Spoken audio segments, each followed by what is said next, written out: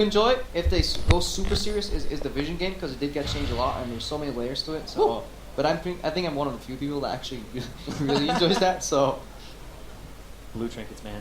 Blue trinkets everywhere. Oh, coming from behind though. He does have dark binding back up. Ollie, Всем cashing in a привет, little с bit вами here. Иван Мастер. Looks like it's gonna be the charm on Сегодня also. первый день Just kind of a back and forth here. All Stars, поэтому все самые интересные персонажи из сферы киберспорта относительно Лиги Легенд, так как за участников голосуют сами зрители, поэтому смотрим, за кого проголосовали. Так, ну, сейчас не с самого начала, конечно, начал, потому что в 6 утра, ну, как-то это слишком, поэтому, скорее всего, после того, как закончится, я начну стрим сначала и посмотрим, как там 1 на 1 корейцы сыграли и Северная Америка, ну и много других матчей интересных, и также поговорим об изменениях, хотя если корейцы сегодня еще играть будут, я скажу, потому что там сказать есть о чем. То есть там куча новостей. Хотя и не только, кстати, у корейцев. Очень много нужно будет сказать о Северной Америке, о Европе, потому что гигантские просто изменения произошли. Так, и хорошо так взлетает. И сейчас должен дернуть и умрет Фьюэл.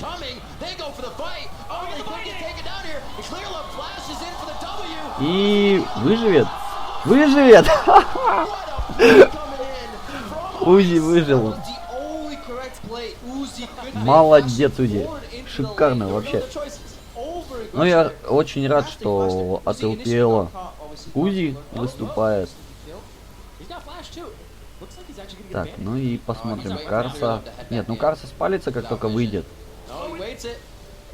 И да, Рингар остановится, чтобы подефать. Все хорошо.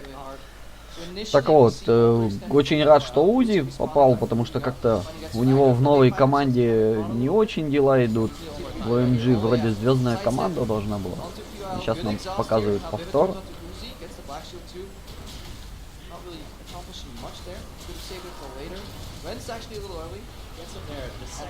Ну, потратили 2 флеша.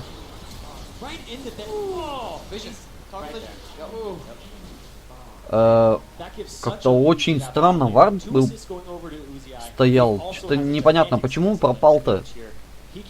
Я не понимаю, почему Калиста пропала, тем более... Хотя непонятно, на каком патче они играют, что я не посмотрел эту информацию. Но очень странно, а куда пропал Узи? Потому что он должен был умирать. Ну ладно. Так вот,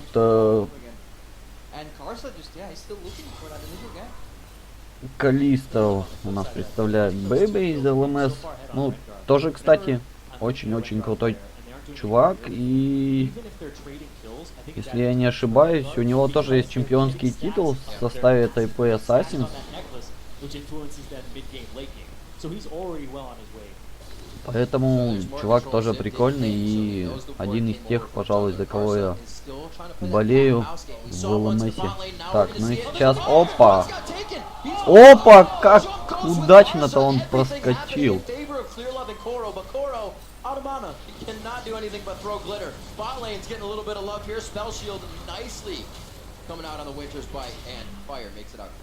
Браум очень хорошо так заблокировал все, что летело. Ну, Фортуна это... Фортуна сейчас это зверь просто. Ну, прям... Когда играешь на ней, прям такое удовольствие испытываешь. Особенно после ее переделок, так это вообще какое-то чудовище. Сколько там, 10% сверху, если не ошибаюсь, при смене цели. То есть первая автоатака по цели 10% дополнительно, но это как бы куча урона.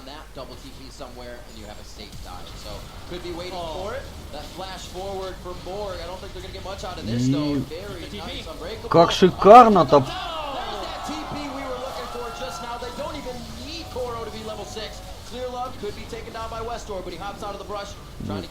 Уже заберет, нет? Но стоять у куста-то опасно. Бомба-комбо. Yeah, that was the TP from Rookie in the mid lane, and then Clearlove came up to try and hold that way, but Westor is there, and he doesn't even get a kill for it. I think they were actually expecting Core to come in. Чуть-чуть не хватило Вездору, чтобы забрать Рингара. Really good initial opening move there. If it wasn't for that melee teleport, it would have actually worked out. Really good aggression, but yeah. Good team player here from the LPL overall. This is so scary for the LMS. You have 2 kills on a Kassadin, 2 kills on a Rengar already 7 minutes into the game, and you have a CS advantage in the bot lane on Uzi. This is spelling disaster already. PYL вообще хорошо сыграл так. Прям аж душа радуется. 2 в 3 сблокировал все, что летело, еще и забрали всех. Красавчик. Especially this patch, this meta game, the snowball will start going. For waiting for the recoast. This is the cue off the witch, but who knows this match? Painful stuff all around, baby. Just hitting 5. Uzi's been 6 for quite a while here, so they're trying to just get back on par with the lane. 4-1, coming up on 8 minutes in. A lot of movements from the LPL here to put him on top. And like you said, with the assassins already rolling, it's going to be very hard for Fire to do anything. 2v1 in the bot lane here. The new PYL is coming, but they still can't even fight back with Uzi. Так, ну и посмотрим, что будут собирать сейчас АДК, потому что куча новых предметов.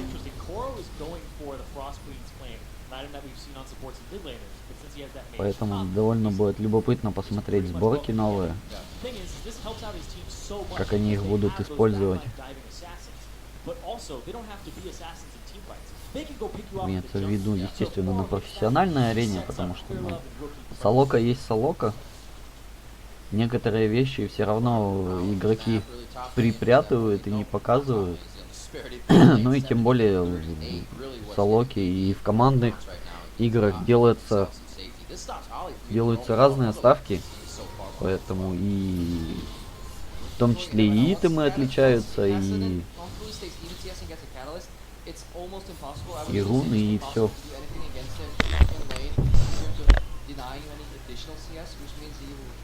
Get his lot of ages, and then the ball starts rolling. As Ari, you really want to push out and roam, but looks like it's actually I see a double roam. You have ultis. It's that moment where you just grit your teeth and hope nothing bad happens. Maybe gets the call. Nice spell shield. Not gonna last forever, but Ice's engage won't either, so they start to peel off of that. They don't have enough time. Ignite coming back up for Westor. He could get jumped and killed here, but Rookie will not be able to finish that one off. That's this matchup, just need to get ahead early, don't get the juggle gang. It doesn't matter if you have 8 or 10, 20 CS, eventually casting. It hurts. When we saw Westor take a lot of damage early, you already said that was going to be a tough lane for him. It's only gone that way, falling down very quickly in that sense. The one item disadvantage here in the top lane though, while you're building Crosswinds Claim, you can't make use of the spell steep stack, so that actually gives Ziv some leeway to get even in the lane, but even with that inferior build, laning-wise, Or still pulling ahead in CS, and he still has the pressure from the teleport. So overall, things are looking really good here for Team Fire. And now he has it completed as well, so he's going to be getting that extra income. Is this enough though? Is it? All that's not does he have the chase. Coral's got flash. Slow wears off, flash over the wall. You'll be okay, but they have that call now. Both teleports are up, you won't lose too much off of this. And already has a lead in his lane, so not too terrible for him. A lot of pings to the bot lane, but it looks like everybody's starting to go towards that mid right now as the bot turret for LMS has fallen. Fire's looking for a different opening. Now they're just sending Uzi to the top lane with such a CS advantage. They got the bot lane turret. It's all about getting turrets in the pre-seas right now. It's so much local gold for you. It just opens up the map. You can do so much with those extra minions pushing. Yep. That minion strength. Especially since the cross map play that there used to be, you know, we lose tower, you take dragon, just no longer is viable in this meta game, or sacrificing tower for Rick. Oh, PYL though, a little greedy here. This could hurt quite a bit. Throws out the Glacial Fissure. He's kicked back. That's what we remember from Karsa. Uzi might be able to do something here. He does make it rain on the Ollie. That's the TP from Koro, but they're not able to get too much. He gets hit under the turret, and Koro's practically out of this fight with Wild Growth down. The chase is still there from Ice. Spooky Ghosts are out, but here comes Westor with the charm. He's only got half a mana bar, and they take down PV. Both summoners there. Both summoners down on Ale. And LPL on Team Ice just take the lead. Very, very big. 6-1 now. 4,000 gold lead is what they're looking at. Fire is just being snuffed out at this point. Tryhards. Tryhards. It's actually, I was sitting here, I'm like, man, this is a really try-hard cast for All-Stars. But the game is really try-hard. They're just trying so hard to win this. Yeah, LPL are holding nothing. Yeah, decent game overall. He receded the rotation. One tower goes down. Bye-bye. Oh, hey! And Rengar, slippery fox. Nice job by Westor. Flash was blown there. Bit of an NA Rengar. It rubs off when you're here. You know it does. He was saying 1v1 me, bro, but it didn't work. So no kill comes from that. However, that still, the little things like that, giving Ice time to take down turrets unopposed, little things where they blow another flash. That's 3 flashes in the past minute or so off of fire they don't have to use for anything. Yeah, so just their ability to immediately collapse with these teleports is what's pulling them ahead, because the initial move was a mistake. And you see Carson going on here. QL did play check, but wasn't executed perfectly from the MLS. Zip did chose rather not to teleport in. Because of the numbers disadvantage, they got cleaned up, and he couldn't cross map at all. He got some additional CS. He didn't get the tower, and now Koro was back in the bot lane. Comfortably poking on Zip. Zip has to go for an all in if he wants to win that, but it's not impossible. Carson trying to keep up the damage in the jungle, surpasses the boots, goes for all the damage to try and finish this warrior up. Rookie just dealing it out, dishing it to Westor in the mid lane. Easily ripped walking away. These are such, like, on the side lanes now, these are such long lanes that if you put Koro in, popping this Crosswings playing pretty much on cooldown now. That's true. Just try and get these picks and they're pulling through these side lanes. Rookie, they're pretty much fine with just having him in this mid lane, getting all of his CS casted, and extending his laning phase until he hits these item spikes that he's on. Yeah, but we're definitely seeing the effect of these bans targeted at Westor. Because Ari, in this meta, just I think there are far better picks available here to play in the mid lane, especially with casting off and just. You need a snowball early, and didn't happen. Rookie's now really showing that he knows how much damage it is. Ripple can auto attack. You reset the auto attack with the W. You see Ollie and BB just under fire. And they just gotta pull back, playing split push, catch, sassy composition, but they're losing every single fight, which means they're just gonna slowly crumble away. So here's something. Is there, at this point, besides a huge mistake, but I don't think Ice is going to make, a way for Fire to pull back in here? Could Rookie going down to this point may answer my question as we speak. Westor goes in, the orb coming back, does a bit of damage, but not enough for anybody else from Fire to follow through on that play. 15 minutes in, Ice is knocking on tier 2 turrets and Fire can't do anything about it. Так, все, я вернулся. Смотрим, что произошло. Еще 2 килла. Так, 2 килла. Килл ушел еще к Касадину. И, судя по всему, на боте.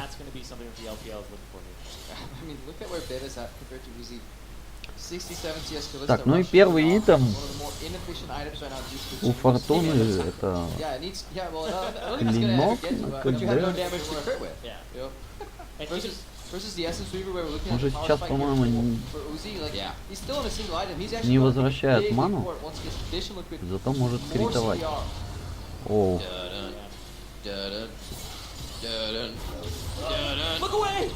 Оу, нифига урону! Это жесть! Чуть-чуть бы подождали, и был бы ассист еще Фортуне.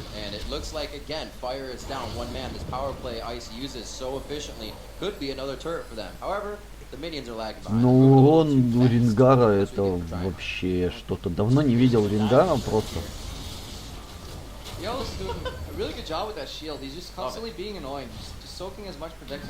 Браун, да, Браун вообще шикарен.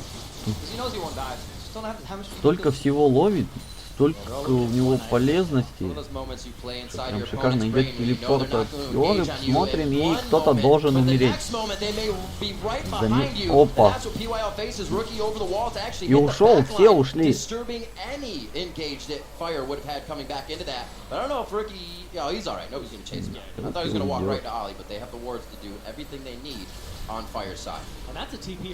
И Браун выживает. Вообще какое-то. Какой-то бесстрашные руки. Удачно подходит.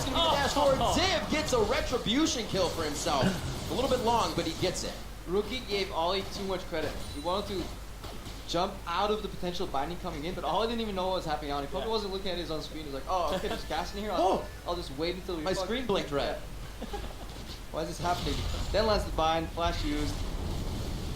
I'm gonna go pick up a dragon here. Number 2, boys. Касадин как-то слишком себя переоценил. Definitely need that first dragon. That first dragon is probably the most important one, save for 5. So getting В that. принципе, фановая игра, да, особо не стоит запариваться, тем более такое преимущество у китайцев уже. Not ideal by any means. Yeah, right here, Rookie's expecting the bind coming out after he does the damage. It's funny because Ollie looked like he was just gonna walk away. Yeah. He started walking towards the bush, and Rookie's just like, oh, he knows I'm here. Apparently, no. Ну, в принципе, все было рассчитано, кроме того, что у Морганы декбайн, ой, узы сработают. Как раз в последнюю секунду перед шагом у Касадина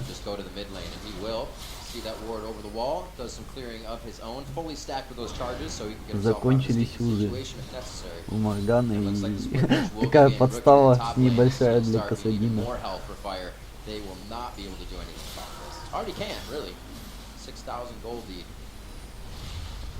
Rip Herald went over to Uzi. Actually didn't catch that. Oh, good call. Yeah. I didn't even hear it go there. Yeah. I was expecting to hear it. We're just having too much fun over here. I know. There's too much action. But, yeah, he's going to pick that up, so now they have that pushing power. Oh, man, he's not even going for another Zeal item. He goes straight for a BF here. So he's not looking for the extra cooldown reduction. He's just trying to kill people. Yeah, maybe just for the raw damage and just get the eye edge. Да. Да, как отмечают комментаторы.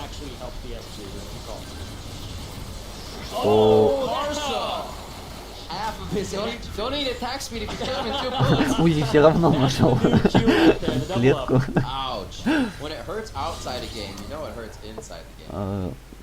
Так вот, комментаторы говорят о том, что МФ-ка берет БФ вместо атак-спида, что довольно необычно. С другой стороны, у нее есть атак-спид баф на скилле, поэтому особо-то переживать ей не стоит. У нее довольно много будет урона. И преимущество над Калистой просто гигантское.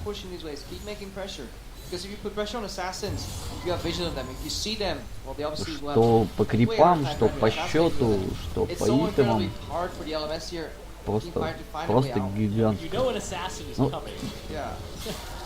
есть шанс, что Квиксип... О, нет. О, как. Все-таки набирает КД еще МФ-ка. За счет крита. Видимо, будет Infinity Edge следующим итемом. Ну, хотя бы Зил и надо все равно закончить. Опять, МФ такой персонаж, что у нее и move speed баф есть на пассивке. Есть атак speed баф на скилле. Поэтому она может себе позволить тупо в урон идти.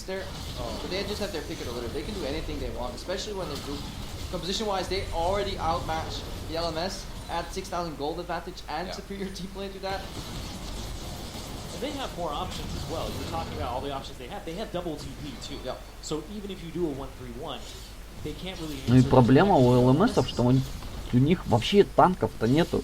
Кто танковать будет? towards the bot lane. This is going to obviously call down Koro, but that TP is still there for both teams. Потому что у китайцев у них есть утилити. Утилити на топе, который обеспечивает Лулу там кучу контроля и всего, чего только можно. Что против такой сквишовой команды, как у ЛМСов, ну вообще просто шикарно. И куча урона. Но при этом есть еще танк Браун, который вообще блочит кучу всего, что летит.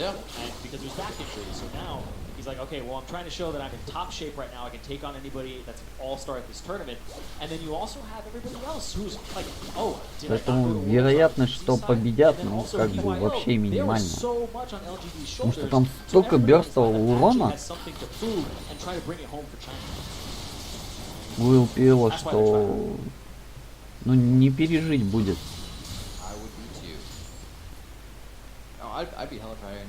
Ну и как-то Вездор еще себя вообще не задействовал. Он с Игнайтом. Но как бы он не реализовывает его. Зачем ему Игнайт вообще сейчас? Если он не роумит ничего, а Ари довольно мобильный персонаж. Зато Касадин очень хорошо свой телепорт использует. И уже заработал там 4 килла и 1 ассист. При том, что по фарму он еще и впереди. О, и опять филла.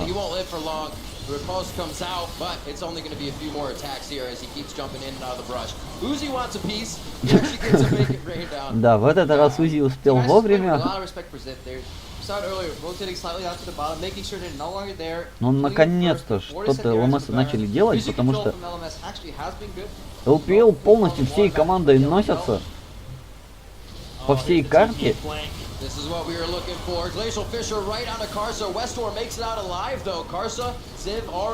А ЛМС ничего не сносят. Почему они так делают?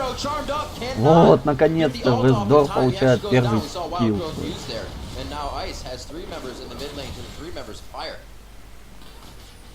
Look like it's going to be any type of push. He has to back out. It looks like they're trying to get as much damage as possible. Possibly a picker. There's the TP. И сейчас, нет, сейчас умрет. И приходит Руки, и сейчас раздается им прыжком. И все-таки килл смог взять. He's now 7-1-2 on the game. Yeah, absolutely Красавчик. Просто фанится.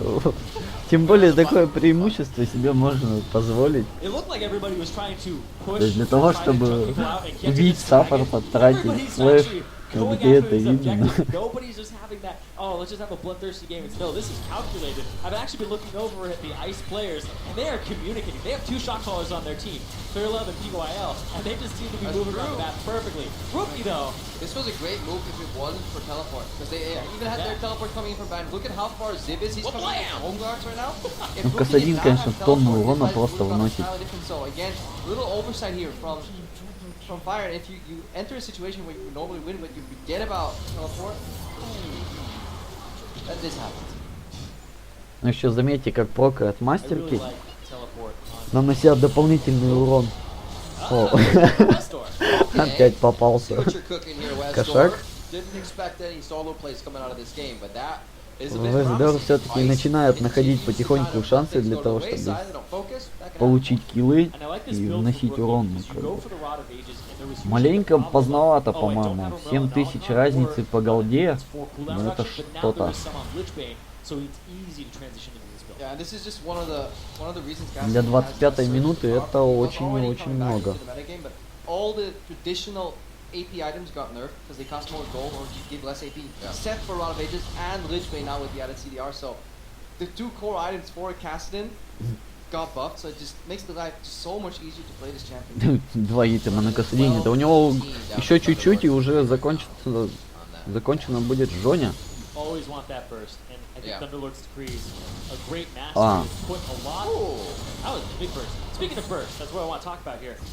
Thunderlord's decree has put a lot of champions over the edge. We're seeing more Lux, more Syndra, more Kassadin and solo queue, and even Anivia, right? Думаю, как-то вроде отфиженный так нехило Рингар и умер. У него, оказывается, мало хп было. Оу. Такое вомбо-комбо.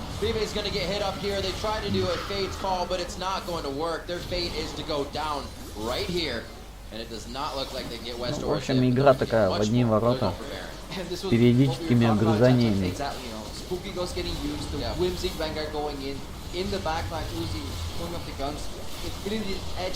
Да, МФК собрала Infinity Edge вторым итом и Зил закончила, поэтому у нее прям вообще все шикарно.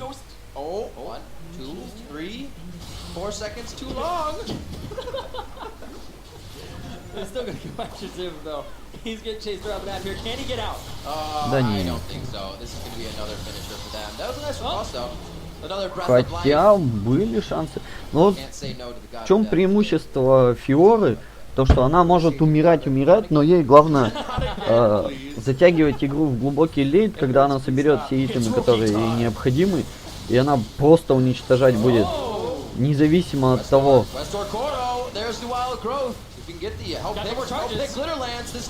И чуть-чуть. Yeah, Wester did not get the memo. The 1v1s are off to this game. It's free for all. Anybody can join in. Rookie's already got it down. He got his win. 10-1-3. He knew what it was all about in the mid lane.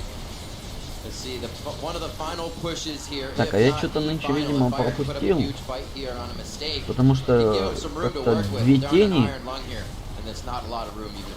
видимо, переместились на саппорский айтем, что ли? Надо будет этот вопрос пересмотреть.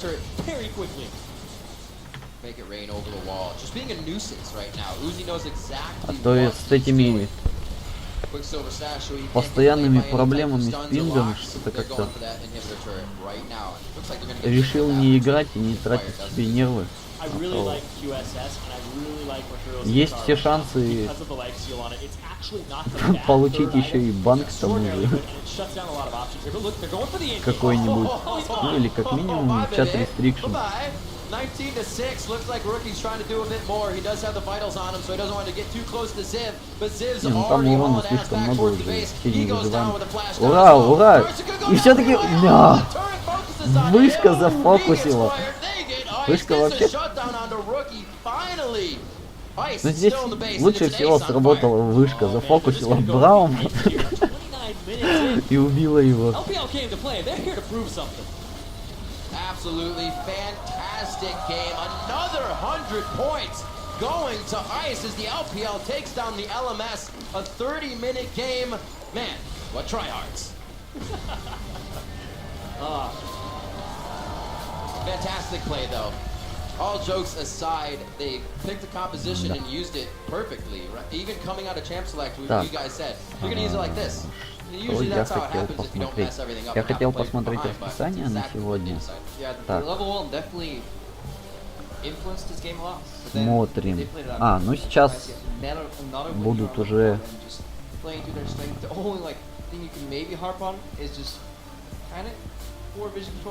Да, сейчас будут 1 на 1. И в конце дня... Так, это... Ну, как-то странно, что они сегодня не поменяли, видимо, время-то. Обычно по местному времени показывается. Как-то оно не подстроилось, что ли. Так, ну ладно, плюс час добавляем, то есть это в 11 часов где-то будет избиение International Wildcard, то есть это неожиданно сервер Thank you СНГ. very much. Well, let's talk about this game. You're not Да. allowed to use the word try hard for the СНГ. С одной entire стороны, session. как бы избиение, с другой стороны, все-таки это круто, что наши российские игроки оказались на турнире такого уровня. Ну, это приятно, потому что развивается киберспорт. Да, уровень еще очень и очень низкий, то есть даже до Европы не дотягивает. Ну, посмотрим, как повеселятся ребята, потому что Фейкер может веселиться, Марин тоже Let's take a look может. at the team comps because indeed both teams actually went into Вот, this game pretty относительно seriously. остальных, LMS as ну, well. сложно But сказать. first pick Lulu, you guys were immediately like, wow, that is a plan. Like that you're in this to win. Но, надеюсь, будет веселая игра. А сейчас ждем, чего и как будет. Так, Кисинг у нас представляет Северную Америку, если я правильно помню, против Зив из ЛМСа. POL это LPL китайский, против Дабллифта. Дабллифт сейчас играет за TSM. Напоминаю, кто не в курсе, поэтому...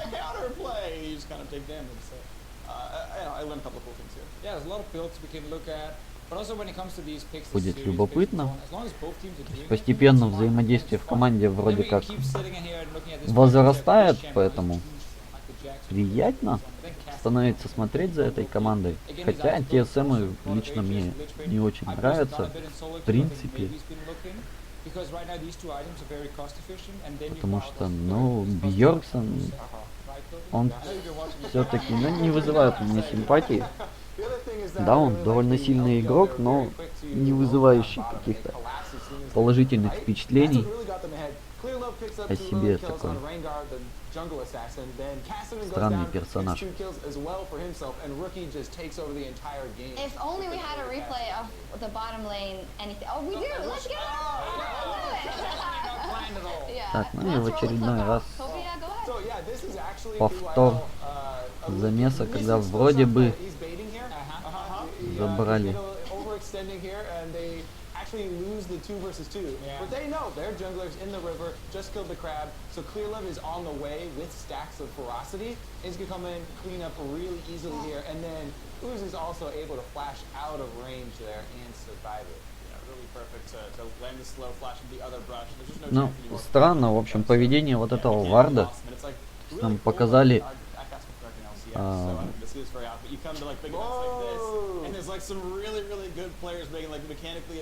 игру глазами там Калисты, и Фортуна МФК просто пропала куда-то. Буквально на сотые доли секунды, но этого как раз таки хватило.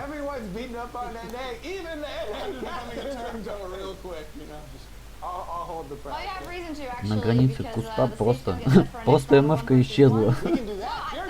Какой-то странный баг, не баг, не знаю. We're going to send it down to Dash, who's going to talk to two powerhouses in the mid lane who are preparing to face off in that one. Ух ты. Ух ты, интервью с Фрогидом и Фейкером. Towards the 1v1 tournament, you've already been able to see 7 of the games play out. Have you picked up any tips and tricks from the other combatants so far that are going to help you hone your strategy? Yeah, I have seen it's pretty much 80 carries that do fun things, but I find that a bit boring, so I might go for something else. I like it. Maybe ban them all out. What about on this end? Any tips and tricks, things you picked up from the other games that have been played? 지금까지 1대1 경기가 총 7경기가 진행됐었는데 1대1 경기가 좀 남들 경기한 거 보면서 요령이나 좀 팁을 혹시 배운 게 있나요? 우선 원거리 챔피언이 지금 많이 괜찮은 것 같고 원거리 챔피언을 잘 활용하면 좋은 성적을 낼 수 있을 것 같아요. So I think so far all the AD carry champions are very hot. They're very good champions to pick, and so I think as long as I get to pick one of those AD champions, I should be able to play pretty well. All right, so maybe thinking AD champions, but there's been some rumblings on the internet since we've got these two big mid laners in the game about a possible Anivia mirror matchup. Faker, what are your thoughts on that?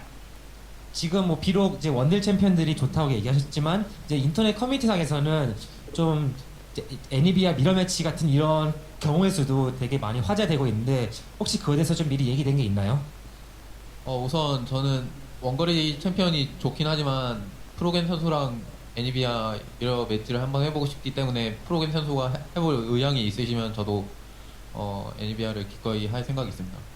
So even though I do think that an 80 champions are pretty good, if Froggen is willing to play the NVIDIA mirror match, I also have intentions to play that match. All right, well, it was just laid down there, Froggen. What's your response? Are we going to see the Anivia Mirror matchup? I think we're going to see a Nivea matchup. There you have it, ladies and gentlemen. That's gotten me more excited than I already was for this matchup. Now, knowing, I guess, ahead of time what the champions are going to be, any final words for your opponent here, Froggen, before we get into the 1v1s? Я I сейчас just want to wish you переведу. best of luck. That was very kind. We're keeping it very amicable so far. And then Faker, a response. 페이커 선수도 이제 경기 들어가기 앞서서 마지막으로 프로겐 선수한테 한마디 좀 말씀 부탁드리겠습니다. Don't make me elect. Oh, there it is. Ladies and gentlemen, we are going to get ready for this 1v1 in just a moment. For now, though, we've got to throw it to a quick break before we come back and get into the action. Thank you, gentlemen. Итак, спросили о каких-нибудь подсказках, триках, чем-нибудь таком, что может помочь.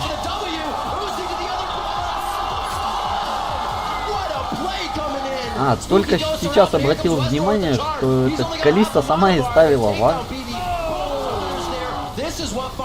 И небольшая задержка перед установкой, как раз таки ее хватило МФки, чтобы выжить. Так вот, относительно интервью.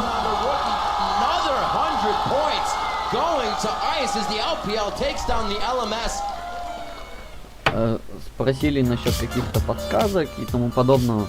Фрогин ответил, что сейчас АДК очень сильны в дуэлях 1 на 1, поэтому рекомендуется брать их, но у него есть чем удивить. Фейкер, в принципе, ответил то же самое, то есть сейчас хороши AD чемпионы, поэтому скорее всего он возьмет какого-нибудь АДшника, на котором очень хорошо играет. Ну и, как мы знаем, у него просто гигантский пул чемпионов, с которыми он играет. То есть там и Релли, и Мастер и Z, и я не знаю, чего там только нету, и Олаф даже. И все это на миду, поэтому как бы у Фейкера есть чем удивить своих оппонентов. А затем комментатор сказал, что зрители говорили о том, что не прочь увидеть зеркальный матч Анивии в исполнении Фрогена и Фейкера. Фейкер подтвердил, что он в принципе готов, если Фроген захочет. И Фроген сказал, что да, пусть будет зеркальный матч, поэтому мы с вами увидим с вами двух Анивий. Best Анивия ЕУ и... Не знаю, я что-то не помню, чтобы Фейкер играл на Анивии. Или играл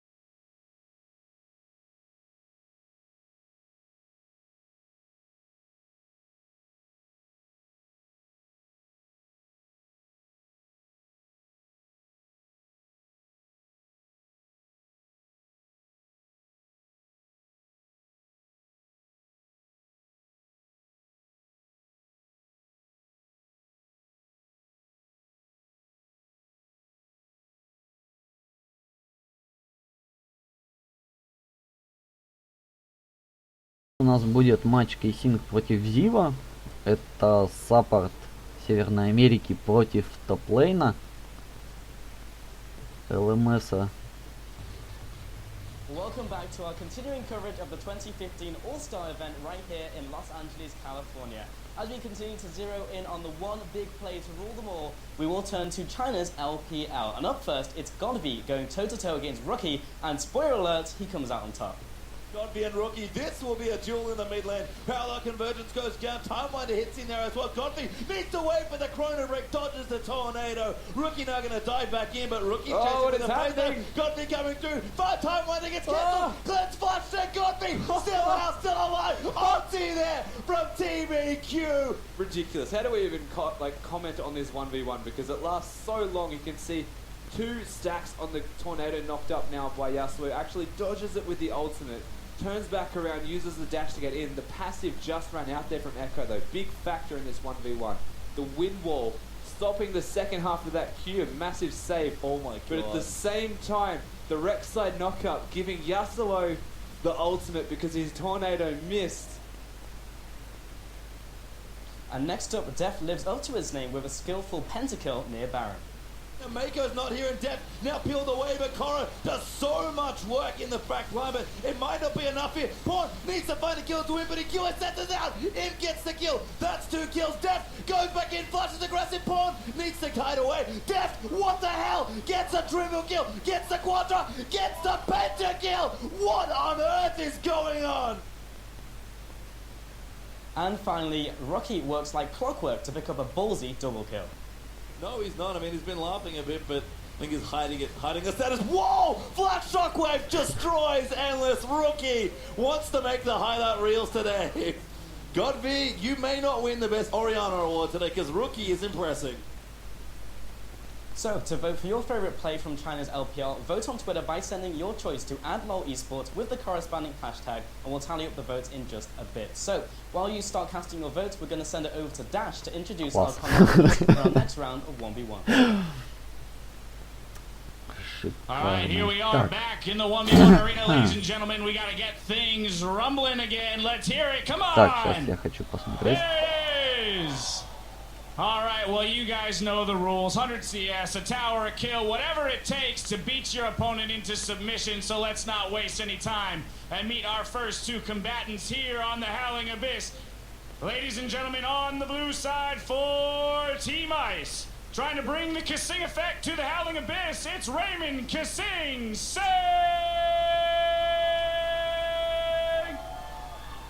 And on the red side from Team Fire, top lane kill leader in the 2015 LMS Summer Split, it's Zev!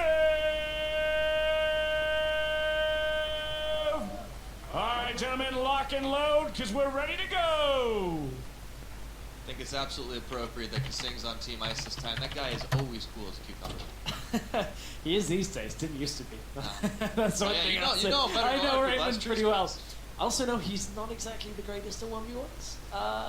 Never used to be, We'll have to find out, because, you know, Ziv's coming off a bit of a rough match there in that last one. Maybe this is his chance to let a little bit of that out, but maybe he's kind of still feeling the sting. So we'll have to see. Maybe. I just always, long ago back in the day, like 2013, I always used to watch Kissing go 1v1 against Cook, the old Team Dignitas mid laner, when they had a UK team, and Raymond would never really come out on top. I kind of always watch him lose, so hopefully he's picked up his 1v1 game. It's been a few years. So the one thing is, Kissing is always smiling, always happy. I Да, just wonder whether he's watched enough of these to pick up these 80 carries, but we'll see. Две тени перенесли на саппортский итем. Просто на саппортах не играю, видимо, пропустил это. Last year. No, that's not fair. I mean, obviously we saw him go over IEM. He's a fantastic individual player, but you're right. A big chunk of what he does so well is on a team. Ну давайте уже начинайте. Почему нельзя было подготовиться, пока шли всякие заставки? Somebody who is used to 1v1s and typically played, you know, a good few bruises had some pretty good games at Worlds when you look at it. What you're telling me. Wow, no, I don't think we're going to see any different picks. I think we're going to see the same picks. But you know, Ziv was pretty good when he could get far ahead on picks like Nah. I don't really think we're going to see it too much. It's well, it's always a possibility, but I think we're going to probably stick with the same track true stuff for everybody. But we have seen a couple of things slipping through. We have seen some crazy ADC duels, and I expect more of that to continue. However, the real tough thing, speaking of ADCs, is whoever wins this one's going to come up against Uzi. Yes, yeah. Uzi got that buy into the second round, just like Ну стартуйте уже, сколько можно? Top side of the bracket, so this one, at least you got a guaranteed opponent. You know, you can start preparing for that. But the thing is, to let that get in your head right away. I mean, Так, а там есть какая-нибудь? I feel like people just gotta go for it as best you can. Use your instinct. In this one, you get like a whole 5 minutes more to think about tomorrow's matchup. So you know, you can really utilize that time even better, Pyra. Just 5 minutes of extra prep. It's the difference between banning Caitlyn and leaving it open. That's just the difference. That's about all I've got. We're gonna find out if that's the case. Так, мы видим, что Марин проиграл. Стоило чуваку уйти из искателей кома, и сразу же поражение. Как-то это нехорошо.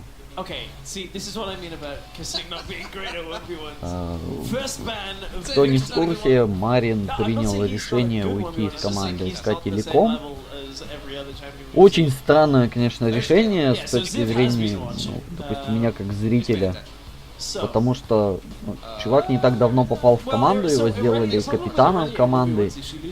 Команда просто уничтожила всех в корейской лиге, уничтожила всех на чемпионате мира. И он получает звание MVP чемпионата мира. И он уходит. И он уходит в китайскую лигу, теперь он выступает за команду LGD. Посмотрим, что интересного он сможет там показать, потому что у LGD дела вообще провальные.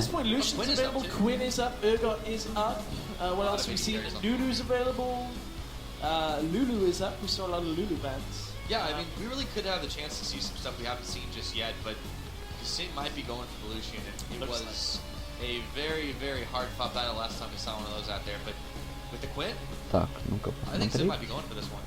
It looks like Yep. no, well, he's still got about 10 seconds left on the Who timer. is it? Baited by the fact that the timer isn't over on the right hand side, but will we see the change here? Has been locked in on Lucian. So first time the Quint to win. Yeah. I haven't played that. Не написанная позиция. Как бы по именам-то более-менее знаю. Haven't been in Europe long enough to play solo queue. Представители. Why would I want to play solo queue Pretty over much here? just bounced straight over here. Oh, wow. Well, you know, that's what Kasing thought too. Yeah, that's why he went home. That's why he's, СНГ, но вот на каких позициях они играют, ну, как-то я этим не особо интересовался.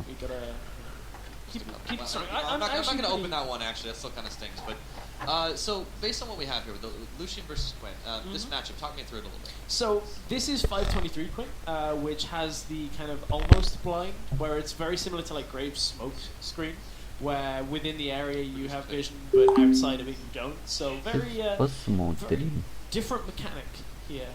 Considering old Quint just used to straight up blind you, then took it away, and then now they've kind of put it back on. So it is a champion we've seen a lot, as you said, in solo queue. A lot of it in North America, a lot of it in Europe as well. Interested to see how it works out in the 1 versus 1. Yeah, I am a bit curious about that one.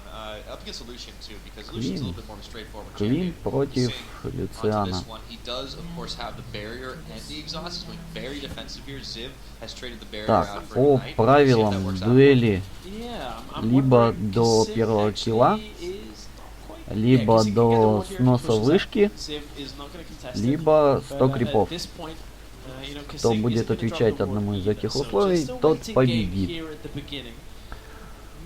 Квин, ну какой-то странный персонаж, мне она вообще не нравится, она непонятна.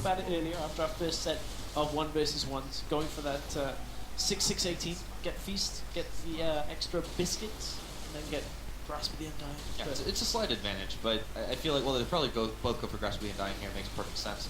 since they're just going to be trading a lot of auto attacks back Что у and нас forth. может сделать? Ну, в 1 на 1 она, наверное, хороша. Но вот у нее проблема в том, что метка случайным образом падает. To note that it is active on both champions. Again, 4 seconds in combat that can be built up by attacking minions. Yeah, up until that moment, that was really like a gentleman's agreement. They hadn't really traded that much autos back and forth, and Ziv was only able just to get that one shot out, but Kasing's healed most of the back up already. Yeah, and Kasing does have the push on as well, so he is going to hit level 2 early. Will he be able to pressure it out? And I would expect he would. So much of bot lane is getting level 2 and then using it. Oh, in he goes. Forward. Gets a double tap. Ziv does trade back with the grass being diagonal, so it's a fairly even trade. So you get the sense that they're just kind of feeling it out for a moment. Obviously, these aren't champions that they're both going to be extremely used to in their normal level of play. Well, I say that, but then there's those top. They're probably used to playing Oh, against. there's the vault, though. There we go. Kasing's going to get ignited, though, as he relentlessly retreats. Ziv Уйдет он спокойно, не потратил ничего. И такой. He does, but he's now just been pushed off and only has like 300 health to Ziv's 600-700. So at this point, Ziv pretty much has this game in full control. И третий левел, ну зря Кисин, конечно, пошел, получил 2 тычки безответно. So it wasn't a total loss for Kasing, but he's going to be not quite zoned off. He gets the heal, but he gets vaulted, dodges the blind, and he's able to trade back another shot. Arch plays going, doesn't get the double tap, he dashes forward, now he gets the double tap, one more shot, and that will mean Ziv goes back for the health. Still Kasing on the lower end of it. Oh, and he tanked so many minions there as he went past the minion wave. Ziv actually coming out way ahead on that little exchange. Still the summoner down though, that is the one thing you gotta keep in. Не даст Ziv ему фармить под вышкой, можно было бэкнуться, все-таки не успел бы он снести вышку.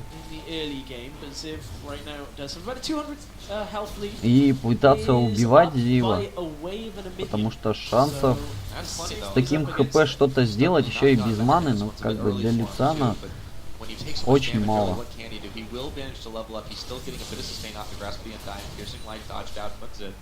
But there's a big wave of minions heading towards that tower, and the blind dodged again. So Kasing is getting a feel for the champ. But it's costing him mana every single time. Look at Kasing's mana pool is a lot lower than Ziv's. Dropping pretty low. Всех крипов просто пропустил. Давно надо было. Вот зачем он бэкается здесь, ну вот непонятно. Но он уже понимает, что он проиграл, скорее всего. Зив сейчас тоже должен бэкнуться. О, пропустить большого. Поторопился.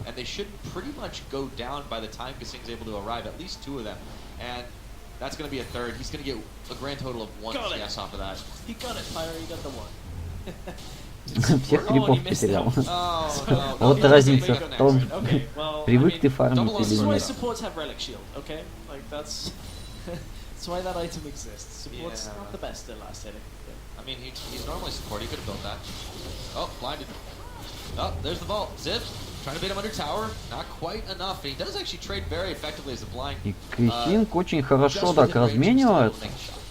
Just able to, of course, that vault will mark Kasing, so he's able to just throw out that empowered auto attack after. But Kasing's trading pretty effectively well. And honestly, at this point, the extra damage that Ziv has does have a pickaxe at this point. Not an item that you really see all that often. The build paths out of pickaxe. И шестой нужен Кисингу, чтобы что-то сделать. Нет, все. Ничего он теперь не сделает. У него есть еще щит и... Кисинг красавчик. He can't believe he even won. Look at that look on Kasing's face. He is so happy to win this. Саппорты рулят. Что я могу сказать? But he's all smiles as he shakes Kasing's hand, and that was an abrupt end. So it looked like it definitely could have gone a little while of a game. Yeah, that one could have gone the distance there. I feel like, but you know, that's a good win. It's another win for Europe. I'm happy. I'm happy. Well, and you know, the best part for Kasing is he actually made that game last a little bit longer than his time in NA. В смысле Кисинг для Европы? Oh dear. Well, hopefully it was Что-то я successful. потерял. He only managed to win one series in NA, so he's tied it up. He's tied it up. Raymond's the problem is he's going to have to go up against Uzi in the next round. Yeah. But, you know, he's got a little bit of time. He can take a little bit of a break. And we'll see how it happens tomorrow. But that's going to be a good one, I think. С декабря он играет за Team Vitality. Какая-то новая команда, состоящая из... Well, I'm not going to make too many bold predictions, but you think you might be right there. Now, though, одного we're going to get ready to go to человека, the next one. As we gear up for this next game, we want to hear what Doublelift has to say because he thinks he's got his opponent all figured out. располагающийся во All I know Франции. about PYL is he shot calls for LGD and it's the support for Imp. And Imp is someone who I have a good amount of respect for because he's such sick mechanics. I don't know too much about PYL. I practiced a lot against him during Worlds and he was okay. So I think I should be able to win. Well, we saw what one small mistake can be capitalized on to pull a victory out there for Kasing, but now it's time to move on to our next matchup of the evening. On the blue end of the abyss for Team Ice, he brought brand support to the international stage. Thanks for that, by the way. It's PYL! And his opponent on the red side for Team Fire in his third All-Star appearance, TSM's newest bot lane ward, the man so nice they named him twice, Lift Lift!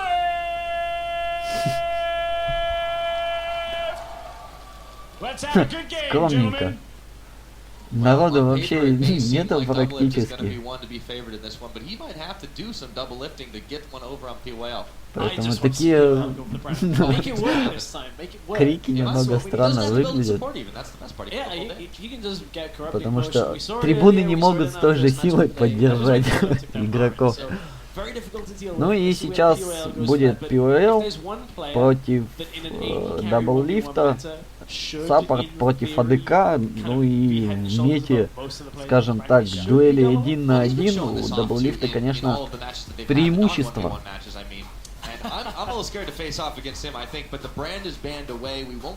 Потому что он, естественно, знает всех АДК намного лучше. Already the most strategically thought out pick and ban phase, and that is a wonderful anti-cosplay. Клевый косплей. Нужен новый скин на Анечку. Бородатая Анечка. И назовем его Кончита Вурст.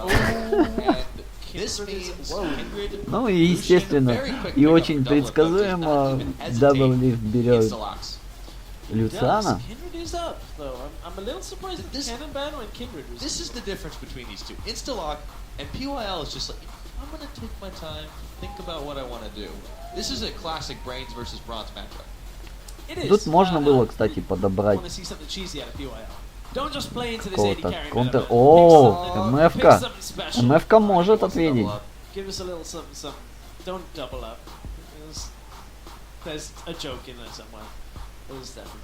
But come on, PYL, just give me something got different. 6 seconds, but I think don't give me an AD carry. I don't want to see that. It's not what we want. It's going to be Misfortune.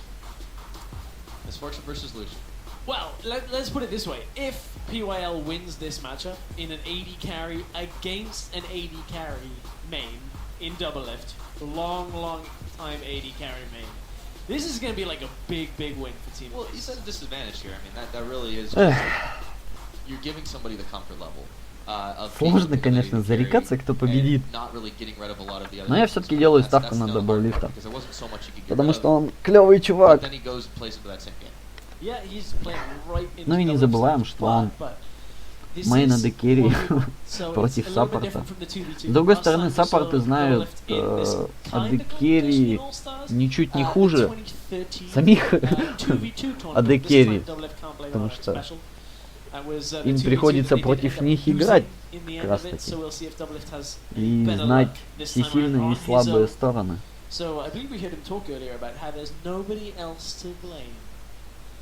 Hey, it's 1v1, man. Yeah.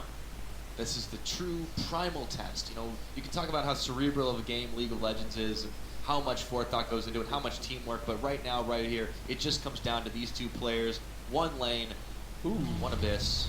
And we are starting off. Так, качество максимальное, on Misfortune. I don't know how I feel about that. 720. I do. It's just you're trying to play a sustained game, but you pick Misfortune. Yeah, I mean the passive is already a disadvantage. You can't use it more than once effectively. You can't switch targets like that. Ну из хилки начинает At МФ-ка. this point, I'm like, okay, you got if you get lucky double ups, you have enough damage, I guess, to kind of battle against. Поэтому дабллифт сейчас that relies on double lift being in the right spot обладает преимуществом по урону, если тупо размениваться. Figured double lift has probably spammed a little bit of Misfortune recently too. Just from Бездумно, how поэтому good she is right now. He's taking the посмотрим, forward position чего и speaking of как. double lift, so it's going to be hard for PYL to really get in here, and double lift is just going to go ahead and start off with the piercing light. Makes it rain really quickly though. Double lift actually does not trade really any better than even right there. Вроде хорошо МФ-ка начала размениваться. Grasp the Undying, we'll just trade it back. Look at this damage. There we go, there's the double tap. And like, even though PYL has the potion, which he hasn't chugged yet, by the way, he's gonna wait until he can start outputting damage, but I mean, make it rain, it just seems to be an odd choice right now. If you're not instantly pushing up to the brush to get Дабллифт просто задавил опытом. Make it rain is not going to deal enough damage really to counter push against the piercing like double tap combo. The double lift is just spamming out onto the minion wave. Every time he steps up, he's taking more damage. This game could be over so quickly. PYL, it's a lot of damage, and he's going to have to start chugging those potions, but double lift knows he's got him on ropes. Yeah, double lift knows that if you can get PYL just around 100 health, he should have. Ну вот они двух будет любопытно посмотреть, потому что у каждого по 2 жизни. Дабллифт вообще попадает каждым прострелом. Both of them rocking that ignite too, so when you see the all-ins coming, you will know that it's about to happen. Double lift playing close to the Hell Shrine, trying to do his best to deny it when it does come up. PYL down a level, down half his health bar. A big wave of minions comes in. Double lift can take that health at his leisure at this point, and he just continues to try and punish PYL for his early mistakes. And I like it. Double lift doesn't instantly go for the health relic. PYL's dropping low. Very low, pops the barrier. Double lift's gonna go back. He knows the summoner spell is burned, but he doesn't want to get in trouble. Exhausted down. One more shot. The Poros go flying, and Lift comes up with the win. Honestly, I think as soon as PYL popped his barrier and Double lift turned to walk away, Все очень предсказуемо. При всей внешней непредсказуемости этого режима. Cool guys walk away from explosion stress. This time, Double Lift made sure he was oh so cool. Shock one on the board for Team Fire. Ну Дабллифт вообще доволен.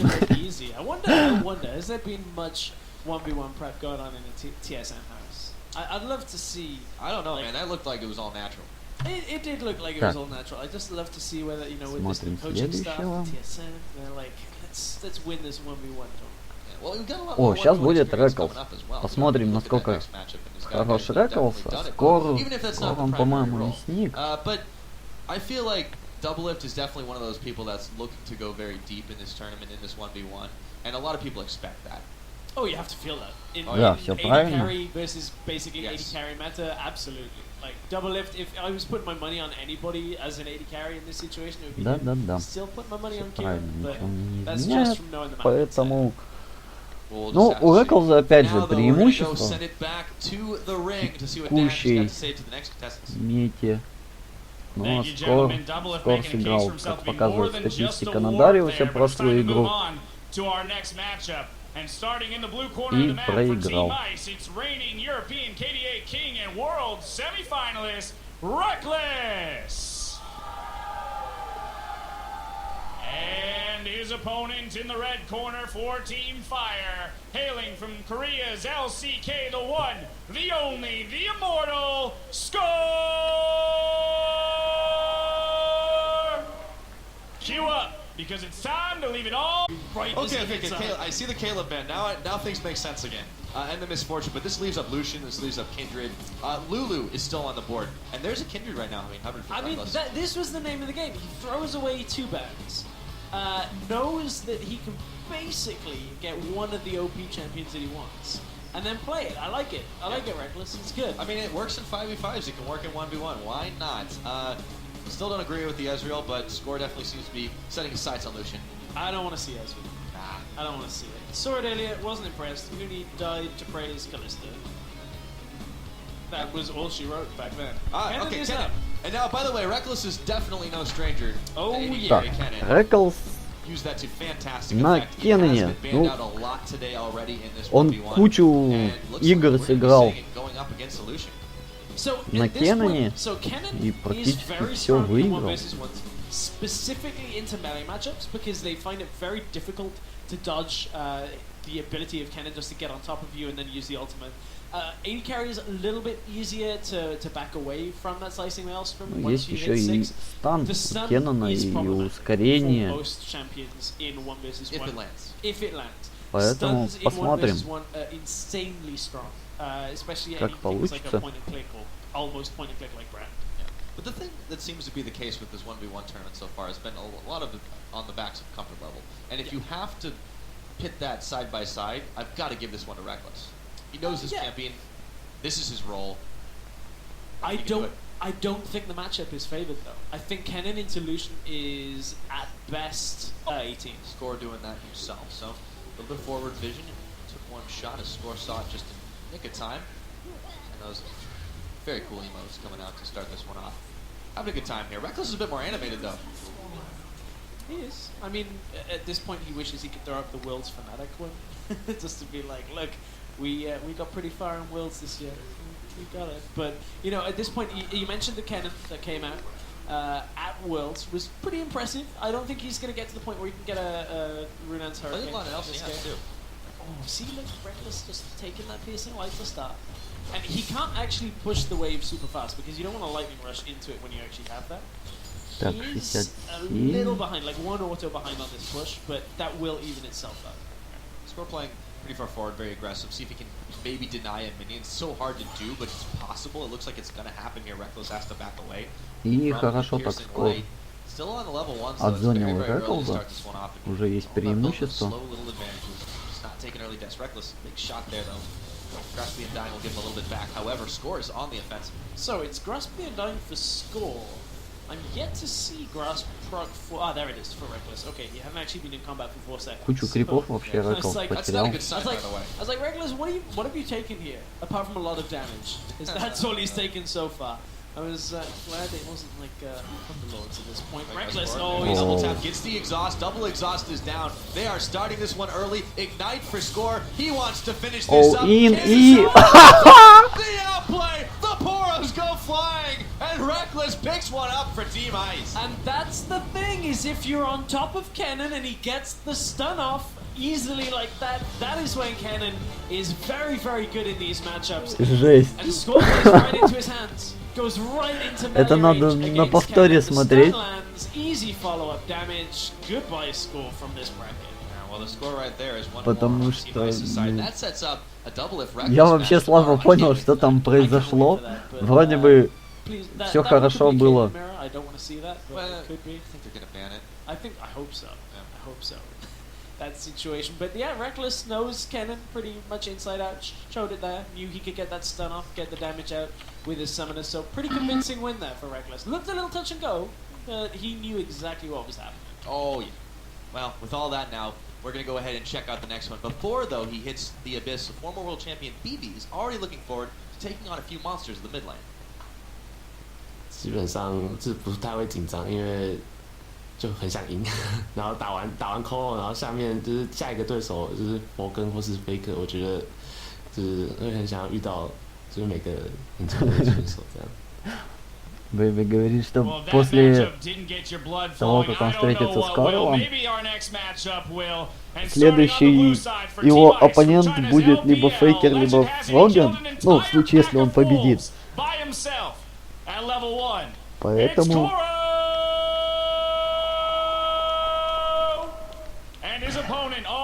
Ему очень охота с ними сыграть, поэтому будет...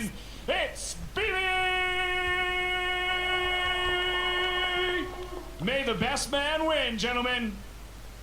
I have no doubt that the best man absolutely will, but who is it this time? И You look at the on paper, Фроген season уже. 2 champion BB, and he's in his role, he's in his element here. If we see more AD carry stuff, which we undoubtedly will, but Koro, despite being somebody who was a very I would say passive-natured earlier on in his career, he's definitely developed into much more of an aggressive player. Oh, for sure. And I'm interested now to see how both of these can do it when you strip away everything. You strip away the team. Well, and Koro was just such a team player, too. Like, Yeah. It was all about creating space, allowing, Clearlove to get in there and do a lot of damage. When Name was on EDG, that was kind of his big priority as well. But again, he's been playing a lot of much more aggressive solo 1v1 kind of champions as well. And, if Lulu gets left open, I mean, I'm a little bit afraid for BB. A little bit. I'm not calling it over yet, but definitely this could be a little bit of revenge for earlier from the LPL LMS game from earlier today, because that was a pretty quick game for the LPL. This one will probably be quicker on time, but yeah, maybe not by much. Maybe not, but I think maybe Bebe has maybe a little bit better a chance. The Teemo ban. Teemo ban. I was looking forward to seeing one of these things. So we actually saw a Teemo in IWCA, and I think it lost. Off the top of my head, I think it lost. Trying to remember exactly. We'll go because back to it. The blind didn't do enough on its own, and the poison damage just sucks early game. Well, you know what doesn't suck early game? Brand. Right, but it's not in this game. Yes. Unfortunately, Pyra, I want to see more Brand. Give me more Brand. Hold on. Oh, is this? Look at that smile. Look at the smile. They know what's happening. То есть есть Кейт, есть Лицан. Karma. I think they might be sending a message to each other. I think so. Is it gonna be BKT on the other side here as well? Is this what we're happening? Is this what's happening? Might be. Is it gonna be Кейт Лицан, судя по всему, готовится. Нет, Лицана убрали и... So close. So close. Still though, Kindred's up, Lulu's up. Кейт. Okay, so I'm being told, by the way, that so for the record, the players are speaking to each other every single game. Just clarify that. And I'm being told that they're actually helping each other pick their champions. Tristana? So I don't know whether they just didn't look at the other 1v1s or whether they're like, let's just play what you... It's like pick your poison. Pretty much. But we've got our first Tristana on this 1v1. Don't like it. It does take a little while to ramp up. However, that Ургат довольно силен будет. Does get a little deceptive. It does. If you can land the 4 autos and then get the jump. And if Koro ends up locking in Urgot, fairly short feel like it's actually a pretty good it's not good to trade. Ну, на втором левеле Ургат будет очень силен, потому что он уже сможет кидать кислотой и настреливать на нереальный рейндж. Ну, а Тристана делает ставку на то, чтобы накинуть бомбочку и потом прыжком активировать его. But again, Tristana might actually wreck the tower faster. Yeah, is he good at doing that on Urgot when the tower actually can't take damage? This is outside the realm of my experience, I have to admit. Yeah, well, it's a bit out of the realm of my experience, but I mean, they know this is going to be a good one. I think everybody else here does too. This, I'm looking forward to it because any match with an Urgot is usually pretty fun, but it's so hard to pull off, as you saw at Wildcard as well. Yes, yeah. I mean, we actually saw an Urgot mirror matchup. Yeah, that was the first one. Как-то Фейкер сегодня слишком волнуется. Его аж трясет, интервью давал. Просто вцепившись в микрофон и постоянно трясясь. That means in this game, like Trist can't lose. Maybe has to to win. Только спама смотрится на эти смс-ки. Such a cute dragon. Alright, not being distracted, we have a Mecha Urgot. The question is, has Baby learned how to train it? We'll have to hope, otherwise it's not gonna have much of a chance. Новый скинчик. It's gonna end up that Baby gets A. Could be starting off. Doesn't land the Acid Hunter, but he throws down the early ward there. Мы не забываем, что у Тристаны won't have as much early damage, and Baby just starts to spam off nice and heavy. Seems like he has trained it, just to spam. Yes. That's a pretty quick dragon. That's a pretty funny animation, I'm not gonna lie. There's a lot of reasons why this is the best Tristana's game. There are a lot of reasons. He's even on Team Fire too, that's perfect. It is perfect, it's good, I like it. It's thematically appropriate, I approve. Basically role-playing. So Coro's going to go ahead and take a very forward position on this one, just trying to soften up the minions before he starts. Looks like the plan might be to try and counter push after all. Again, it's all just from having the ability to control that front push. Coro just pushes up, gets the ward down, gets the first auto attack on the minions because he knows Baby can't push up for it. And he's going to have to play this really close to the rushes though, because he just can't afford to trade. The thing is, look at Baby. И второй сейчас будет раньше у Бэйби. He's just constantly pushing the wave. And even though Coro got the first auto attacks off, Baby actually equalizes and then puts the push in his favor to get himself closer to that level 2 mark. So it's gonna happen roughly the same time. Yeah, Acid Hunter can get CS, doesn't matter. Coro will get the level from it anyway. So what it means is it mitigates the opening first few auto attacks from Coro. Yeah, I mean this is just gonna be a tough one for Coro because his win condition really. Ну и Тристана еще отлично сносит вышки. Не забываем про это. Поэтому если будет слишком затяжной матч, то у Тристаны тут преимущество.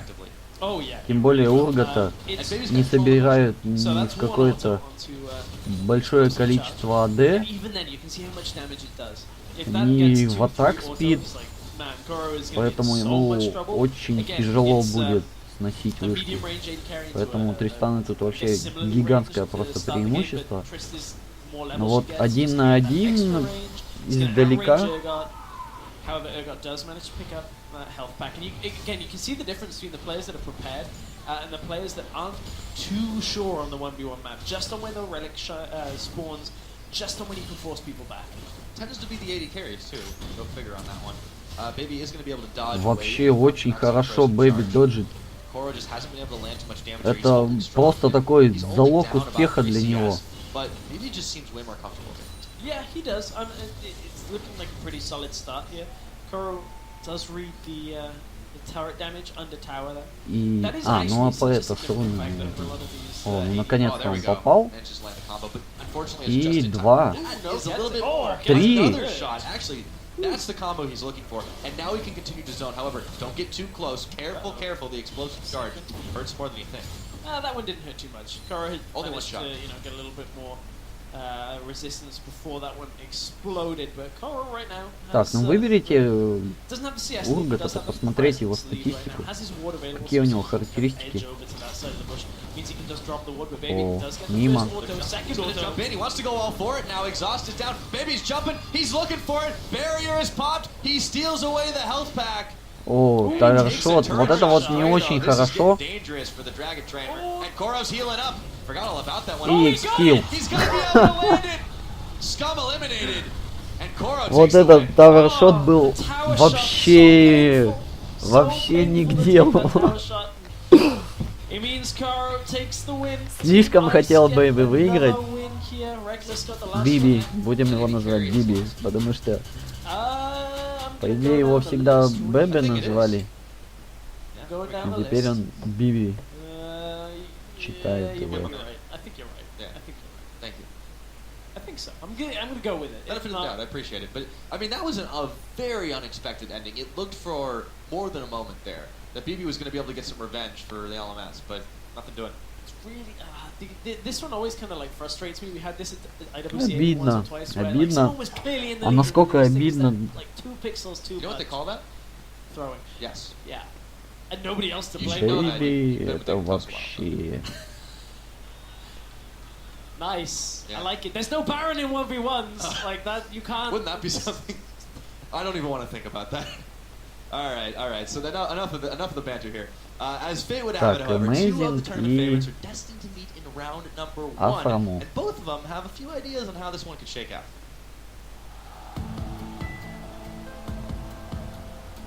This is my first time playing against Faker ever.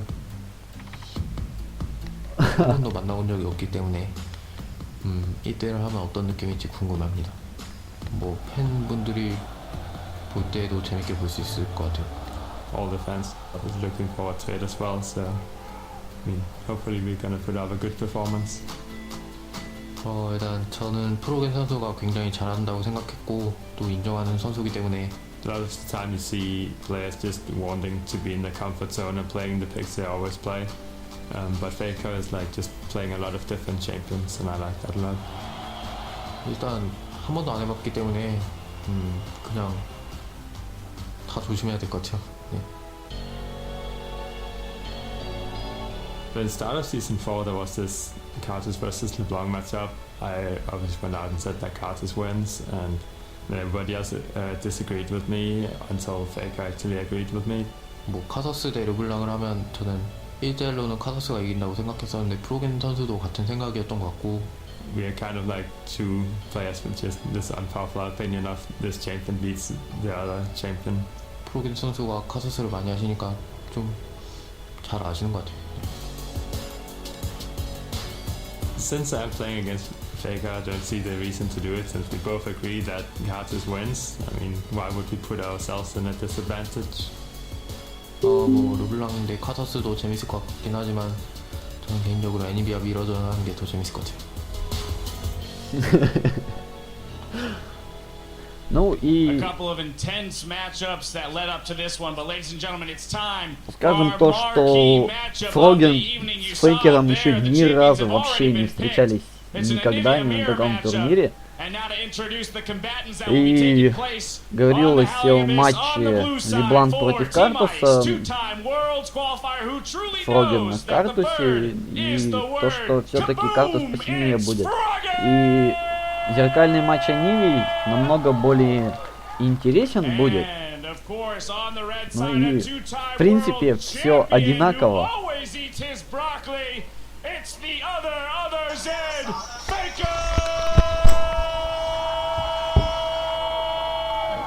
Two titans of the mid lane enter, and only one will leave. Up till today, it's all been about the AD carries, but I think right now we focus on these two mid laners. We already know what champions they're gonna pick, and man, it's just gonna get crazy. Well, we heard so much about Carthus LeBlanc in that feature, but one thing we're gonna learn in this one is Anivia beats Anivia, so that's a guaranteed result. Absolutely 100%. But Anivia also loses to Anivia. However, here's the thing. Tell me. Here's the thing, Kyle. I once watched a 1v1 between Crepo and Pulse. And Crepo cheesed Pulse by going AD Anivia. You pick up a Doran's blade, and you just out-trade with autos early. You have to dodge pretty much any kind of crowd control, I imagine, if you go for it. There's bans, though. There's the Carthus and the Blanc, not in this game. I wonder, is Froggen going to bring the next level Anivia strats and go AD? Well, he is the because OG Anivia. at that point, if you don't kill Faker early on, you basically lose. I love this Z ban, by the way. Like the Garen ban, man. That Bush has been evil this game. Very true. I mean, that would be the other thing, would be like scumbag Froggen if he like goes, yeah, let's Anivia mirror, and then just picks like surprise. King. Actually just picks King. There we go. No hesitation from these players. It's the hovers. Honoring the agreement. So far, so good. See, Faker's luck. Change it, Froggen. Change it. You can pick anything here. I don't think he's gonna play that game though. No, Froggen's too honorable a guy. These guys are both legends. And they will stick to their guns. I would love to have seen the look on Faker's face if like it locks in and it's like just like he just takes his mic. What the hell, bro? It's great though. I wanna see now. Have they agreed on like masteries, runes, summoners? Have they agreed that it's like 100% the same champion for They've true got the same mirror summoners. We will see when the summoners lock in. They do actually. Oh, that's true. They have a little bit. They have a little bit of. Keep my eye on that and see what effect they actually lock. Keystone Mastery. I wonder are they gonna go? Like that is a good his CrossFit the Undying. You know, this is like the one time in this 1v1 that we probably won't see it. It's like because if they do, if one of them goes AD, then yes. Because you both basically got the same range. It's like, ha! I sustain. Yeah. Oh, so did you. It's not good. I think we might see a CS matchup. I think so. Which on Anivia, it's like, hey, you can actually CS pretty easily once you get 6 with mana. And on actually, they have both gone for the same summoners. They've both gone Mark, which is the snowball, and Flash. I'm just like looking at this. I'm like, okay, nobody's gone full offense. Well, interesting. We're seeing some defense here as we start up on the Abyss. Froggen decked out. Since we're in the US, he's going red, white, blue. But he's got himself a Doran shield. He has. He's also started. He does have AP, so he's not going AD LeBlanc. Definitely not going AD LeBlanc. AD Anivia. First snowball has missed. Icicle misses. Second That's snowball? a 0% skill shot rate so far. All Faker's got to do is hit 1 Q and he wins. Okay. 0%. Well, so far that's pretty much a snow day for these two, but they're not hitting anything with those snowballs. Is it just me or does Froggen's model look ever so slightly big? Yeah, I think it might be. Oh, it's a smooth dance. Tell us here. Oh, it's coming. Попал. First No shot follow-up, Faker. though. He's gonna get it right Второй on time. попал. And gets minion damage. This is a true mirror, right? Такой. And gets minion damage from that. So Froggen will be pretty happy with that. That's basically the first shot fired. At this point, it's this one's gonna be a long one, guys. Getting Так, и Фроген со щитом. no ignites. Довольно необычно. We actually have to go through two lines. Снежок флэш. Double egg here. Uh-oh, another stun. Faker. It counts up to 2 for Froggen right now. This is his И score. So is the level counter as well. So мы сейчас посмотрим преимущество сколько, потому что лайн-то запушен. No point in skilling W in this matchup. I mean, I could be in trouble here if Faker loses this one because I picked him to win the whole thing. Yeah, you could be in trouble. I mean, snowball lands though. It does. You're not gonna go in on that. You take too much minion damage. Faker has a mana advantage. It's very, very slight at this point, but he could definitely get off of a larger spell rotation. I guess he's only got 2 spells available, but he's got another stun up on попал Froggen. сосулькой. The vision though can't follow up for the ice shard for that extra damage. This is riveting. It's like a good book. You just wait for the excitement to start. There it is. О, опять попал и не может следовать сосулькой. Еще и пропустил крипа. Just for anyone who's not familiar with the Nivea, this is a perfect tutorial. Kind of. For both. И оба попадают. И как бы куча... The other Nivea purists in the world that aren't named Froggen that are like loving this already. It's like, so many Qs landing. It's great. I want to see like. Oh wait a minute! There's a lot of auto attack trading here. There's the ice shard. Froggen does so he does get grasp of the undying. He gets a little bit back. Okay. Faker rocks the same thing, but he's also taken a bite out of his not biscuit potion. And the ice shard, that ice ball did not manage to get the stun off, but he did get a little bit more damage. Faker's still trading back and forth a little better. Немного проигрывая по крипам и по левелу, естественно. Faker's gonna try and push forward through the minion wave. И Фейкер, да, уже хочет уйти на закуп. I wonder whether either of these are going to go tier. Now, that sounds like a really stupid thing, but we actually saw it a good few times at IWCA. I was a little confused by the first, because I'm like, well, you're never going to get to a tier item, so it's basically just giving you the extra of max mana. Hear me out here. Okay, I'm here. Gentleman's agreement. They sit at 99. Ну и небольшое у него преимущество, потому что за счет кольца Дорана у него есть реген какой-то маны небольшой. I don't see that happening, because at that point, that is when you come back. Like, ha! Win conditions. Get that last CS. Got it. This is why I'm not in these 1v1s. I'm not gentlemanly like that. I'm like, I'm gonna win this if I can. A little bit of farming. There's the snowball. Froggen's not gonna go in on that one though. He does have a little bit of health disadvantage. Ice Shard's gonna come in and take another bite out of his health bar, but still more sustained thanks to the grasp of the undying. So right now Faker has 3 points. Got the stun. Oh, Froggen dodges. He trades well on that one. Have they both got 3 points in E? That is what I'm wondering. I would imagine so. At this point, level 5, no reason for points in W. Yeah. You can see Fakers right now. Looks like.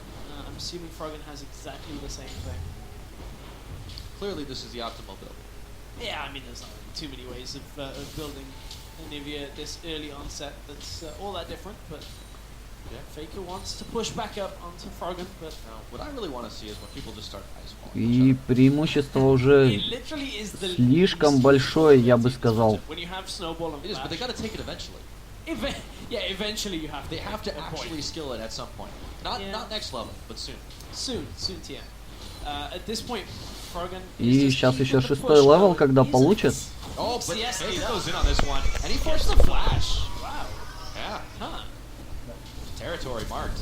Oh, goes in. And he's gonna maybe get an egg out of this one, but can he scramble him up for breakfast? I don't think he's got the damage. But this is all Faker needs right now. All he has to do is be able to recall safely, and he's already got the egg, and if he can make the same kind of play happen again, he should be fine. Faker manages to sidestep, catches Froggen again. Looking no for mana though. Dying. That is a really low health Faker, but he keeps on going. Use just the trying to push him back. Oh, he gets it. True damage for the follow-up. Froggen's not going to go for it. There's too much mana for No, this Faker. is Froggen is not going to go in on this is that. good. This 9 times out of 10. Yeah, that is. Oh. Did manage to get it, but can't quite follow up. Just on the minion, Faker's still going to go for it. But he's playing a dangerous game here. He's got the egg available, that's true. But he's trusting that Froggen just can't even do enough to get him in that form. Так, ну, преимущество у Little Фейкера bit of mana that is left on никакого нету. Faker feels like it's enough for the spell rotation to come out. He's not going to go aggressive. Faker, remember, does still have his egg. Froggen does А вот у not. Фрогена как бы заметное такое преимущество по крипам, и сейчас он, конечно же, бэкнется. Faker can push these minions into the turret and go home with the CS, well not advantage, but at least even the gap a little bit. So, Froggen И у Фрогена преимущество сейчас будет усиливаться по крипам, потому что, ну, раньше пришел и каталист. Да, и небольшое совсем преимущество по урону, но опять же есть щит.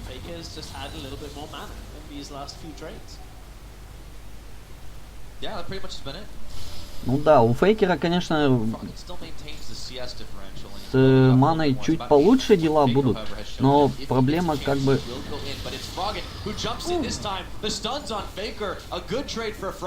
Что Фейкер отстает, и ему придется драться.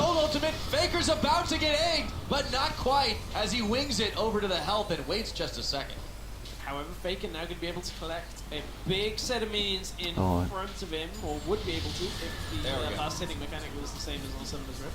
Manages to get all of the range creeps. Now we'll back off again, so this is Froggen's opportunity to extend the CS lead, but it is at the cost of the health. Froggen is going to be on this kind of 3/4, 2/3 of his Так, и берет тапки. back unless he recalls right now, and that's what Froggen's going to do. Вот преимущество у Фрогена по крипам как бы провоцирует Фейкера на то, чтобы дуэлиться. Pretty good timing from Faker, knowing he could get the Q just to get that last hit on the minion. So half the wave died, and now Faker is able to kind of just... Oh, he's going to try to freeze. I like it. I like it at this point. Faker trying to drag Froggen forward.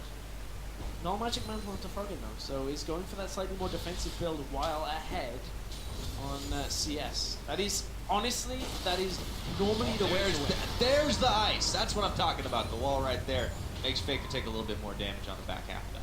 Yeah, it is nice at this point that you just can force them И Фроген идет в резисты. and make sure you get that ice shot off, but in the early game it wasn't really going to offer too much. They're going to trade it away now. More Faker's taking it worse though. Turns his own ulti off as the ice walls are melting, but an auto attack will heal him up just a little bit. About on par with Froggen, who's going to be sending a few more minions Faker's way, and he's got that 11 CS differential. Going to be evened up just a bit, but Froggen could be on par to win this in CS. Yeah, looks like it for now. Faker, however, no potions left. Froggen does have some in his inventory. Froggen. Actually, snowball though. Faker should not go in on this though. You can see that Froggen already playing that defensive zone of the area there. Faker now pushes up. Froggen just used a lot of his mana just to push that wave back in towards Faker. So just trying to keep Faker on the turret. Froggen, that is a big misplay to get caught by that, but Faker used a lot of his mana on that trade. Does get a lot of Froggen's health off. He's got the vision. Knows that Froggen was hiding out in that brush, but Faker had already leveled up. He got a little bit И extra. преимущество по левелу The key thing about that Фейкера. whole trade though is Faker prevented Froggen from actually extending the CS lead. It's now down to 3 CS. He can even it up here. Yeah, and Faker with this kind of position on the minion wave now forces Froggen to kind of come forward. I like the attempt at the wall. И нет, у Фрогена все равно остается небольшое преимущество. So much mana for it though. I mean, this could really go either way. We could be down to like they're fighting for the last minute. И сейчас у Фейкера такое небольшое преимущество, потому что Фроген вынужден... А еще и тавершот ловит, вот это плохо.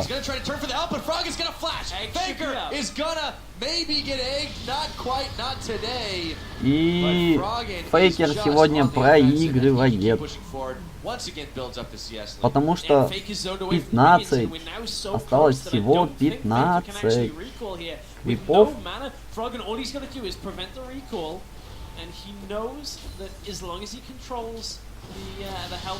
Сейчас Фейкеру надо влетать. Он не сможет его убить. Вот в чем проблема. Потому что у Фрогена есть и накидка на магрезист. just go in, get a little extra damage, he may be И able Даран, to turn it поэтому... around. The eggs back up. The wall's gonna stop him. Auto won't be enough, but it's still 90 CS to 81. He's gotta go in. Come on, Froggen. No, he's a level up. Нет, ну потому It's что... not even that. It's not worth for him to go into the turret because even though he has egg, he'd only trade egg for egg, and then the turret would aggro. So he cannot go aggressive. Faker wants to go. There's the egg on Froggen. Faker uses this to recall. He's got to do it. Well, he can take some time to start farming up a little bit as the egg comes back up. But yes, he's going to be in so much trouble because Froggen has got only 10 minutes to go. Froggen's going to start trying to chase, though. The snowball went out, but it was on Fakers, and he just gets trolled a little bit by the ice wall. Froggen's was fairly low on mana here. Oh my. No, Faker, you can't recall here. There's a minion wave coming. Faker just loses the game. It's Faker 4 literally CS, just that's lost all the he game on has that to get. recall. Easy This is it. peasy. Froggen's He's got going to it. watch it from the fountain. GG, the Anivia King. А почему... Я не понимаю, почему Фейкер-то решил не умирать? It was only 100 he needed this time. Oh, that recall. Yeah, I mean, Faker had no option at that point. Yeah, that was this. We talked earlier about how some of these could be more like a game of chess than. Почему он бы вышел, блин, с full хп? All about the farm. All about just hitting that 100 minions. Froggen's better at that than anybody else. I like it. I mean, you get the minion lead ever Ну, so slightly, then you go. Фейкер доказал, что по части убивать он лучший, но вот Анивия такой персонаж, что очень сложно, тем более на разных. Потому что разница в уровне игроков, ну, не настолько высокая. Ну и Фрогген сделал ставку на то, чтобы фармить, потому что у него и мантия на магрезист, и щит Дарана. Поэтому он и не планировал убивать, он планировал фармить и как бы оправдалось. Gentlemen, the Anivia King remains supreme. But we're going to move right on to our next matchup. On the blue side, for Team Ice, world semifinalist and the deadliest jungler in Europe, the amazing. And on the red end of the abyss, voted best hair in all of the NALCS, not counting the broadcast team, of course. You mess with the boy, you get the horns, it's Afro И сейчас будет матч саппорт Северной Америки из команды контрлоджиков, Афромов против Лесника команды Origin из Европы,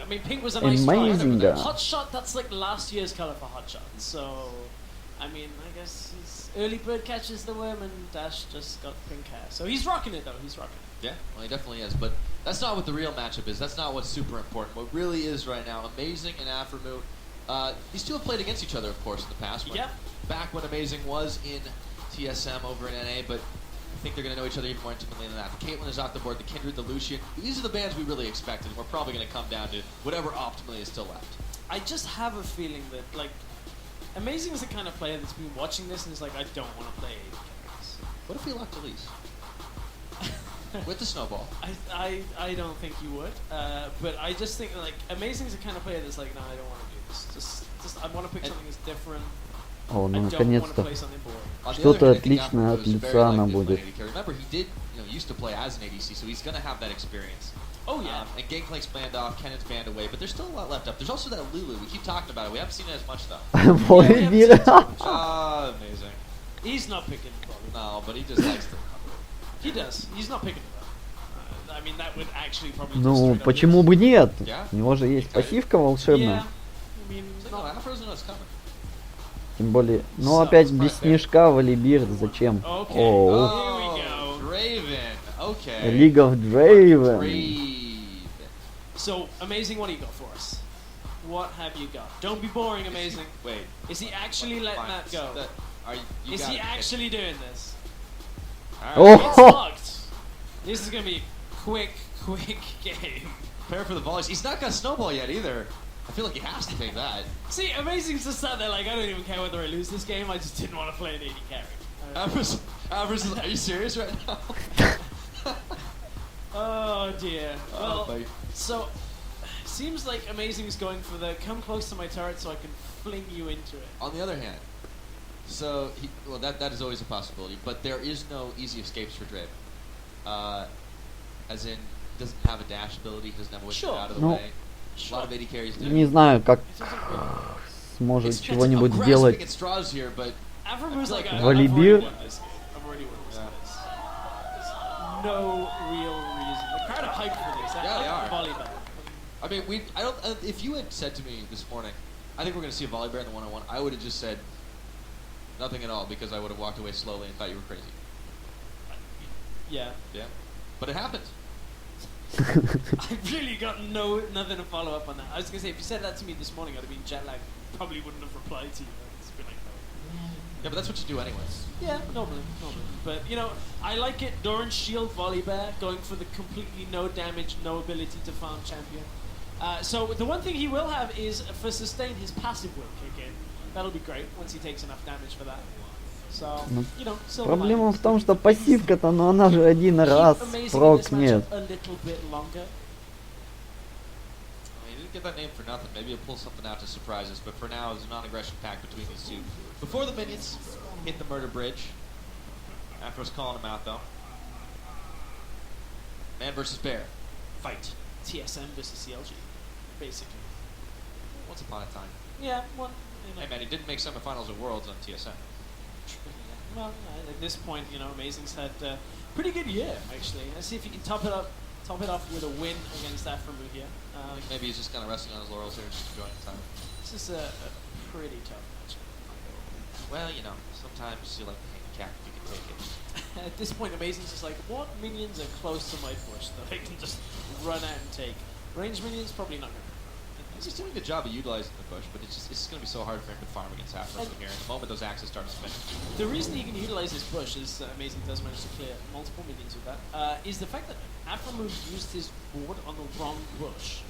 I mean, generally you assume that you're going to be able to control your own bush, so actually use it on the enemy bush. As he got his level 2, got that flip up into the minions, but stand aside, says Укуса Afro, нету as у the Ignite is burning his health Amazing. bar Вот в down. чем проблема. Afro's gonna get a little bit more Ему back сейчас for himself. Афраму Thanks to накидает. that grasp of the Undying. There's the passive. Так, пассивка прокнула. Right back up. Thing is, Aframu has И exhaust. третий has левел pretty нужен much Amazing'у. no passive now means that next time Aframu, when he hits 3, he's probably just going to go all in. Probably he'll have. He's still on the exhaust though, so think that he might И get a little bit Афраму of получит Afro's раньше. gonna pick up stand aside at level 3, and Amazing is not going to be able to get away. So even if he blows the exhaust, which he'll have to do early. И нет игнайта уже у Amazing'а, поэтому у Афраму преимущество. Воронит. Everything was also a little bit lower on the health bar. Mason can sneak in there and maybe get a quick flip. He might be able to do a little bit more sustained damage, but spotted, kind of hard to hide a bear in the brush. И маны у него на все, кстати, не хватит. Вот в чем проблема. То есть у него у Валибира осталось маны ровно на одну комбо.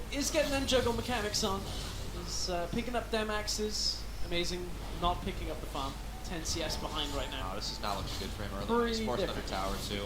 If he wants to check too close, I mean, he's got a bit of AoE damage. He can clear a bit. Under tower is actually not too bad for him. Oh, he wants flippy, to go in. Flippy, exhaust Oh, he is got down. the tower He shot. got a tower shot. This might make all the difference in the world. As Aframu speeding himself away, but maybe not. Ignite's taking хватило. the Undying, Ну and все было предсказуемо. Aframu does it in style.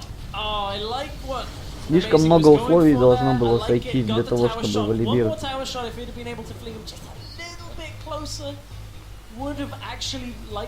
И у него тем более не было снежка. Возможности подойти быстро, ни флеша, ни снежка. Поэтому Валибир заранее был в невыгодном положении. Но это хорошо, потому что, ну, одни АДК. Ну, ребята, ну пофантись. Team Fire notch one more onto the board, but you know, at the end of this, they're going to be facing off against the winner of the next one, of course. But we'll talk about that a little bit later. I really think that this was a matchup that we wrote off way too quick, to be honest. I think so. I think I'm still skeptical on the volleyball matchup unless you kind of walk close enough to the tower that you can get flinged into it. But it's okay. I like it. I don't think we'll see much more volleyball, but you know. Well, we've still got one more to go, and one of those is a jungler. So mirror. let's talk about that one. Go ahead, take it away, Dash. Возможно. Единственное, что Эмейзингу надо было подождать, когда откатится Игнайт.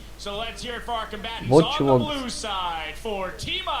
Representing the Commonwealth of Independent States, he raised his donger at IWCA. Will we see it again? It's Dimashka!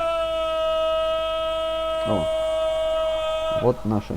And his opponent on the red side for Team Какое-то у него не телевизионное лицо маленько.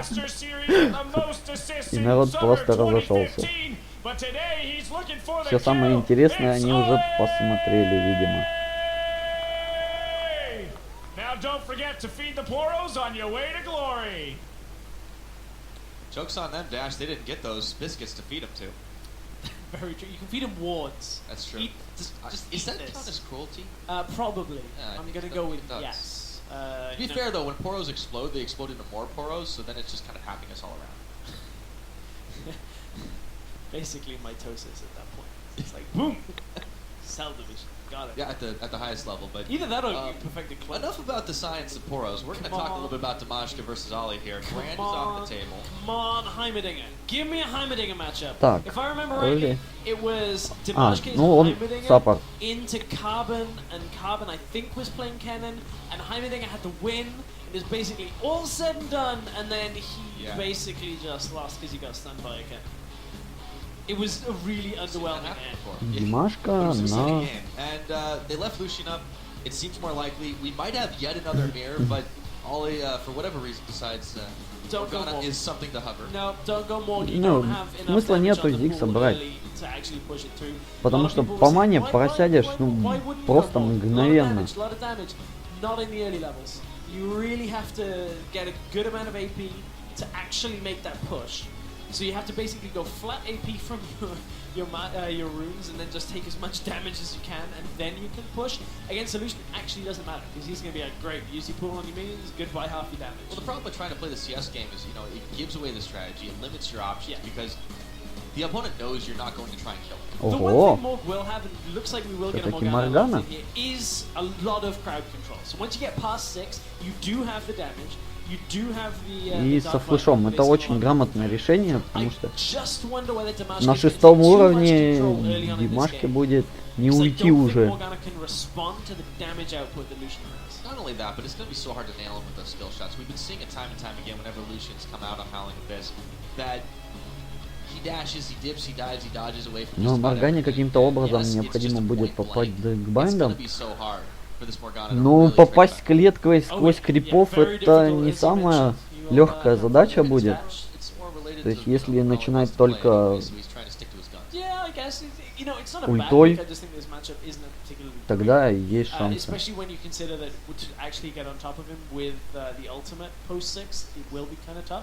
You have to kind of wait. He might die in the middle of the channel too. I mean, his black shield's not going to be effective at all. Yeah, and you just kind of hope that Lucian dashes towards you, which is not going to happen all that often, unless he's going to kill you. Like, unless he's right about to kill you. That's a good unless, to be honest. But it's going to be really, really hard. He might just hang on to that and just try to continually Tormented Soil farm. I would max that first. I'm guessing that's what's going to happen. But, you know, this is going to be an interesting thought experiment. See how it pans out. It's also cleanse for Dimashka. But flash for Ollie. Ollie can flash in with the ultimate. Oh, this is the danger of going. But if he wants to do that, why wouldn't he have just gone like Annie or something? Ollie throws up the Team Fire logo for you with just about 2 range out from your auto attacks. But this is our last one versus one. First time we're seeing ball kill. Так, а Моргана будет пушить. Corrupting potion as well. До упора. Well, to be fair, I mean, if we anticipate what he's trying to do and just sustain the lane, continuously farm it out with the Tormented Soil, this makes sense. Yeah, I really want to watch this level 1 to see exactly level 1. As if this is somebody's real. Well, you know, we can get like a level 2, level 3 as well. But like, look at the damage that Dimashka is not taking from Tormented Soil at level All of it, And you mean? now he has the push because he's already 2 minions up, and now Damashka just chains the piercing light onto the 3 of them, gets the whole wave, and now Ollie is not going to be able to match that level 2. I think the tower is probably going to kill the last minion right as the wave hits, so he should be okay, but the Damashka continues the damage down onto that front row of minions. Yeah. Ollie's starting to chase Олег вообще не боится, с руки разменивается с АДК. Dashes forward, relentless pursuit of level 2. Ollie zoned off. Yeah, Ollie doesn't have Dark Binding available yet. У него, в принципе, есть отхил с лужи. If he steps out from beside the minion wave, he is just going to get bound up. Но пока... He'll be able to return some damage, but not if he throws it into the minions. That's going to waste a lot of mana if that keeps happening. Double tap, dashes over. He knows he's got the time to do it. However, the minion aggro is starting to get a little strong for Damashka. Doesn't trade effectively there. Yeah, not an effective trade at all. And you know, Damashka with И the Graspia Dying is going to be будет пытаться убивать Моргана. The corrupting potion has no charges left, so pretty much done with that first buy on the potion. Damashka is lower on the health though. He's still got his biscuit though. That's the other scary thing about this. And now if Damashka can go forward, he's gonna look for it. Ollie, no, he's able to secure it, and he gets Damashka dark bound for his trouble too. Yeah, you can see though Damashka and Ollie right now trading just back and forth on the Моргана вообще шикарно играет, мне прям нравится. That is one of the biggest problems now. He's completely out. So cannot really answer this. Look at it, only 9 CS to the 21, 22 now of Damashka. Damashka seems to have been training with Kira on this 1 versus 1 scenario. Make sure they get as many players into И the с second round as they саппортскими, can. They already have 2 судя по всему. Well, if it'd be a third one off this one, I mean, very good showing for the CIS so far at the 1v1. Мастерками, ну и правильно, потому что понятно, что он осознает, что он проиграет по крипам, поэтому он планирует убивать сразу же. Yeah, this is very impressive. Yeah, I think, is it Korea that would have them 3 players through? Yeah. I actually think they only have 2. They only have 2. It's just Prey and Моргана Madlock. вообще хороша. How about LPL? Uzi's through? Koros through, and Rookie. Okay, so LPL do have 3 on a technicality of Uzi getting the buy, but it's okay. Yes. It's fine. You know, it's it's random. It's okay. Yeah, definitely. Олегу 6 получить, и он пойдет сразу же убивать.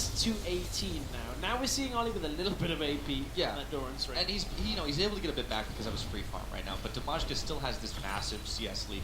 He bought himself another Doran's blade because that wasn't enough swords. He got a long sword as well. Still sitting on the biscuit. He's got the sustain. Once he hits 6, Ollie's got to watch out for a face full of culling. Yeah, as a reminder on this specific iteration of Howling Abyss is not the same as the ARAM map quite. You are limited to 2 Doran's items. Рановато, Моргана пошла вперед, это ошибка вообще. Зачем?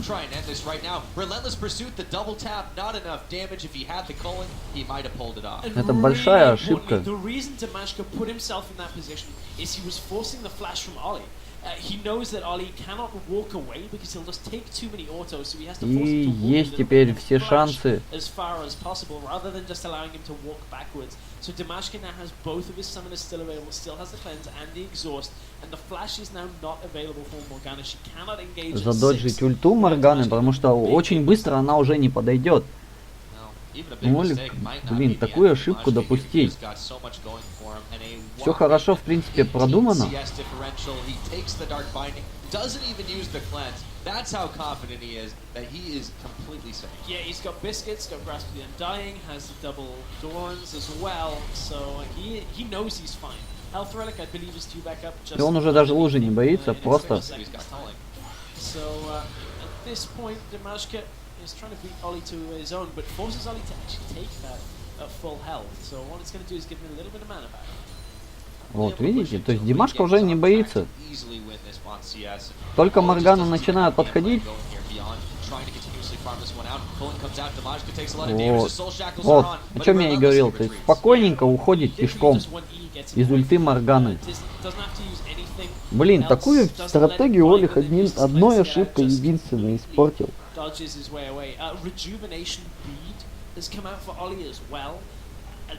Ну хотя у него должна быть... ну клинс есть у Димашки. Ему особо переживать не приходится. И набирает он максимальный урон просто. Дараны ему выживаемости и ХП дадут. It just won't make up for that kind of, Помимо урона, конечно.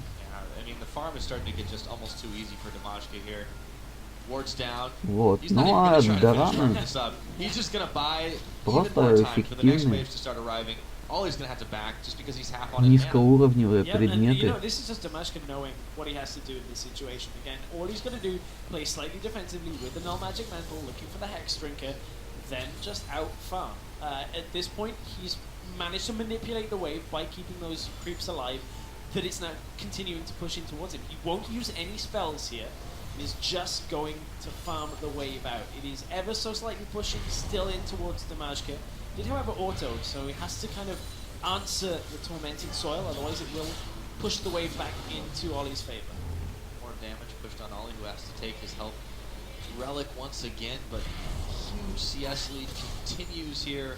Ollie just cannot get in to do much more than send out a singular spell, just using the Олег tormented soil. не выбил еще, не выбил. Ему необходимо клинс выбивать.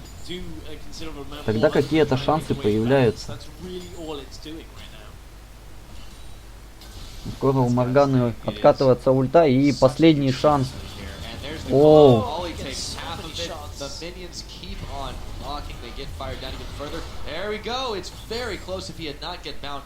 Нет, все, он проиграл. Блин, одна ошибка, так обидно.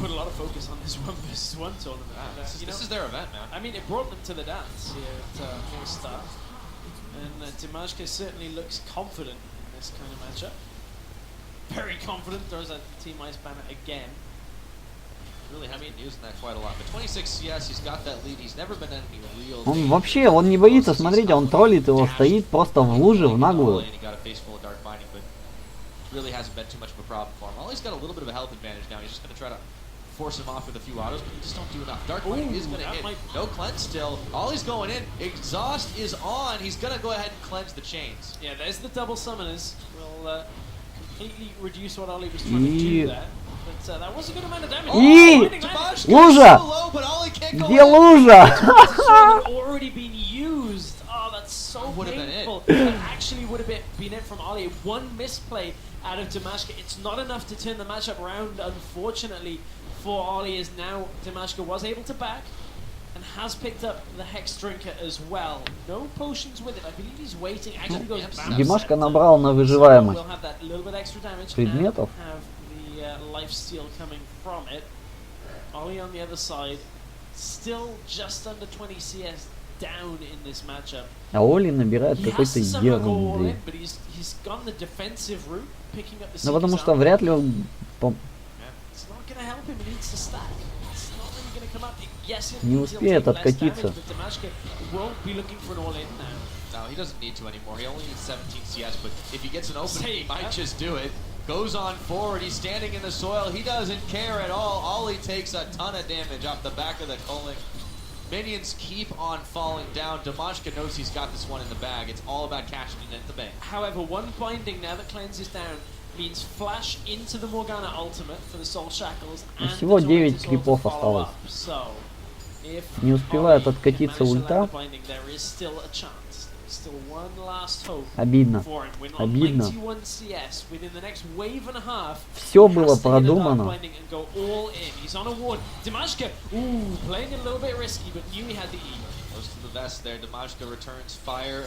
Олег пытается поражать? Нет. 3 крипа, да.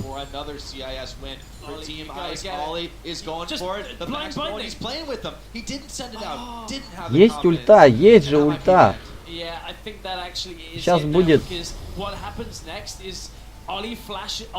Да, флэш ульт тут вообще без вариантов.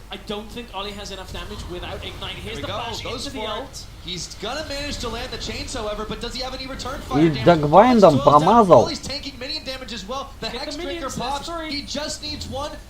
Один крип остался. Оли вообще красавчик. Шикарен. Шикарен, чувак. Обидно, что он проиграл.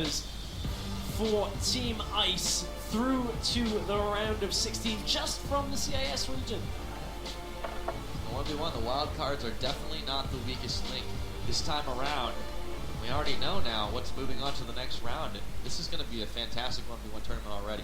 Oh, yeah, we've got a lot of interesting matchups in the next round. Так, ну и глянем, кто там следующий. А, ну сейчас LCK против AVC. Cool potential ones, and we're looking forward. But Kira Bjergsen is going to really be like, this is possibly the winner of the entire thing. Yeah. And we don't want to give away too much of the bracket, even though we just saw all of it. So we're going to go ahead and let the analyst desk take it away for now.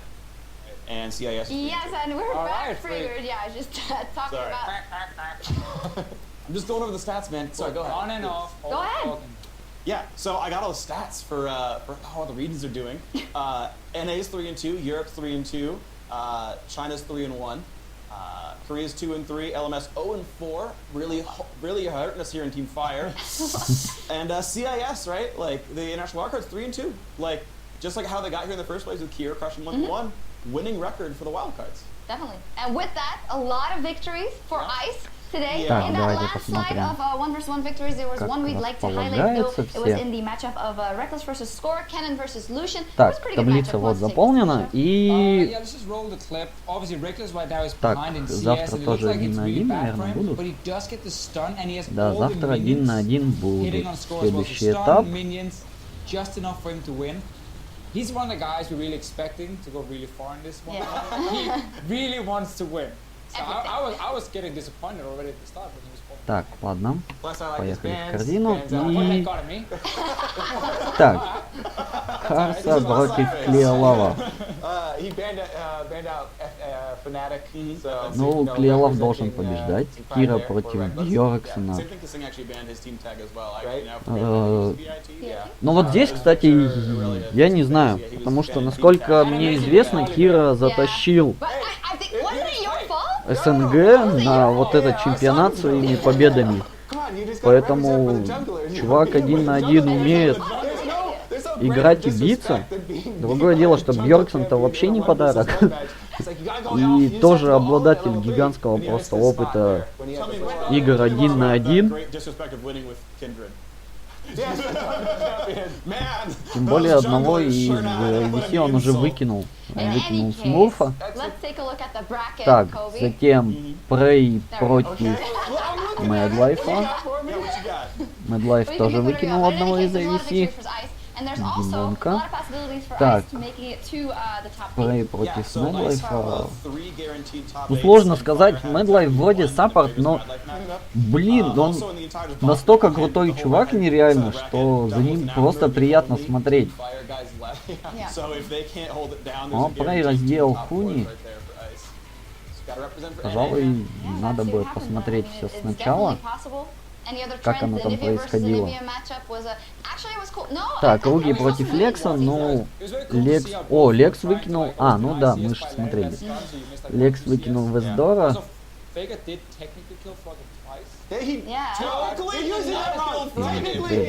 мы смотрели, и них начинал.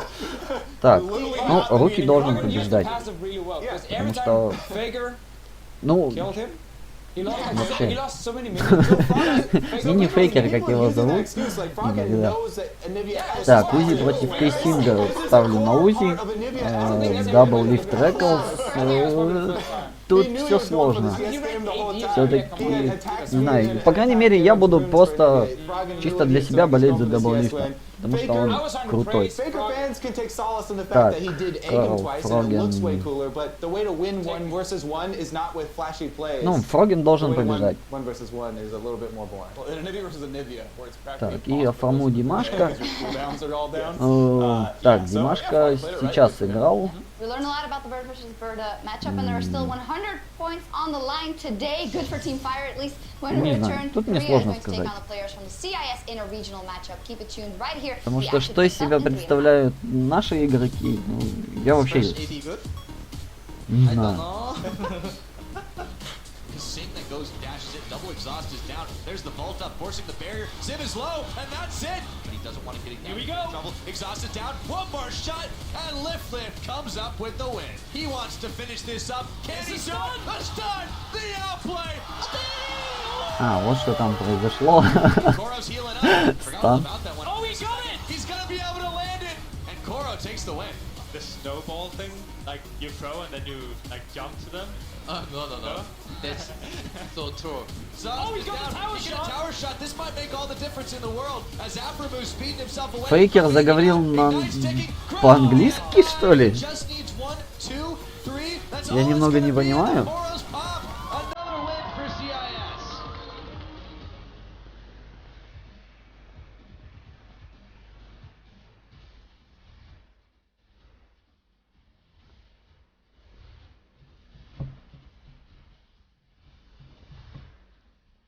Ах, ну и сейчас будет что-то забавное. Посмотрим,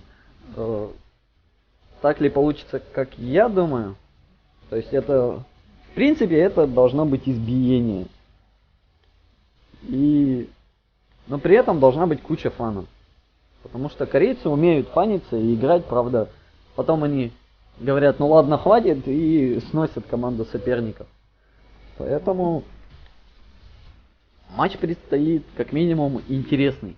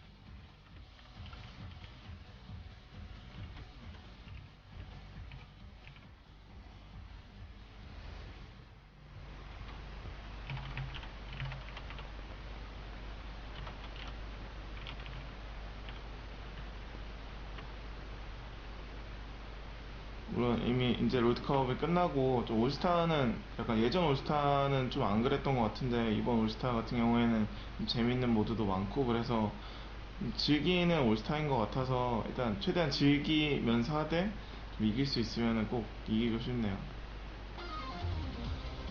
Ну вот, этим он все и сказал. То есть куча всяких интересных режимов фановых, и он будет как бы получать удовольствие. Но если будет возможно, он, конечно, будет стараться выиграть. Причем я бы сказал все-таки, что это наоборот. В первую очередь они хотят выиграть, а потом уже какого-то фана получить. То есть удовольствие, веселье. А сами берут нифига не веселых и не фановых персонажей. Ну потому что сложно выбить из себя скажем так, профессиональную закалку. Так, а Марин еще в форме СК Телекома, у него уже есть новое. Так, Смурф топ, Димашка Джангл, Кира, Лекс, Димонка. Все. Теперь я знаю, кто они.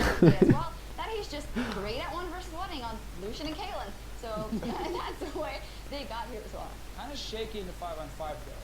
Like when they played Turkey in the final, he didn't really play too well. Smurf. Okay, normally also didn't play well. I'm looking at Lex. You know, 80 carries are pretty strong in this patch. You give him 3 items, give something that can protect him. Lex will take down any 3 items. Any 3 items. Close your eyes and buy 3 items. I don't care. I mean, you think about it, right? Like Faker's basically Superman. How many times has Faker really, or has Superman ever really lost a match? In the lore of Superman, you know, Superman always comes out on top. Yeah.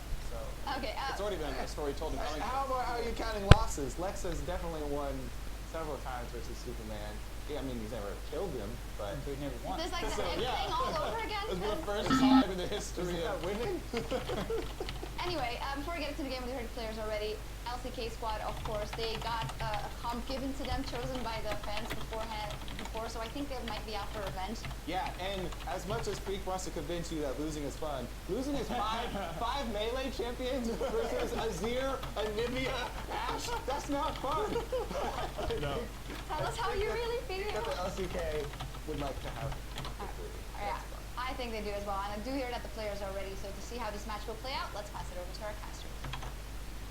Let's see, Shocks. Hopefully Fire can turn into the Superman. We'll make Ice Lex Luthor this time because we're down way too many points. This has just been a grueling All-Stars for Fire so far. Yeah, and poor guys from the CIS. They're coming up against Korea as a nation, and then worst is they angered the beast. Korea got put into this really awkward team comp. They looked a little silly because they really couldn't do much.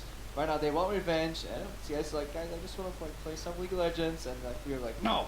Just gonna stomp the living hell out of you. 20 minutes. Surrender. These aren't your safe 1v1s anymore. Yeah, but speaking of 1v1s though, I do want to look at some of the lane matchups because Smurf was highly regarded at the International Wildcard All-Stars by Yamato Cannon. He's going up against Marin. And then Kira, who's been doing really well in 1v1s, is going up against Faker. На мой взгляд, СНГ сейчас напикает каких-нибудь, в принципе, стандартных метовых героев, потому что у них такое гигантское желание победить. Корейцы нечто среднее должны брать, то есть парочку каких-нибудь тролльных персонажей они должны взять. Сейчас посмотрим. A time after we end this one. So keep an eye out for that and keep an eye on social media for when it will be. Into picks and bans, and we're seeing more of the same on that ban list. I just want to see Mad Life come fresh. That's just my goal, because when he actually toys with his opponents and he puts them on the run, he has very good predictions with the hooks, and that actually makes Stomp still entertaining. So in that sense, do you actually still like try to learn while casting, watching somebody like Mad Life play a thrashing game? Oh, I know what he's doing. I already know. 2 steps ahead. So Kalista gets banned out. Third one coming in from Fire on the LCK side. Так, Твист, Ганплан, Калиста, Рамбл, Райс. Ну да, стандартный, как если бы, я не знаю. О, Мундо. Наконец-то, Мундо. Не так часто видим Мундо.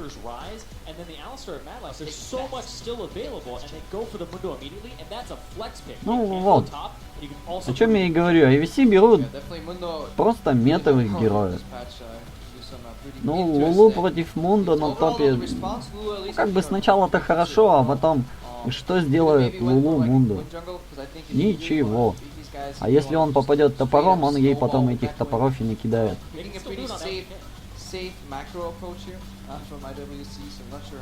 Потому что контроль контролем, но если Мундо попал в лейте, тебе бежать будет долго и тяжело. Так, и скорее всего тролль на топ пойдет. Так, я не понимаю. Я уже не понимаю. Квин?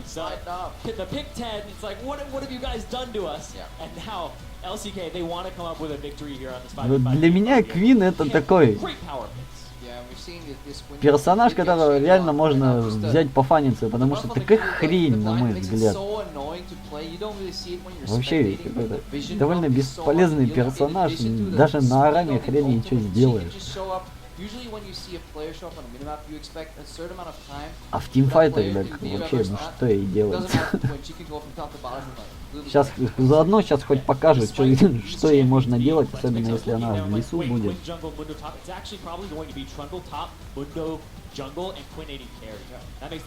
В принципе, все идет по тому плану, который я предполагал.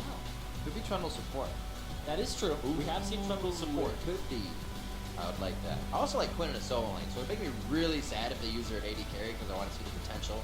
There's somebody like, I don't even know. I feel like a waste. Feels like a waste putting on AD carry. Yeah, absolutely. Especially when things like Lucian and the Ну блин, ребята, вы попали на фановые режимы, на фановый чемпионат. Возьмите фановых героев. Какого хрена вы мету-то берете?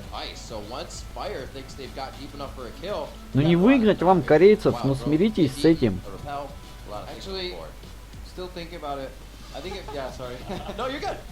Зачем проводить просто очередную тренировку?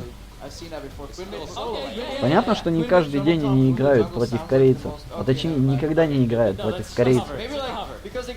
И такого опыта не будет. Ну блин.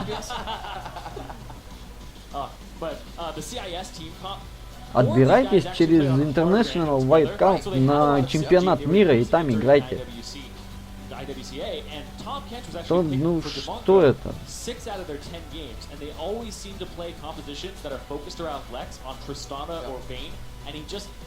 He waits to get through the laning phase and then he carries the game later. So it's just all stall compositions here. And LCK runs out with LeBlanc. В общем, я негодую. Ну и точно так же, как предполагал у корейцев, то есть несколько тролльных персонажей, остальное все в мете. Ну, это всегда так. Потому что они должны быть уверены в том, что они в любом случае затащат, даже если будут там фаниться и троллить. Ну, вот такой уж склад у корейцев, что никогда не сломя голову не летят. We overuse that. We do what we want here, though, Caster Island. It's a tryhard game. Yeah, this one's TH squared, boys. I actually really like what Fire ended up doing here. The LCK squad, they took Trundle as early as possible, so you can't counterpick the Mundo Пойду на две кофейка пока. Все равно балалакать будут. And then they made it so we have all of these power picks to ourselves, and they're utilizing them. You could see that the IWCA team, they were banning things that are a little bit of relics here. Like, it's a little bit part of the past. That's true. It's not updated. So how do you feel it's going to work? I think the LCK squad just has so many power picks right now, it's hard to tell. And you did call the Trundle support as well. I mean, Quinn did end up an 80 carry though, so interesting. A few unfortunate things. Mad Life doesn't get thrashed. Quinn's at 80 carry. It's I will take Quinn 80 carry if I get Faker LeBlanc. Yeah.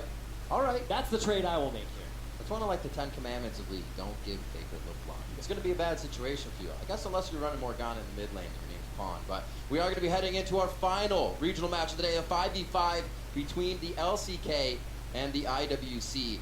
It is going to be huge. Team Fire win the hashtag or Team Ice win at LOL Esports. Make sure you are heard on social media. As we head into the matchup, we're going to see who gets some points in their favor. I think it's just hashtag Ice win, hashtag Oh, you're right. Fire I win. said team. Yeah, not team. You were probably listening to Deficio. earlier, who managed to screw them up at least 4 times in a single cast, which was impressive. That's itself, right?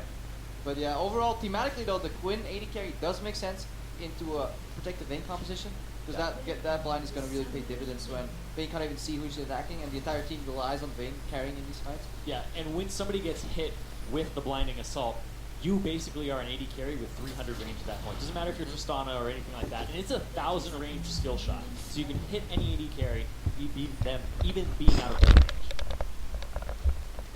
Haven't seen too much Nar play here, if any, so far at the All-Star Tournament. It is a great bar and champion. You have to ban that out, or you had to ban that out back in the past. Right. There's just so many. Засмайтил It's actually smart паучка. you can do that. Smite will come up again. easily just smite a spiraling, get some extra gold. So blue might need to think, but it is definitely worth doing. 5 голды? Зачем? I think it works well into Fila. It sounds like a match. Скоро вообще тролли. I think you'll be able to get in, get that frozen mallet earlier. You're definitely not going to be doing anything in lane, that's for sure. If he chooses that build. We will see the start in the bottom side by Ice. Not a lot of lane swaps coming in with these teams. They're going standard since it hasn't been a practice thing within that. Yeah, not only are they going standard, there's no jungle camp leash here because the jungle got changed a little bit. Doing camps will no longer grant you as much experience because you need that boost from the jungle item. That's why we see actually a hard leash here just power farming that jungle up, making up so for a really interesting level 3. В принципе, для Лулу это очень хороший матч против Лебланки. Потому что, ну, естественно, при условии прямых рук. А вот Мэдлайф вообще красавчик.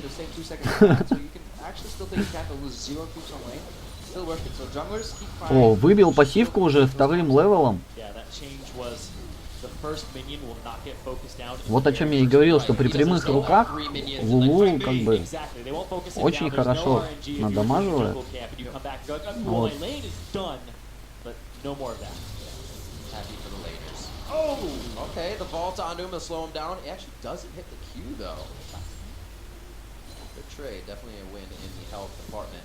We'll see Marin keeping Smurf back to his turret, level 2. Marin should get 3 here. Nice and easy, but it won't give him too much more of an advantage on the lane. Smurf should be fine. Those TPs are up. Mid laners will not be running TP. They're looking for kills. Ignite in the mid lane. Faker's already got his passive И down. Фейкер 3-й левел получает и начинает агрессивничать. Оу. Игнайт не прожался, я не знаю, то ли не успел прожать его, то ли что. Ну, Кира вообще молодец в этой ситуации. Практически убил Фейкера 1 на 1. Если бы он убил, это было бы вообще нечто.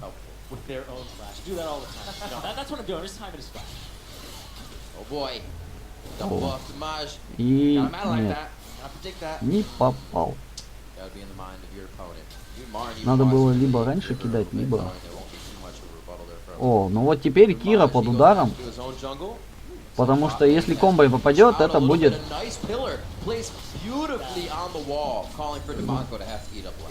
Мэдлайф вообще классно поставил, конечно, глыбу.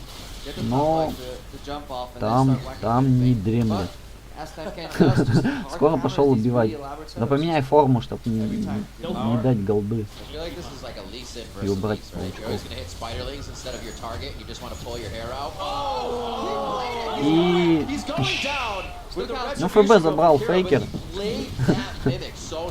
Он просто...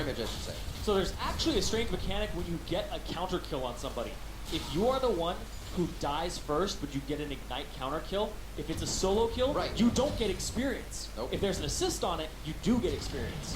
So Faker actually ends up getting a slight bit of experience over Kira when everything's all said and done. Yep, because Kira was dead. Great call there, and good eye. Looks like Marge trying to give Smurf the time of day in the top lane as he keeps him pushed up against the turret.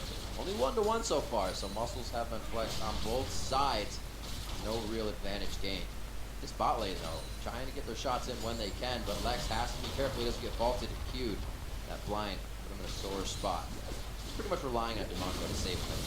Yeah, there's the level 5 scene. Промазал. And he's still got a big minion wave there as well. So that counter kill happening in that order is actually Смурф вообще хорошо. И есть все шансы убить, ну! Флэш! Есть! Красавчик Смурф.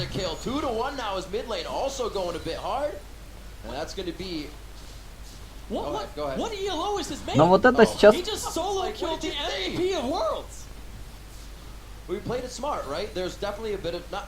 Вот сейчас будет такая штука, что корейцы начнут играть серьезно, и весь фан пропадет. Его и так-то как бы не особо много.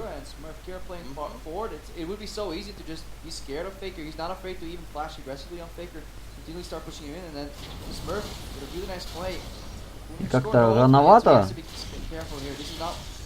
рановато Мундо пошел.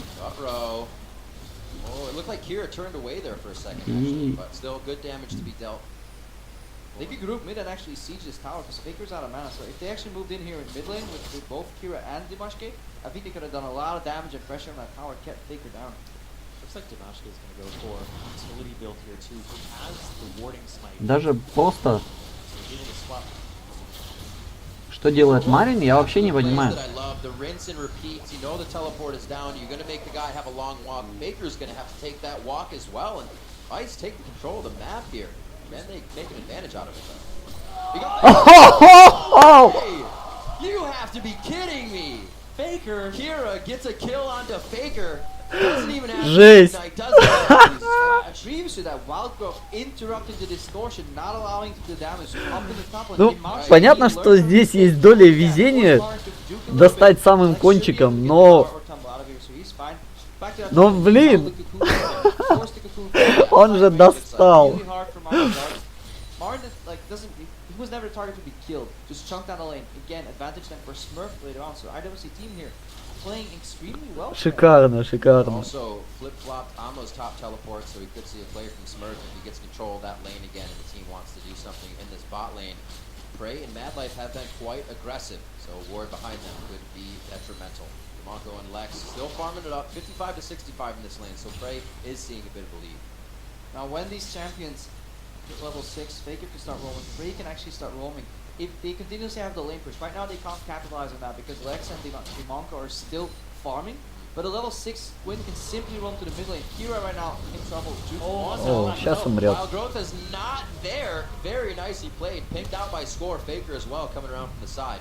That's why you timed their flash with your flash. Yeah, that's why you timed Blue Buffs too. Because he was actually walking over likely to pick up the move or just picked it up. Didn't quite see that.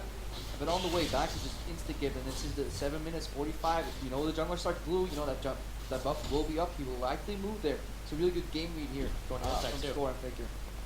Saw Dimashke on the other side, so he's just going to do his red buff as well. Just Так, и красный-то он, наверное, все-таки подперит успеет. Да. Very nicely done by Score to keep grabbing an advantage for his team. He knows the lanes are hurting a little bit, and he hasn't actually been in for too many ganks. Just making sure things aren't happening for Ice rather than gank.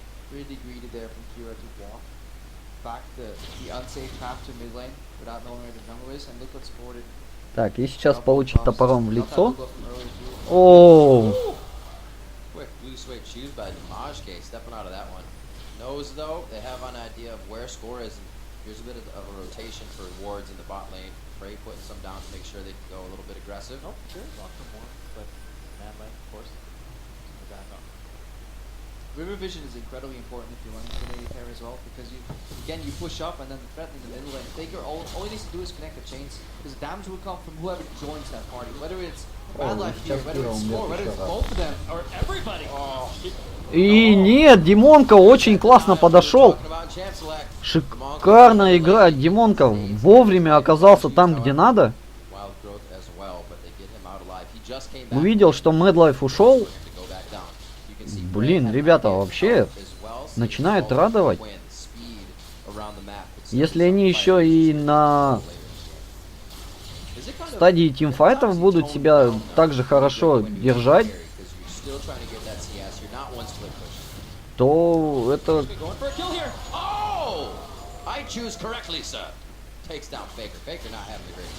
Go for the one with Ignite on it. Yes. Do that one. That's the real one. The burning, try and kill it. But yeah, you were talking about Quinn being a little bit toned down. It also Потому что главная разница между киберспортсменом и обычным игроком именно в понимании игры и о том, как они действуют в тимфайтах, как они взаимодействуют с командой. Потому что, ну, 1 на 1...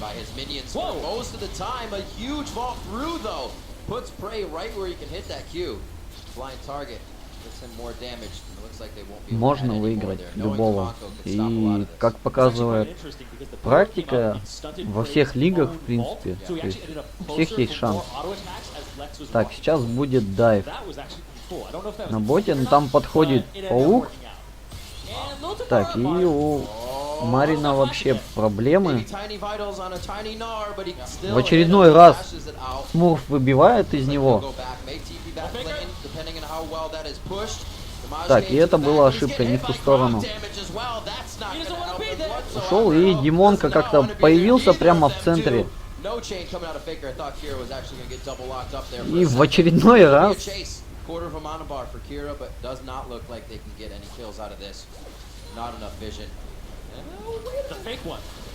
Ах. О, и...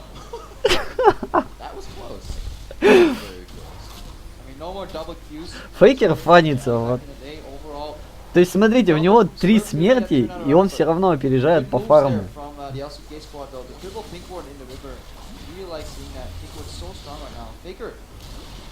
И хп у него нету, а он все равно продолжает агрессивничать. То есть, чувак реально играет на метовом персонаже, но играет интересно. Постоянно супер агрессия от него идет.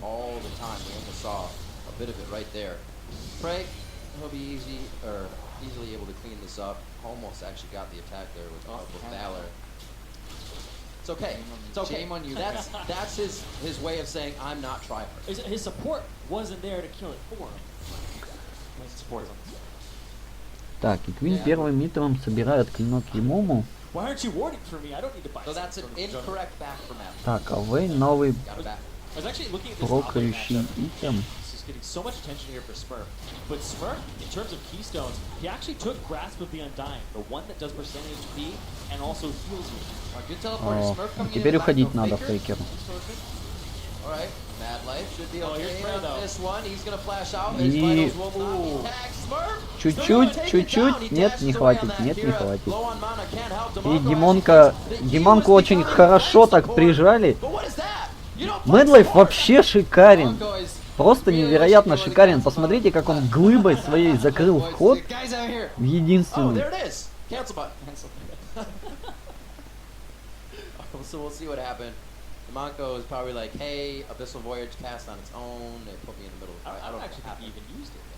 Скорее всего, там еще был такой мини-баг, потому что там было место для того, чтобы пройти, на мой взгляд.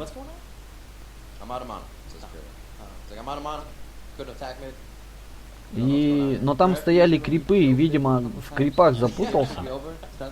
И они не дали пройти, в итоге он просто стоял, и его избивали.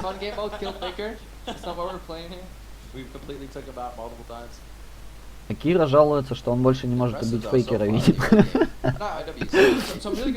Какие-то проблемы. Фейкер выжил. В этом что-то не то. He's at the right timing, landing his proxy Qs in top lane, Smurf as well going in. The pressure, overall, pretty impressed. I honestly thought this would be like GG20 stop. Yeah. Not gonna lie, I was right there. But no? I do think that the composition from LCK is a little bit strange because they just took all these power picks and it just looks like they're slotted into places that may not be ideal for them, just like Trundle and Quinn. True. But they just try to take everything, right? That's when you're holding too much. But at the same time, they are playing incredibly well on the CIS side. The 4 of these guys that were on hard random together had that communication, and then you just add in the jungler, and it seems to work really well for them. But the guys I was talking about right when we started this, Smurf and Kira, have both solo killed the members across the rift from them, the world champions. Very true. Interesting to see these two go down the quickest. But then again, I guess that would be the thing you have on your plate as IWC, saying, let's get in the minds of the 2 players that could probably raffle stomp alone against our entire team and put them down. Как-то Фейкер напряжен. But regardless of the kills, though, the gold stayed for the Понятно, что он не часто вообще улыбается, такой довольно замкнутый, скажем так, чувак. И такой предпочитающий говорить только по делу и по существу, не разводя воду. Но все равно, это же праздник фана, ребята. Несите добро и позитив. IWC will be in trouble. It's a little strange too on Lex's build. The first item, rapid fire cannon. Sometimes you see static shift for wave clear. Sometimes you see blade of the ruin king still, and rapid fire cannon seems a little bit premature in this build. That seems like something that way later on you get.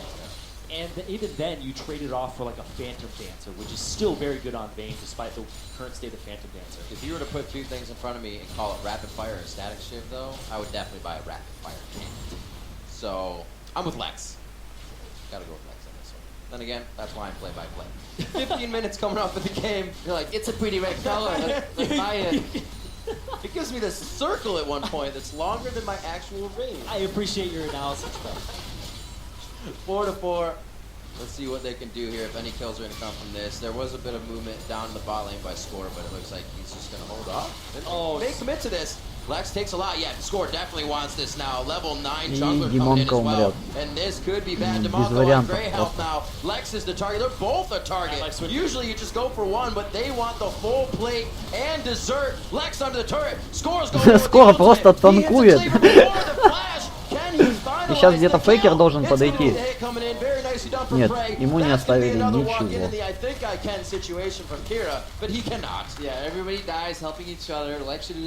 Прей вообще в наглую идет через вышку.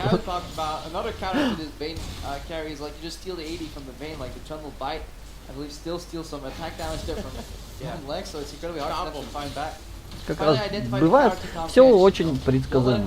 То, о чем я и говорил. Индивидуально можно быть, ну, очень хорошего уровня, но все в том, насколько хорошо ты взаимодействуешь со своей командой и насколько хорошо ты понимаешь игру, чего не достает вообще командам СНГ очень-очень сильно. Later, they have come up with that gold lead now. Martin hasn't seen really any pressure since Damashke has been kind of repairing the rest of the map right now. A lot of action to the bot lane, and that's left Marin to get quite big. 30 CS advantage for him and Prey in the bot lane. Coming around though. Here's Prey coming in with the help of Valor. Слишком много народу, но приходит Madlife и... Да нет, ничего не будет, потому что тут главное уже просто отойти. Madlife танчит, давая возможность пройти своим, и Prey... Нет. И скоро сзади заходит. Сейчас подойдет Лебланка. И да, сейчас будет куча трупов.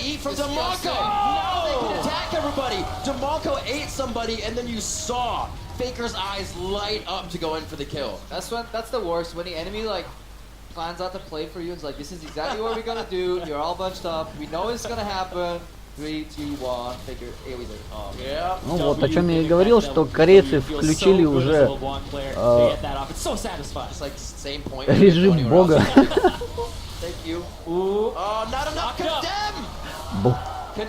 Все. Отсроченный рейс.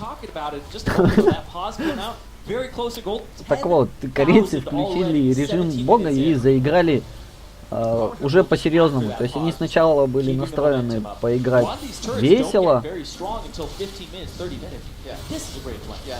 а потом просто забили и поняли, что СНГ собирается играть как бы полную силу.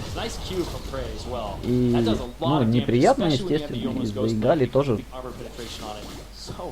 It's one of the things that kills me playing. I love playing as Quinn, but against Quinn, you're like, oh, I think I dodged this, but it hit my minions and I still took full damage. Or worse, my teammate. You know, it's like playing. Yeah, I'll block it for you. I was gonna juke it. I was punished for your mistake. Yeah, it feels. До сих пор не перестаю просто восхищаться таким игроком, как Madlife. Hey, Prey going hard here. Madlife is just on his backside. I don't think they're gonna be able to finalize that turret kill, but they will finalize the last kill. Oh, wait a minute. Не дадут ему. Он выжил в секунду. No, he's not. He's still alive. There he is. He went repel. That denial from Ну, сейчас просто задавят, потому что столько жира. Гнар может давить, Мунда может давить. Мэнлайф может давить.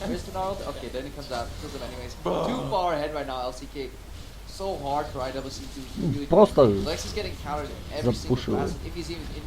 Не дают возможность Фиоре там набрать себе еще силы. Потому что вроде бы победил и...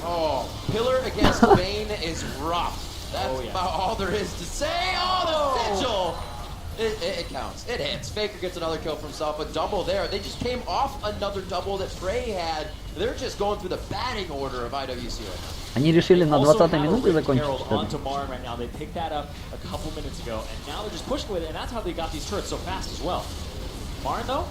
И вторую цепь Фейкер бросает, красавчик. That pause for Fire put them on top. They figured out whatever they needed to do and just opened the floodgates. Have been relentless now for the past 5 minutes to give themselves a 14th out. They were just eating the cow before they slaughtered them. Just get it big and fat. Get it big and fat. And it's like, okay, go. Let's get us some. I'll take that fillet cut, please. So it's going to be Dragon now 2 for LCK. I do not believe IWC is going to be able to do much more than repair these side lanes. Mid lane is crushing through as well, which means LCK has their eyes possibly on top or bottom, depending on what they want. Baron has just entered the party. It might be on the table very soon for the LCK squad. Yeah. You can do it with Mundo with the percent HP that he has on his Q and on his E of his own HP. You do it rather quickly, and you pretty much take no damage because you just ultimate during it. No problem. Just look at the builds. Difference in items. There's a surplus of items now for LCK. He gets Просто мгновенно расщепило. Сейчас умрет. One ward, one kill. There's the double. Everybody's getting a double here. It's like, it's your turn to get a double, Marin. You get a double. You get a double. Double for everyone. Double kill. All right. Red buffo. Except for you, Mad. Just one. Mad Light doesn't count. He's fine. It'll be the Baron for them in a no contest coming in from IWC with jungler and support down here. 5,000 health on the Baron. Martin leaves early. He's like, guys, you guys play CDE. I'll push the lane so we can keep doing this. Martin leaves early. Sounds just like SPT as well. Damn. Too soon. Фрей 16 киллов. Офигеть. Просто вездесущий. Great play so far coming from everybody around. Even getting put down as much as they did in the early game. It's something you've always seen from LCK players is that mentality they can keep and continue to use no matter what happens to them. Remember Faker getting killed in the mid lane and he was smiling and laughing. That means you can come back and do things like you do now. Just continue. Faker is the strong bell on this situation. So that's you cut him once, in this situation 3 times, and then he kills him. Просто убить Димонка. His flash goes down to the end. He thought he could save himself. Lex, a few more hits. Oh, the blinding assault. Blinding kill there. Flash and heal used. It looks like they're going to be onto the Nexus turrets. They are tanking away right now, and the lasers absolutely cutting through the resistances, but still able to stay long enough. Micro each other in and out to make sure they haven't taken too much damage. Будут The нет last забирать Nexus turret going down. 22 minutes on the clock, and they are chasing. Фейкер идет мстить. Don't it's a 1v1. I got all of you. Just 1v1 me. It's a 2v1. That's not what. Disregard. From Faker with love, 24-4. It's gonna be LCK picking that one up for Fire. Give me 100 points. Не вмешивайся, не вмешивайся. Finally. Actually, yes. Finally. You can tell they came out here. And it's all right. Like, you know what time is it right now? You know, we've been here a while. We're the NA side. It's traditional. Давайте вернемся в самое начало. You make sure you want to hit the third one when they think they had you on the ropes, and you knock it out of the park. Another 100 points for Fire, knocks it out of the park, and going into day 2 a little bit closer. I like it. A little bit. That 1v1 bracket was looking quite scary for Fire. There's a lot of ice points to be had there. You can see IWC here shaking hands. Great sports about the game. Great early game. I mean, they can be happy with this. I think overall this game turned out to be better than most people expected. It was enjoyable overall. So nice plays there from IWC guys. I think they can go home today, or not home, back to the hotel. Reasonably pleased. Really? Crepo? like that. No, just send him home, boys. You lost against the Koreans. It's over. Go home. Well, they can also come back tomorrow happy as well. We want them back. Yeah, they haven't played against the Koreans, which means you no longer have to play them. Well, we'll see what happens. We have a lot to go over. We're going to send it to the analyst desk so they can start. Так, ну, я готов. Сейчас мы тогда переместимся сразу. 14 fire at the end of the day, and solo kills in the beginning for Kira on Faker. So what happened? They killed him. No, after. Literally, as we already saw from the one-on-one competitions, right? These CIS guys, they know how to play their 1v1s, right? So there you go. But, I mean, that's still impressive. Like, Smurf straight up solo killed Marin. Yeah, that's freaking good. That's some solid stuff right there, right? Like, very few people. No, I mean, very few people. Good. Yeah, wonderful. All right, top level analysis coming in here, but I mean, you have what you expect, right? Like, even if your individual player skill, like your laning skill, is close, and for the most part, most pros are reasonably close to each other in that regard. You still have the fact that like these are long-term veterans here from Korea, where the shot callers have been playing professionally for like 3 years in some cases, and that cohesion and that knowledge of how the game works at a deep level. This is in games. Bitchio's making faces at me while you're talking. But I wanted to point out two specific things. Так, смотрим. Да, все хорошо. Сейчас я полный экран только настрою. Все. Итак, сейчас здесь представление всех команд, видимо, которые участвуют. Давайте перемотаем.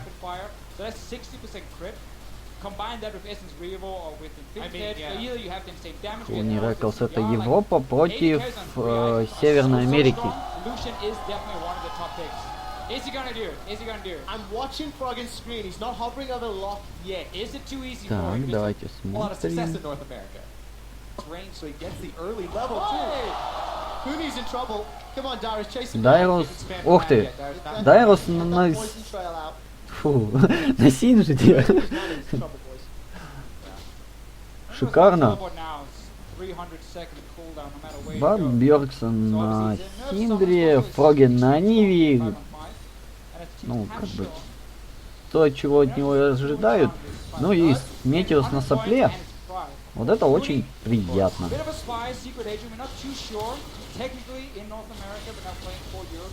Потому что редко, когда мы видим Зака.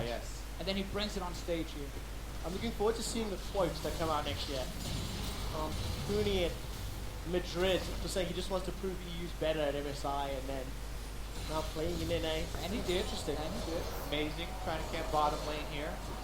We're seeing in Reckless. Seen by the ward though. So these lane matchups. Darius is obviously just looking to farm. Down bottom. Kind of feel like if someone gets caught by CC from a support. И дабллифт Сафраму в очередной раз. Well, I think you're gonna see at least here in this tournament. They go for this dive. It's pretty risky. Так уж получилось, что разъединило их. Движение вперед, дабллифт ушел в TSM, а Афрому продолжает играть за контрлоджиков. Теперь ему надо привыкать к новому АДК. Yeah, again, I really want to highlight the mid lane though, because Anivia is so slow, slowest champion in the game, and Syndra plus Zac, a lot of early CC there, they can make it happen. So the deep ward, that amazing place when he wants to go for that invade, is actually Анивия вообще хороший пик в данном случае, потому что она может пережить.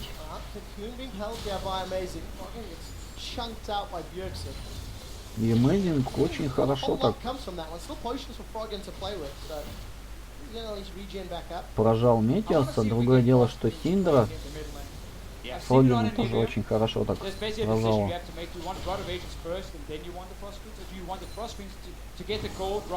Early on, you can still get a Rod of Ages later because it also gives more base AP, so it's not as bad to get it and then stack it later on in the game. And also, obviously, it helps you a lot when you have to avoid the ganks, get the spooky ghost, 40% slow and so on. The ghosts are great for setting up these hard-to-land skill shots, so it does help Anivia a bit more than Syndra because Syndra's stun is pretty easy to land, it's so fast. and especially an experienced player like Bjergsen should be able to land it pretty easily. But Froggy can set up the Anivia skill shots very easily with the slow that are usually really hard to land. Due to the fact we have 2 mid laners with no extra mobility, again the ghost will be even more effective.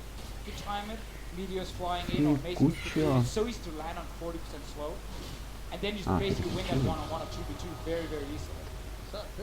Заходит на ганг. Фроген опять под ударом и...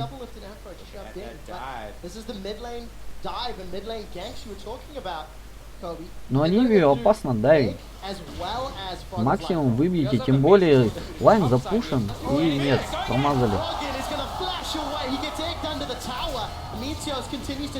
И выживет, нет. Флэш, и сейчас должен... Нет. Amazing слишком... Ох ты, классно! Блин, не попал. Еще один. И хуни. Gets into flies over the wall and he pulls Hooney. Flash forward, leap comes out. They're continuing to chase. 4 kills in less than a minute. But Hooney. И, ну нет, ну сопля же выживет. Зачем так делать-то? У Зака еще пассивка не сбита. Зачем его давить прямо под вышку? Ну, тем более без хп. Ну, зато весело. Yeah, the early roam from Double Lip, that is not what we used to see from Double Lip. He roams up really early, gets a bunch of kills for his trouble as well. Да. Reckless did get more CS down there, but, и куча киллов упала дабллифту. 3 килла. А Реклс плюсов особо не получил. Вот сейчас небольшой такой раскинник, как это сказать-то, недопонимание произошло.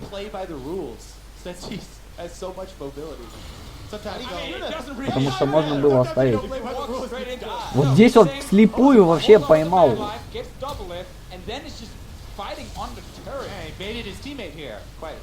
Вот здесь все хорошо, но вот зачем? Зачем было лезть прямо под вышку-то? On the front lines there, just like a man, just soaking it up. All right, and with all of that, Dyrus was farming as well on the top side, so Hooney gonna have a little bit of trouble. He did get 1 kill for his trouble, so if Hooney's gonna have a little bit of trouble, Reckless and Kassim are gonna have a heap of trouble. BF sword. A BF trouble. A BF trouble. He just has even snuck his way down the winglet bounce. Оу, и Кайсин сейчас будет умирать. Ну, он вообще не уходящий.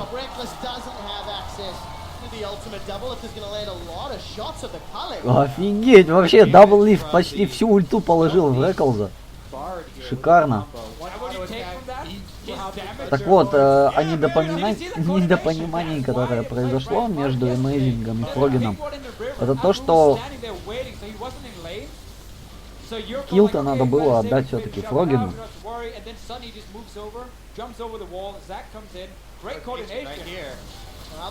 О, и сейчас кучу урона, и сейчас, если Фроген успеет подойти...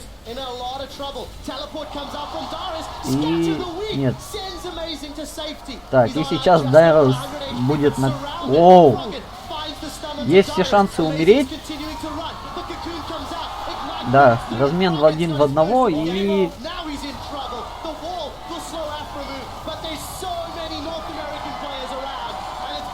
Куча народа просто пришло, и Бьорксен получил кучу киллов. Ну, а так как Хуни был без телепорта в этот момент, но в предыдущий раз потратил, то ему ничего не остается, кроме как сносить вышку.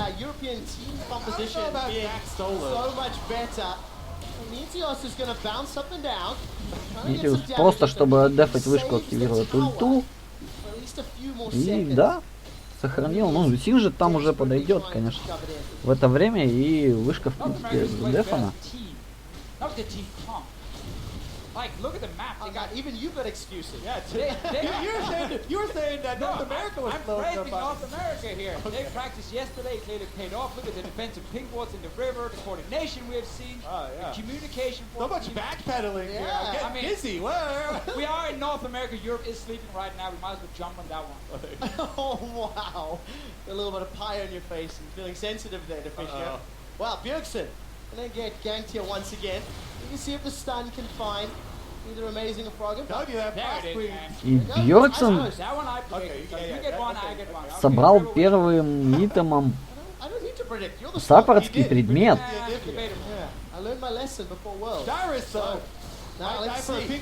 Я такого как-то не замечал.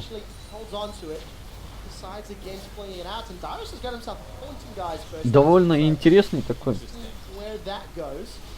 билд.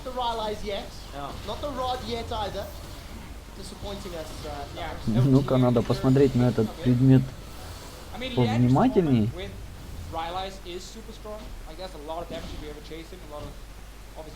Нет, я, конечно, когда-то тоже на физа собирал первым итемом, потому что можно было и АП, и тру урон, и голду, и хил. На хилке оставалось как бы хороший предмет. Но сейчас на профессиональной арене тоже такое стали делать. Довольно любопытно. И в очередной раз дабллифт отправляет ульту. И чуть-чуть не хватило. Было бы классно, если бы Кисинг просто вытащил его из туннеля.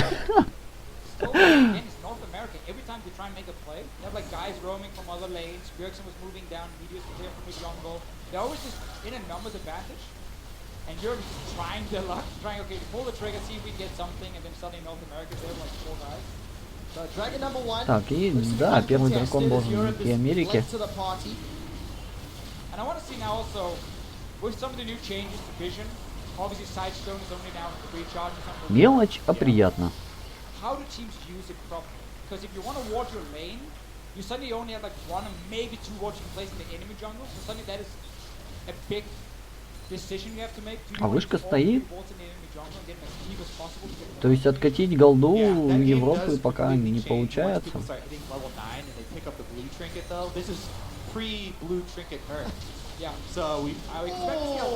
О, и Хуни, красавчик! Он собрал Гулинцу и...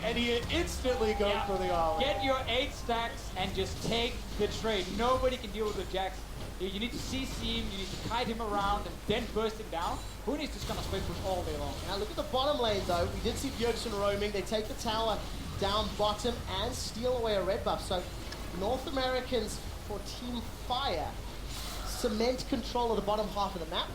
And of course Hooney's gonna get some damage in the inner turret before we call him. Yeah, it's the vision also pretty much mirrors exactly that control you're talking about. They're gonna go in. Reckless is dead.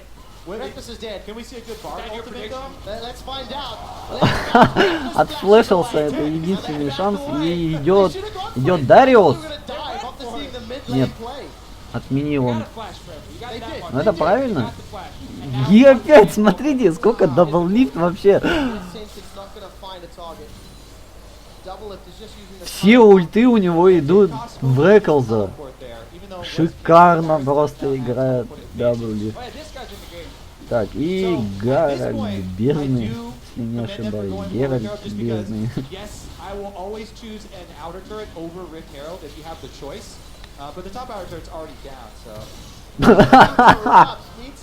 Well, the about getting the Rift Herald here is the fact that obviously Hooney's lane is going to push so effectively. It's going to be harder for Darius to wave clear. So if he can stay top and push it in, it's fine. But you just gave up bot lane tower. NA can now swap double lift to the top side, then suddenly that. Ну и традиционно за Америку больше, конечно, народ болеет. Only messed them up with time. Favoring Team Fire. 69% of the vote. Obviously, you get 10 minutes. Also because a lot of Europe is asleep, probably. But yeah, thanks. Remember Team Fire, they do have a lot of pick potential, especially with Bjergsen going to cross queen. So Но так, когда не через Road of Ages идет, маны у него прям совсем немного, поэтому ему приходится экономить. The blue trinkets, so that would be bad. I want to find out. You could use 4. You could do 4. You need Oracle Lens. You need one of those, and then obviously because late game the problem is when you have just 6 items, you can't buy any picks. There's no way for you to deny vision other than obviously the blue trinkets you can see. Perfect. Heard you like cool in the river. Now Meteor's going full tank support build right now. Cinderhulk got the side stone. Метеус очень полезен для своей команды. 6 киллов на его счету. Для лесника вообще это шикарно. Точнее, лесник и должен создавать ситуации. Но как бы не так часто все это получается. So suddenly you might have minions in body and just constantly pushing down, and then you lose so much back control, and then you really can't really push up to the tower. So putting all your eggs in his basket here might work. Well, yeah, Team Fire actually they're opting into trading objectives right now, even though they're so far ahead. And Team Ice will be happy to trade outer turrets and just trade global gold right now, since they are a bit behind. I mean, this is what you want to see in solo queue, right? If one guy is losing his lane, if you're on the losing side, right, go to somewhere else on the map where you might be winning or you should be winning. Play on that side, get some towers down, double the 4 early kills, just constantly moving around, killing towers, abusing how strong Illusion is, the try-hard pick, obviously. Yeah, the try-hard. Team Ice are happy to trade, and they're going to continue trading. How long go for 2? How long does this continue? No one from Europe or Team Ice is back yet. They're about to take down the tower, but it's North America and Team Fire. Так, и Европа как-то немного отстают. Oh, he stopped the recall. Recall animations were coming. I think Bjergsen made it back. Team Ice definitely. И молодец. It's a jack great place. He's going nuts on the tower. Молодец Фроген. Не дал возможности бэкнуться сразу же. И сейчас Хуни будет умирать. О, зафейлили. Но он все равно умрет, догорит.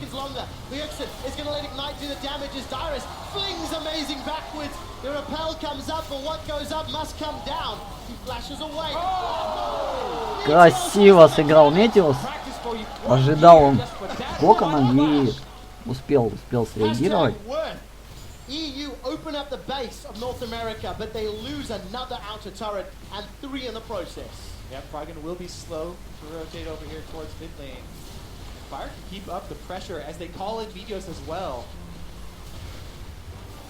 Now we're going to go way, way back to when Frogen held off Gambit for the better part of 12 years. I feel like we always played that when we have a Nivea and Frog. Well, that's now it has to happen. Now it's relevant. Now it's relevant. Well, this is probably the hardest patch to do that on ever in League of Legends, as the average game time has dropped down for along challenger players to around 25 minutes. And very difficult to hold off, but doing his darndest.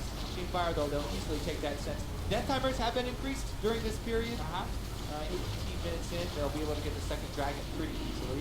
And the funny thing is, dragon, if we mention the fact, we just mentioned how games are faster, 25 minutes or whatever, like 5 dragons never happen. No. So in a game like this, it's basically get the first one for the buff, and then you don't really need anything else, unless it's right there and there's nothing else to do. There is something to be said for denying just the first one to the other team, so there still is that.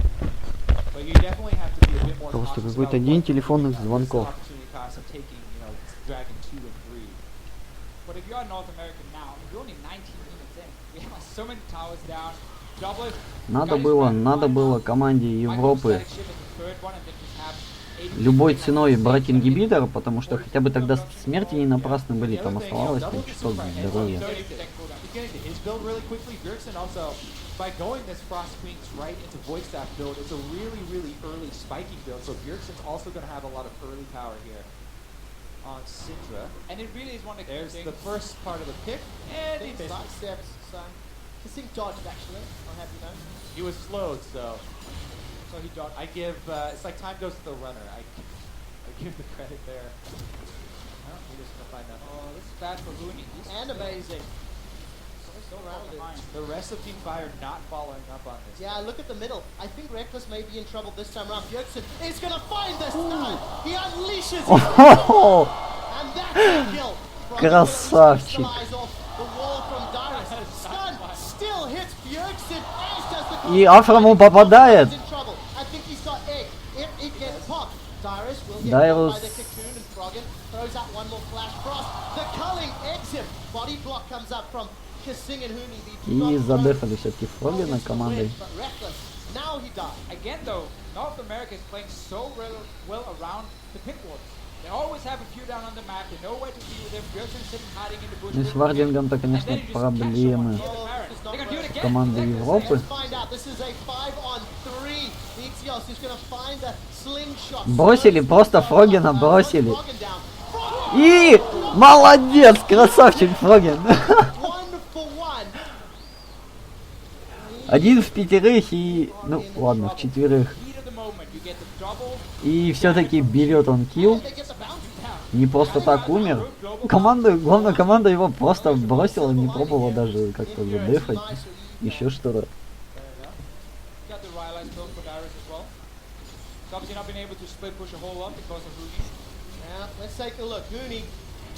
И хорошо! Бьерксона просто расщепляют. Сейчас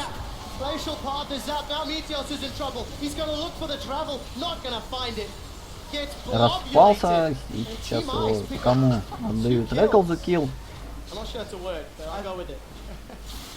Но Бьерксон, конечно, разлетелся просто. And also a leap. Like, you can go for Baron right here. So Bjergsen is there for 20 seconds on Meteors as well. Так, ну у Дабллифта есть ульта, и сейчас он ее, да, он ее впускает.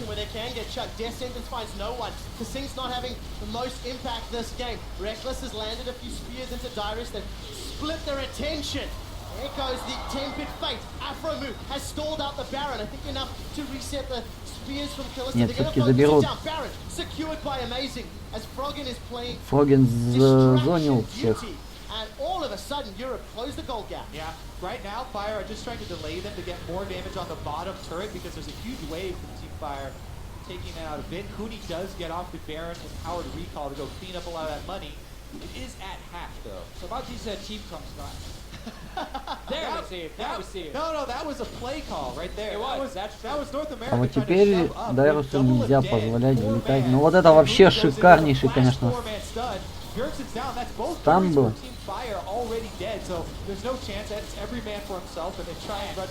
И Афрому просто ушел. Эта битва проиграна, но война еще идет. Сказал Афрому и свалил. А у Синдры теперь дела вообще замечательно. Она собрала все, что ей надо, чтобы уничтожать соперников. И теперь с прокаста она как бы выносить-то будет. Реклза-то точно. Там даже без всякого прокаста просто можно закрыть глаза и сжать кнопку R. Так, и... Эх, Афрому промазал и... Нет, не может дернуть Реклз.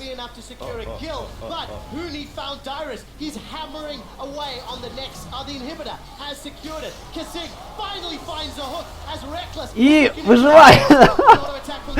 Кейсинг все-таки зацепил. Флэш и... Хукай! Нет, поздно. Ахуни вообще красавчик. Он забил на все и сплитпушит. И расщепил! Офигеть!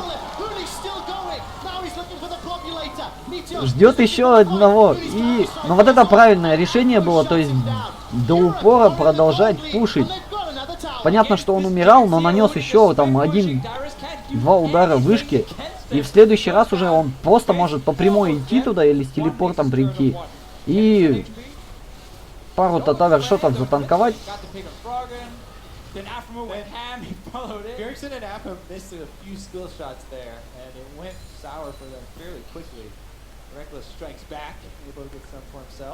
Да, Джакс возвращается в мету. Благодаря новой Гвинте.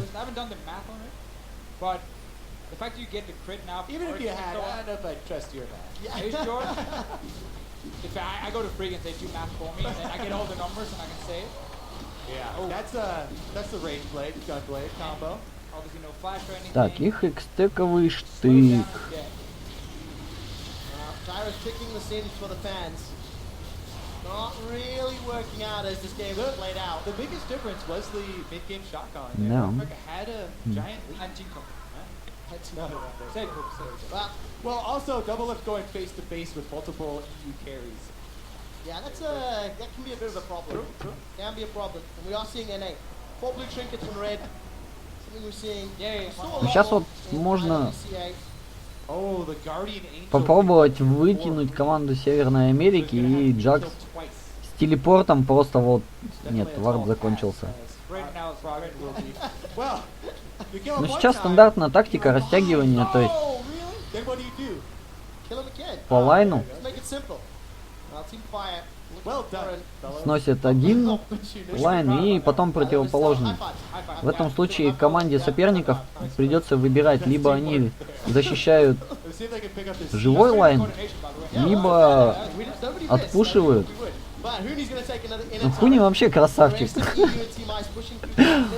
Он еще и собрал себе ангела. Теперь ему не так страшна Синдра.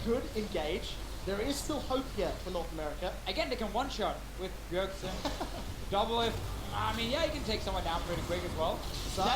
О, и Дайлса просто уничтожают.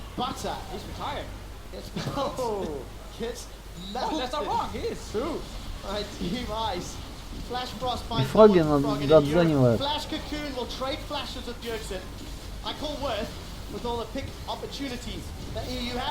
Офигеть, урон!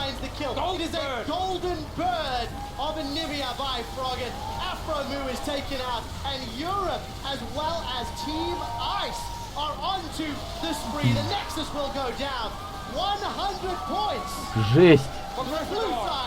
Просто жесть! Какой урон у Джакса! Это что-то чудовищное!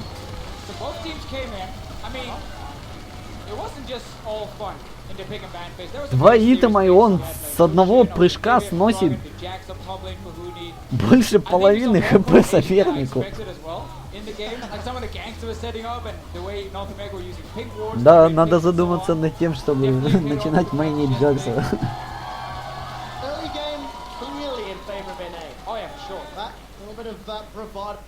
Так, ладно, давайте. Так, сейчас должны где-то начаться дуэли 1 на 1.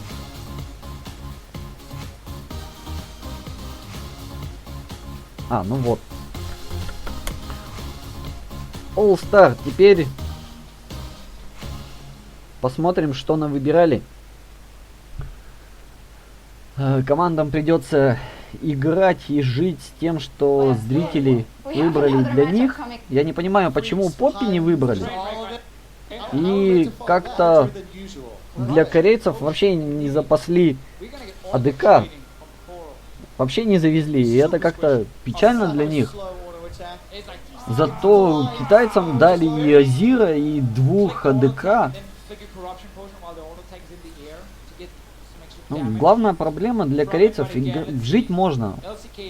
Но проблема в том, что фармить тяжеловато, когда против тебя все рейнджевики, просто все. А вы все милишники. Вот как фармить? Как бы на тимфайтах, ладно, у корейцев преимущество, но не будет никакого преимущества, если ты умираешь или не можешь вообще фармить. Мне это не нравится. Зато мы можем посмотреть фейкера на Лисине. На Лисине мы его еще не видели. Видели на Мастере И, видели на Олафе, на ком? На Ирелии. Но, пожалуй, все, больше я не припомню таких необычных персонажей. О, фейкер попадает, и хорошо так Набивает, и Клеолава сейчас убьют. О, мимо. И Мэдлайф забирает себе первый килл.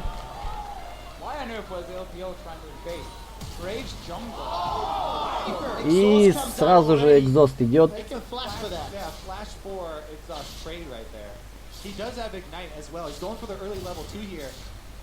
Faker does have his trinket ward, so remember, even though he burned his flash for that, he can cover the distance as soon as he hits level 2. Sonic Wave is going to connect. Faker's in a little bit of trouble. Ну и вот. Второй левел уже у руки, а Фейкер первого левела. Ну и против рейнджевика ему сейчас будет очень и очень сложно. Разница. Да, вот если бы в принципе был Деран, в смысле меч на Лисине, то было бы получше, а так со щитом, конечно, тяжеловато ему. Можно было ставку делать на все-таки то, чтобы убить соперника. Благо на Лисине это можно провернуть, особенно если лес поможет.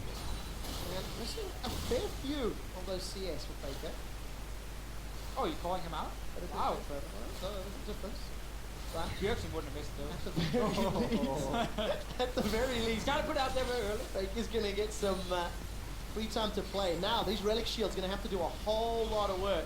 Я не понимаю, почему Поппи-то не оказалось. По-моему, все должны были голосовать за Поппи.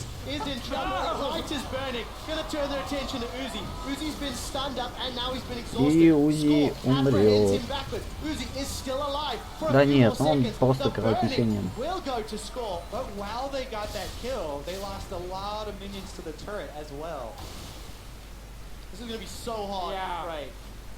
So, I mean, we got the first part about put it to support bot lane and then kind of roam.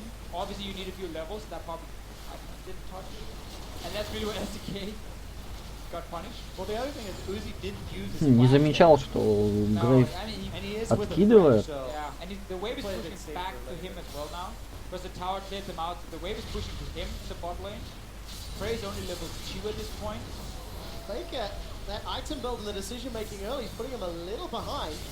Some support comes in from the roaming AD carry of Prey on Alistar. Yeah, it was just for some sake. Definitely a wise decision not to overextend there and try and force that fight. Вот, разница, конечно, в крипах просто чудовищная на миду. Taking a lot of damage. Not going to be able to parry the flash frost. So Koro ends up coming out much better in that trade, and it looks like the wave's pushing towards him. So he's going to be a little bit more comfortable for any potential games. And this right here is the pick. Да, за сегодняшний день Фейкер проиграл очень и очень много матчей. The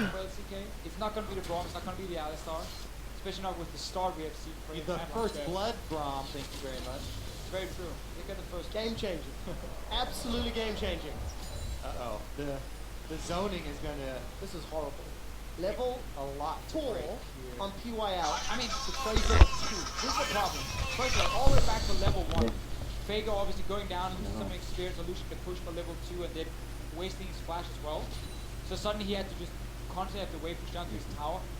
They need to have a situation where Prey can leave the lane and he can make something happen in the mid. Or he can make something happen in the jungle where Faker can roam as well.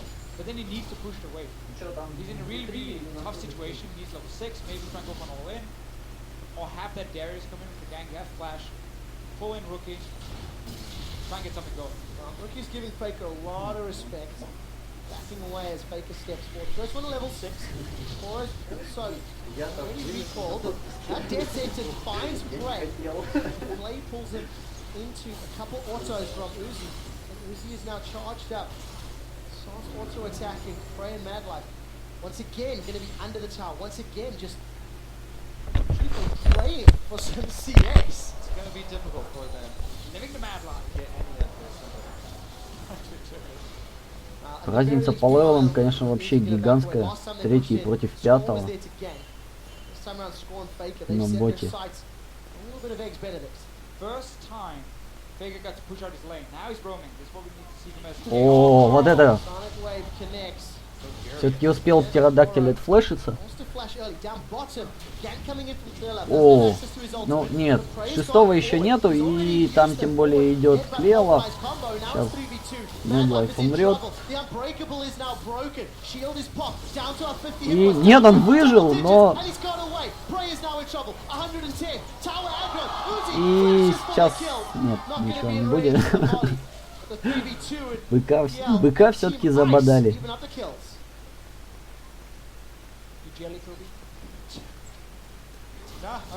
Надо было... Faker in the mid lane gets pushed under turret as well. I mean, the lane phase here for an all melee team is going to be difficult. And 2 support. Pretty much what you're expecting to happen. So I'm just waiting for the turnaround where the full melee team goes 5 men, all in, try and dive, and snowball. Yeah, that's a part of it. Oh, I thought there may have been a dive there, but we have the HP bars. Так, где Дариус-то все бродит? I think a lot of kudos has to be given to the Team Ice fans. Because it's the fans that voted for these champions. We'll expand on that idea as here's the replay. I mean, obviously the first problem here for Team Fire was they went for the all-in at first, and now they use some summoners and cooldowns. What is, yeah. What about that? That's a new move now, flashing in the villages. Well, they're the meteors. I can get behind that. But yeah, you know, to expand on the idea, these were champions that were voted for by the fans, by everybody at home. And I gotta say, I'm surprised. Я не понимаю, как фанаты могли вот за это голосовать.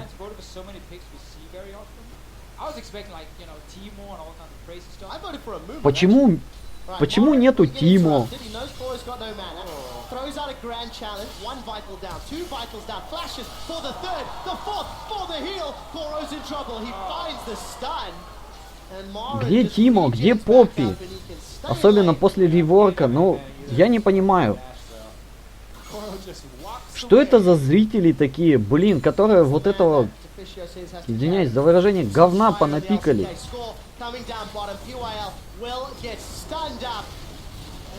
Spins to wins comes out. Few seconds. Apprehend pulls Uzi back in. Noxian might is up. Score is looking for the burn is firing. Turret shot goes through. Uzi's not dead yet. Very little time shortly and he survives. Нет, они выжили, конечно, но...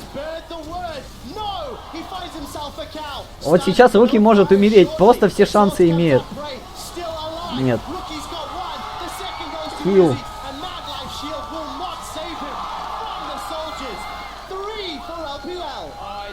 Узи сегодня весь день просто везет, смотрите.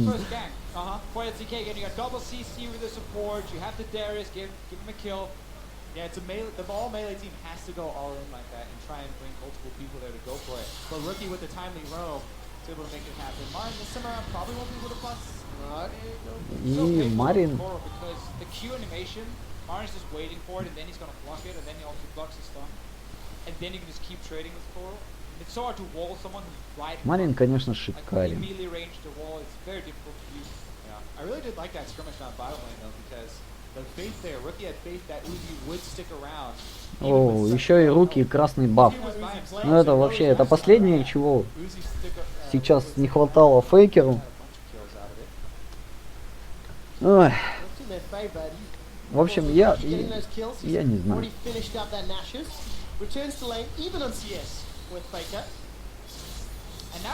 Я в расстройстве. Какие-то то ли зрители странные, то ли что.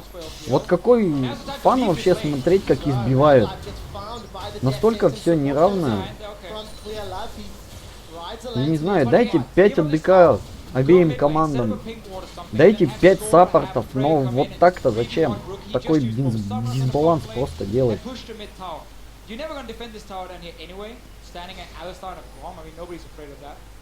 8-й левел Узи против 5-го Пре, ну, где логика вообще? Очень интересно. Ну давай, влетай.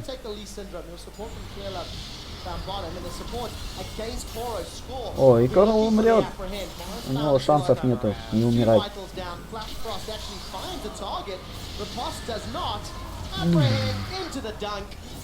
And Koro's gonna get cooked for breakfast.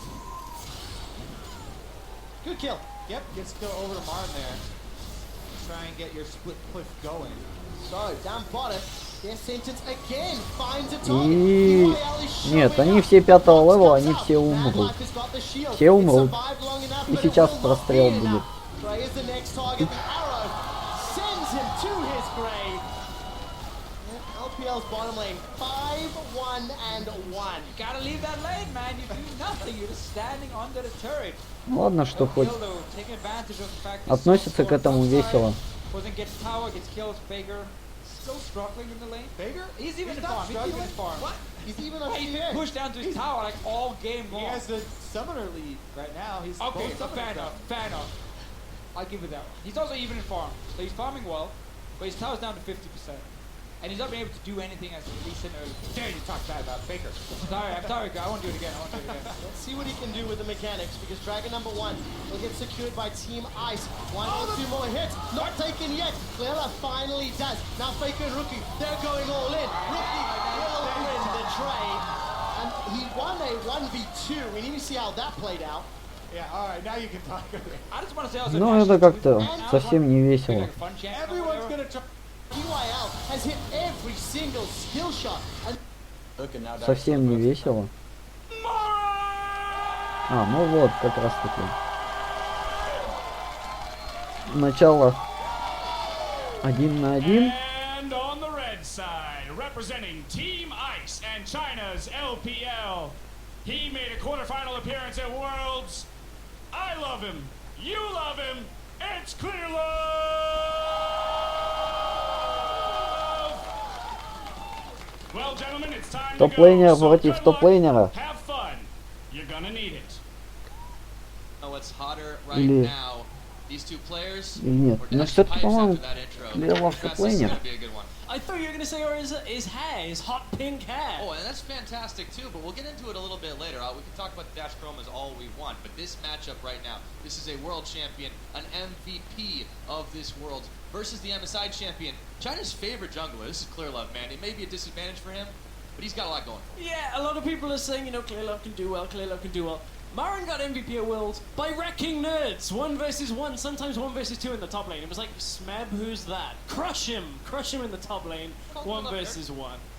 Well, all I'm saying is right. At IWCA, which was the last 1v1 tournament, there was only one jungler that really even bungled his way through the bracket. And that was Carbon, because he kind of leapt his way through with a couple of, you know, kind of lucky plays in the 1 versus 1. Остановите камеру. He declared himself as the O's faker, but we're gonna see ну, блин. a lot of exhaust ignite just to go all in.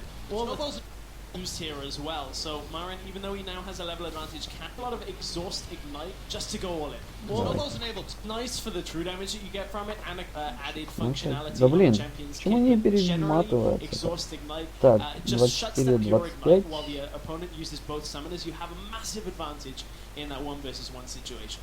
Absolutely. I mean, I can't wait to see who takes this one out. It really is a matchup of 2 heavyweight players out of 2 very powerful regions, and I have a feeling that whoever wins this one has the potential to go very far in this 1v1 tournament. But here we are, ladies and gentlemen. Welcome to the Howling Abyss. It's Marin versus Clear Love. Oh, this is disgusting from Clear Love already. I like it. We were А saying, почему наоборот-то? you know, with the cheese picks coming out of the jungler, even running Почему Fire синяя, а Айс красная? Почему Айс играет Брэндом, а Fire играет Лиссандрой? Поменяйте все. Что это за... Что это?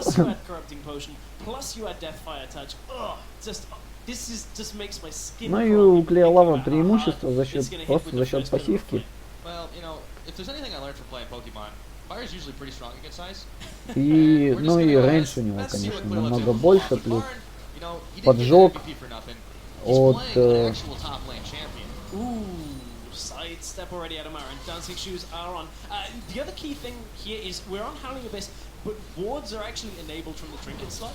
It's really important to get that first ward down into the bush. You can see that it's already been established by Caleb, but the response here out of Marin with Lissandra, he's just been queuing the wave.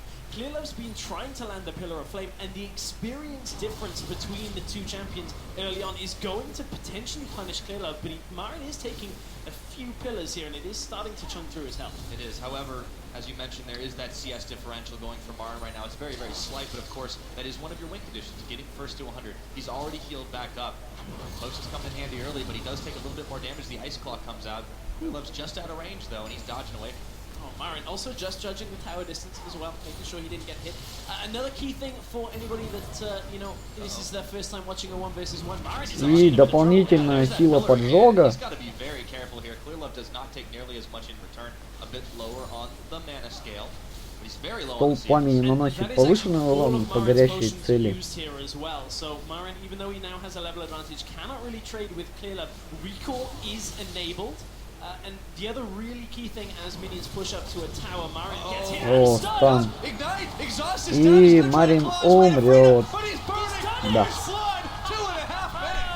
Oh, Clearlove, I doubted you to begin this 1 versus 1 tournament. Ну, And that's the world's MVP down already. неправильного персонажа выбрал.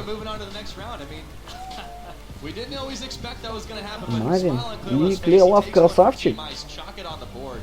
Что можно сказать? It's the brand, man. This champion. If done by any other players in 1 vs 1, I'm just gonna straight up copy them and then play that way. You know, you heard in his game plan, he was just going to try to go for the copy.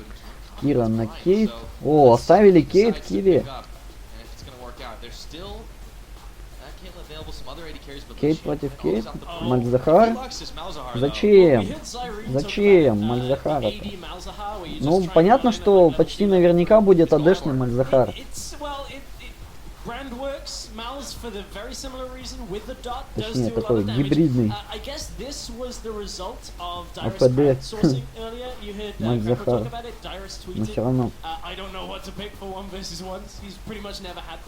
So he really is just going to go all in on this kind of half cheese strat. I like it. I like the strat with the Malzahar. Ну, у АДшного Мальзахара будет его существо призвано наносить дополнительный урон вышкам, поэтому теоретически можно, но Кейт свободно, но вероятность, что ее возьмут, очень велика. И Мальзахаром ты к ней просто не подойдешь особо. You know, taking on Dyrus as Malzahar, he's still got to be able to sidestep these shots that are going to be flying at him, and I really think that this is going to be a test of will for Dyrus. Yeah, it will be, and you know it's going to be a test of his knowledge of the 1 versus 1 map, because Kira, one of the reasons why he dominated the 1v1 bracket is he actually knows this map to a T, which is a very weird thing to say about a pro player. He plays Aram. No, but specifically this scenario where towers deal extra damage to minions, so the actual last hitting mechanics are messed up under tower compared to Summoner's Rift. Also, Kira will go very aggressive over the health packs as they spawn. Alright, well we are once again on the Abyss, the Murder Bridge, and so far it's been true to its name. 1 kill has been claimed. Will there be another? Will we go to CS? Kira's gonna fire that Peacemaker. It's silenced up for just a second, but Dyrus is already losing the trade in an instant recall out of Kira. All about the map control for Kira. He sets up that ward straight away. He's able to judge exactly the distance on the Peacemaker. It's actually quite impressive how Kira was able Кира хорошо так просчитал, что скорее всего стоит, и но, с другой стороны Дайрос все равно успел. И подойдет как раз таки вместе с миньонами, с полной маной. А Кейт поспамить-то очень-очень любит. Кира сразу же берет преимущество.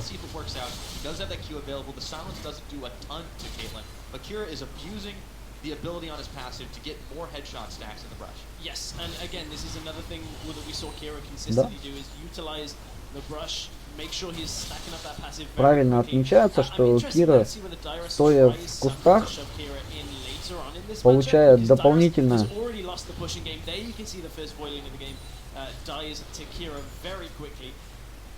дополнительные стаки для выстрела в голову.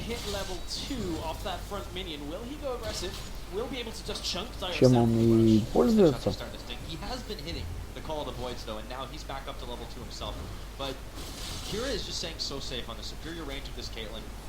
he's relying on it, and it's not really being punished. No, well, I mean, it's very difficult to punish at this point. The only way that Kira gets punished is if he's standing in his minion line when the Malefic Visions actually just spreads throughout the wave. So unless Kira somehow makes a mistake on that, I don't think he's going to get punished too hard in these early levels, just from the sheer range difference. Ну, Дайрус хотя бы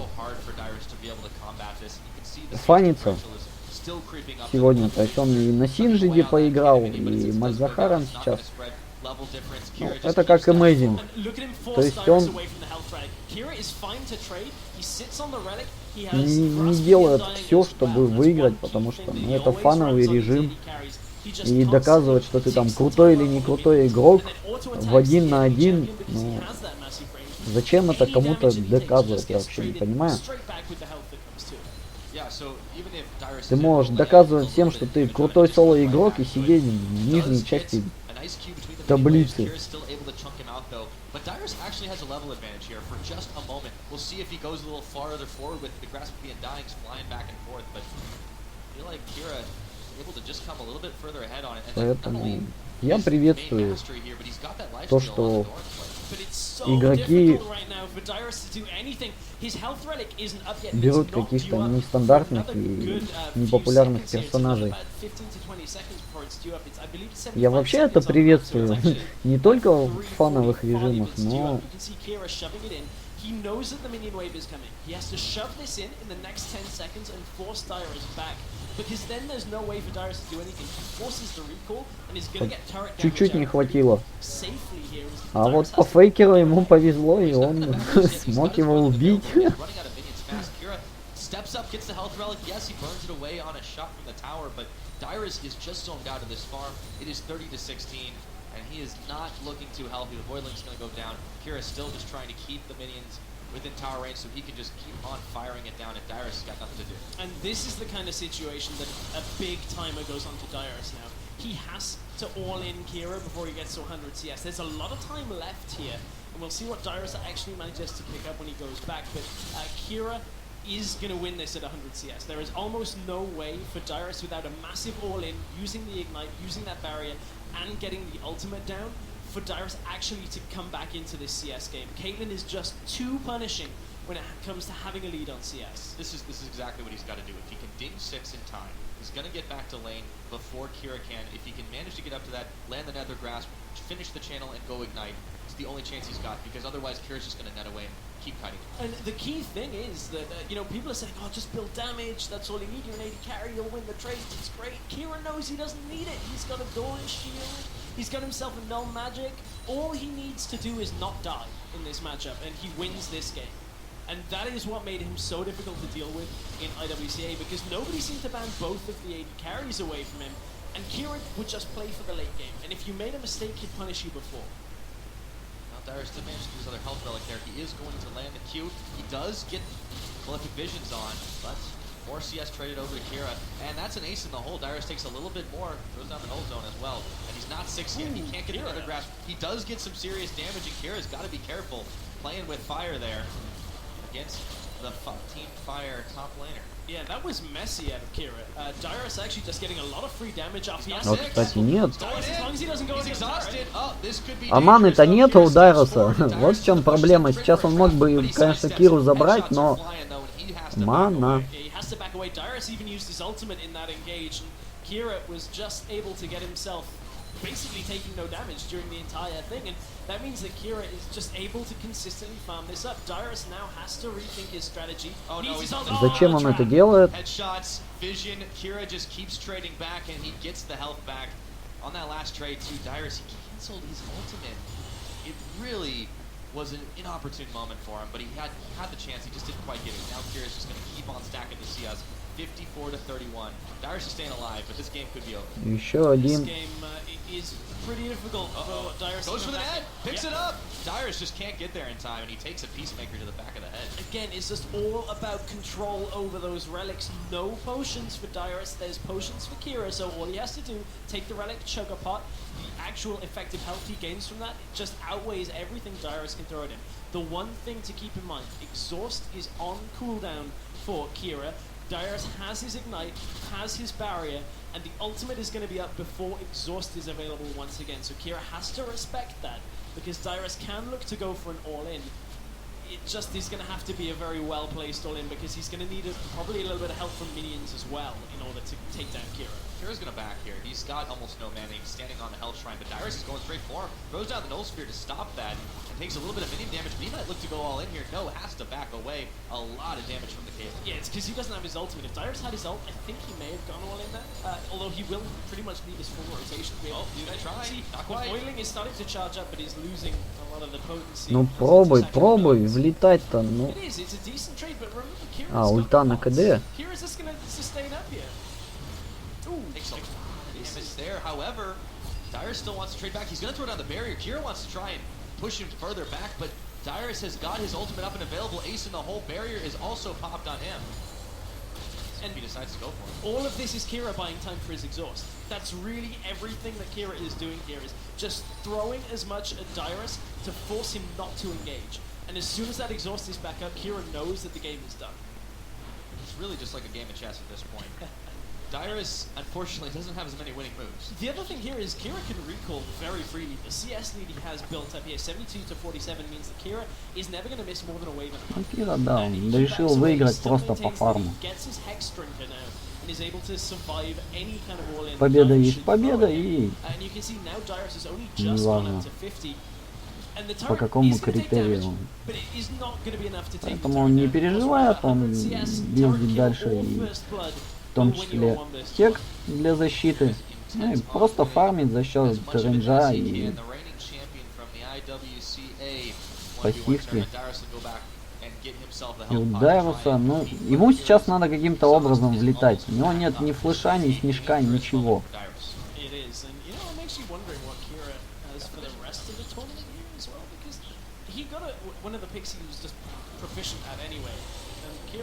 Ну, лужи нету.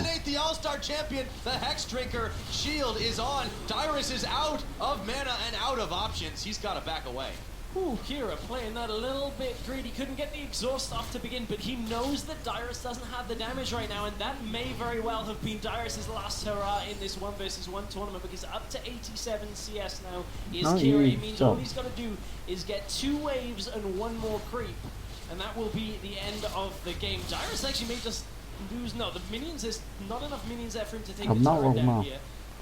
Помимо этой, и все, Кира побеждает. А нет, он решил еще раз сходить закупиться, на всякий случай. Не знаю, не удивлюсь, если это будут мерки.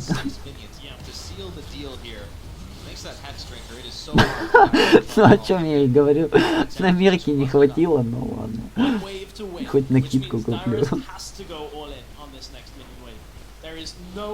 Нету времени у Дайруса для того, чтобы у него успела откатиться ульта.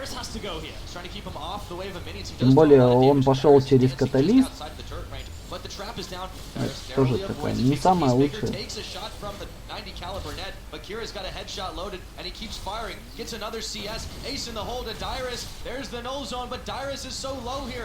Пять крипов. 5 крипов. Might be done dreaming for this 1v1 tournament. 4. 4 more CS is all Kira needs. Dukes the Peacemaker, nets away. Dyrus takes Вот была бы ульта у Дайруса и... Unfortunately, the boiler Dyrus is so low here. 1 level down, the Malefic Vision still burning through. All Kira's got to do, 4 minutes, 1 more auto could do it. Dyrus can't get out of the brush there. He's trying to get away, but there's the headshot. He wants to finish it in style. Not enough damage. Dyrus hangs on by a thread, but that is gonna be the Nether Grasp. But that's it. Poros go flying. First blood. Все-таки смог он дотянуть до того, чтобы у него ульта еще раз откатилась, но не хватило. Надо было, не знаю, в АП идти. Фармить рукой. Ну и как бы кляксой можно было фармить. Вместе с АП. Ну, не знаю, зачем он. Зачем пытаться сустейнить, если ты, ну, не можешь Не аутфармить ничего.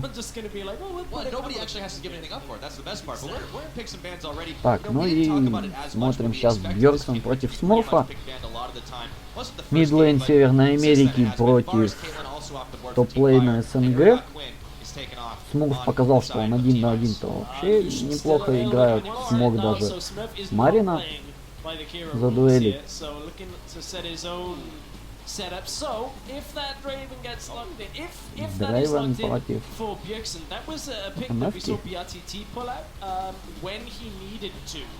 Will be in his own words. I don't know how. I don't think I've ever seen Bjergsen really play Draven. No, we haven't seen a lot of people play Draven at the highest level. But if anyone's confident enough to do it, it is Bjergsen. He will lock it in.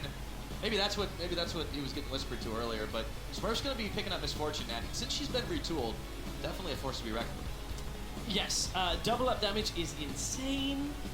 I'm just going to put that out there. Double up damage. Well, and the thing is, Smurf's going to know where Bjergsen's going to go because he has to catch those axes if he wants to keep winning. He does, but you know, Draven has a lot of damage in the early game, so true. I wonder if Bjerg can kind of dodge around that cone of projectiles against Misfortune, where you know double up can only go within this like the. He's got a speed boost built in too. When you think about it, he should be able to do it. I mean, this is a guy that's definitely been able to sidestep quite a lot.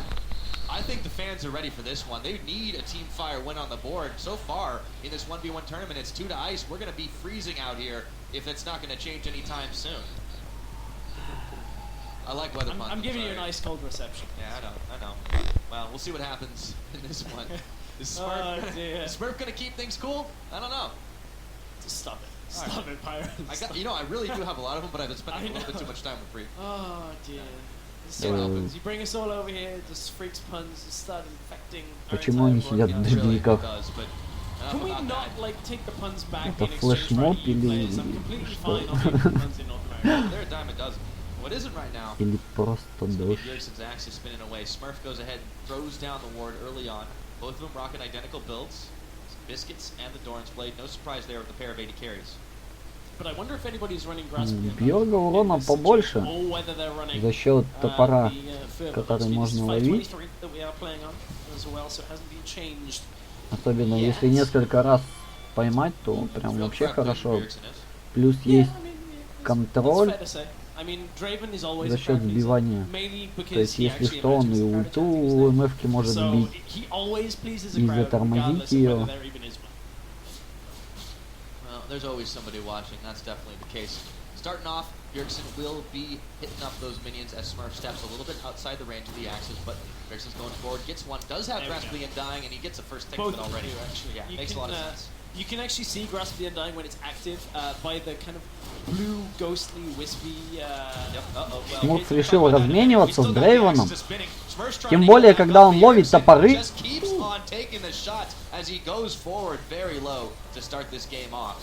Ну, в принципе, более-менее одинаково.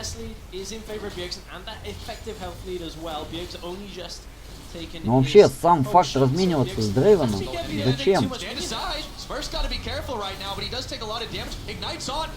Еще последний топор, да.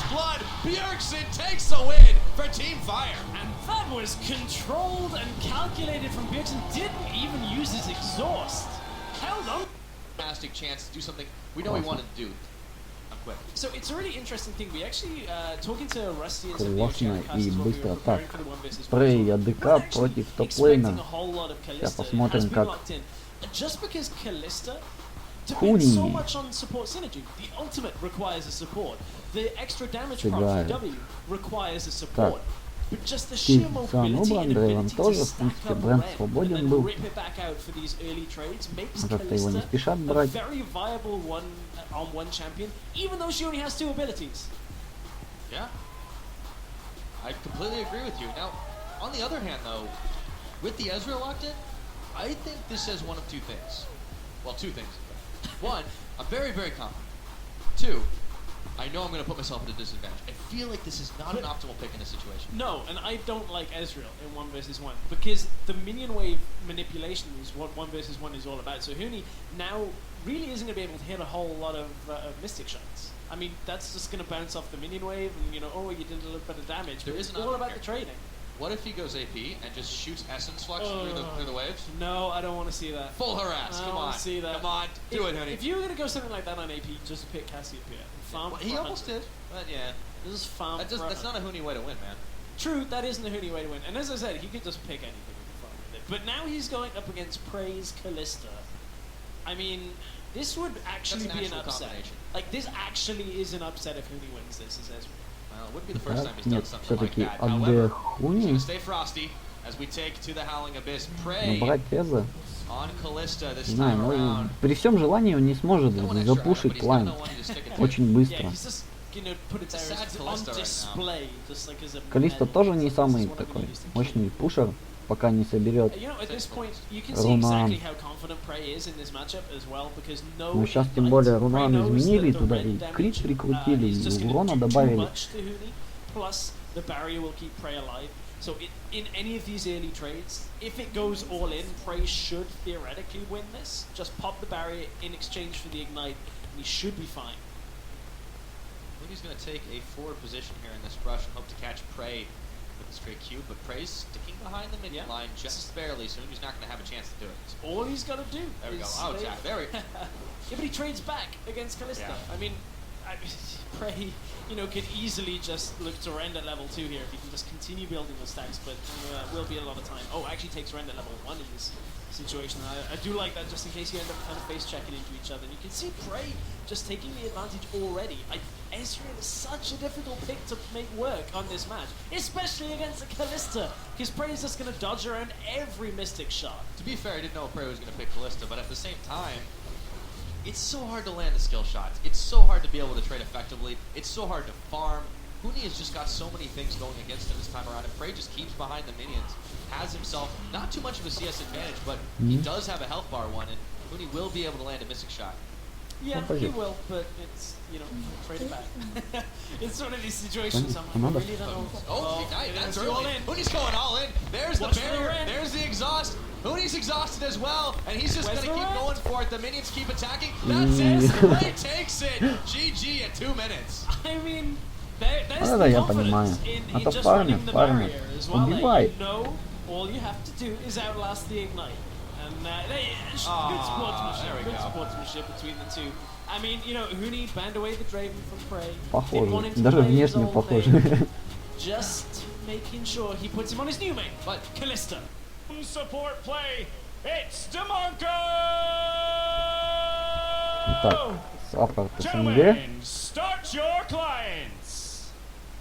The first time this 1v1 tournament, we will get to see 2 players from the same role going up, but we probably won't see 2 supports. Кого? No, support champions not 80 Thresh though.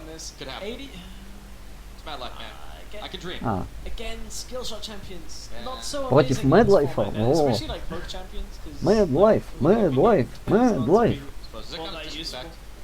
I think Mad so. Life шикарен. We're gonna see Kindred Kennen banned off the way. Чувак создает такие моменты для своей команды всегда. И просто архит полезен во всех играх. Одно удовольствие за ним смотреть.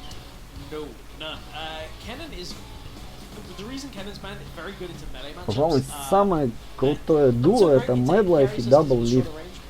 И, к счастью, мы увидим в парных выступлениях их вместе. Это круто. Ну а также мы увидим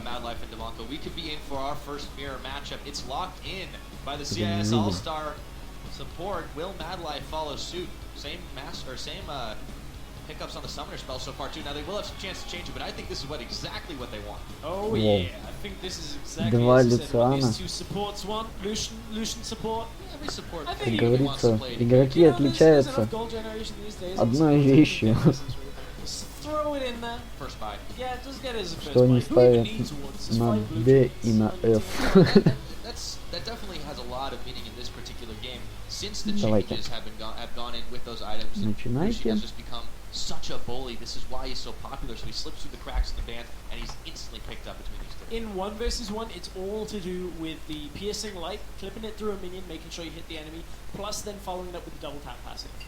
He just has so much early game trading, and the fact of the matter is 1 versus 1 to just go the most efficient items. You are restricted to 2 Doran's blades, so you'll see people go Doran's, longsword, and then just go all in. Yeah, and pretty much you don't need to worry about the builds after that because someone's going to die before it's over.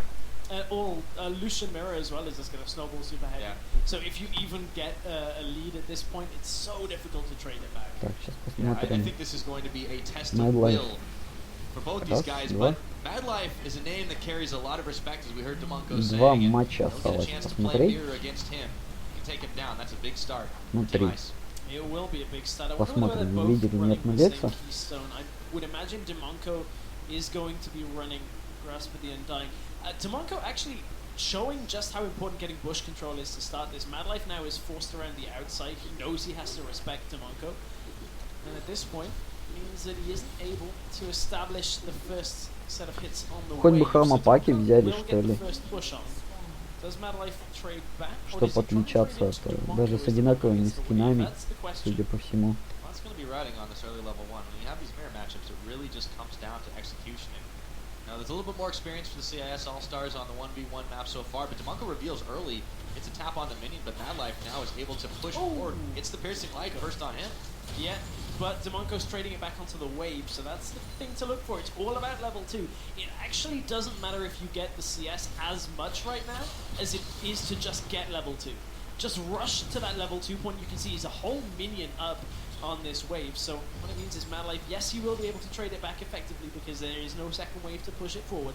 But Madlife will hit that level 2 just a little behind Demonko, but he's taken a lot of Так, damage и for it. сейчас Медлович будет второй левел. А, нет. Димонка получил раньше. За счет того, что отогнал его Димонка от крипов. It is just about even Demonko a little bit ahead in that kind of situation. Madlife a little lower on mana. Demonko has a little more health, but does trade it away with that piercing light. Also interesting, I believe when the CIS region were playing, if they're still playing Takira's runes, I think Demonko takes a little bit of mana regen runes as well in this situation. So it'll be interesting to see whether the mana gets punished here, because you can see just how low Madlife is getting here. Demonko is able to trade the damage pretty effectively, but neither of them has used their potion yet. Hanging on to that one just in case they need it. Нельзя There's the ему health сейчас shrines. давать. Madlife is just going to have to settle for a shot in the dark as Demonko now takes a piercing light as well, but he's still healthier than Madlife, and he's got more mana to boot. Yeah, he does, and you can see the Grasp of the Undying still active for both of them. The indicator on the hands there looks a bit like an airbender. But at this point, Madlife is so far... I know, right? That's the first thing I thought. I didn't notice it till you said it, but we'll just have to wait. Madlife's taken a lot of shots here. And Demonko now finds himself a bit lower on the mana scale, but as you mentioned, he probably does have that extra mana regen to just keep it going a little bit more on this Lucian. And at this point, Demonko is fine being 2 CS down in this matchup just because of the pressure he has on Madlife. He can go aggressive and force the trade. Just as long as he's able to Ну, stay Димонка ahead сейчас in пока health небольшое right преимущество now, за счет того, because что он 2, 3 CS 2 is хилки fine. It's when you взял. start getting a wave, 2 waves, 3 waves ahead, that it becomes unmanageable. Demonko's a lot healthier right now. He can just push these low health minions in. He's got a relentless pursuit, jump forward, gets that heal back from the Grasp of the Undying. Madlife is almost out of mana. He's И zoned двух backwards. крипов Demonko may теряет be low as Медлович. well, but it's not going to matter as much because he's got the positional advantage. He does right now. Demonko's mana regen is not actually that much. I would love to see his runes, just to see exactly what he's running. Madlife will be able to get the health shrine. Remember, 75 seconds is the respawn timer on those. Demonko not quite as good as his teammate Kira at actually pressuring that. I'm a little surprised that they didn't put a bit more focus into the 1v1s, which sounds silly, but... Put it all in Kira, man. Yeah, just put it. We're still playing all right here. Now, Madlife is going to get a Grasp of the Undying proc, but Demonko will be able to heal up on the health shrine of his own. So far, it really has been this full mirror. Madlife CSing just a little bit better, but both of these AD carries now having spent their biscuits, daring each other to back away if they can get just a good trade. And this is a bit of almost a preview for later when we actually have LCK taking on IWCA. So I'm interested to see how that matchup goes. It won't be 2 Lucians later, but it will, however, be Demonko versus Madlife. So this one is for the bragging rights going into that matchup. Oh, Demonko is just not quite trading efficiently because Mad Life is dipping into the brushes every single time Demonko actually dashes forward. Brush control very, very important here. And Mad Life knows how to use it. Demonko a little bit lower, but he does manage to get the grasping and dying proc. Now he's the one who zoned into the tower. Судя по всему, тут победа по крипам будет. Well, now down to 7 or 6 minions, but still, Demonko can't Потому quite что get the shot. особо маны нету ни у того, ни у другого, что ли, размениваться. He's not actually recalling, but he's just trying to bait Mad Life to come forward, try and trade damage while the cannon minion is there, so the minion re-aggroes onto Mad Life, but it's А not Mad really Life going to work спокойненько for фармит. that. Honestly, this is starting to get to that kind of CS lead where Mad Life has a significant advantage now. Demonko, even though he had the health advantage later on, earlier on. Причем он стоит вплотную, во-первых, он зонит, во-вторых, ему время на атаку надо меньше. Yeah, now there's the calling out. Mad Life's just going all forward. He wants to push these in. Demonko's going to shoot his own ray of bullets, and they almost miss each other completely. It's like I'm watching the Matrix. But look at this Demonko. Уже 10 крипов практически преимущество у Mad Life. Where, you know, normally it's 2 hits onto a melee and 1 last hit from a champion to knock it off from the tower, but Demonko will go aggressive, land a little bit of damage, but I think he actually probably should have just recalled. If he's looking to recall at all, he should have done it then and let Mad Life back away because the whole wave wasn't there in time. Now Demonko is forced onto the back foot. Причем с одним закупом, судя по всему, победа будет. He's going to have to stay here to make sure he cleans the wave up. Mad Life just continues to keep the farm advantage going. It's still very slight, but when you're first to 100, it's going to make all the difference. Trying to zone Demonko off of these last couple of minions, or at least just until they get into the tower range. Mad Life's on 62 to the 52 of Demonko, and he's heading for the tower.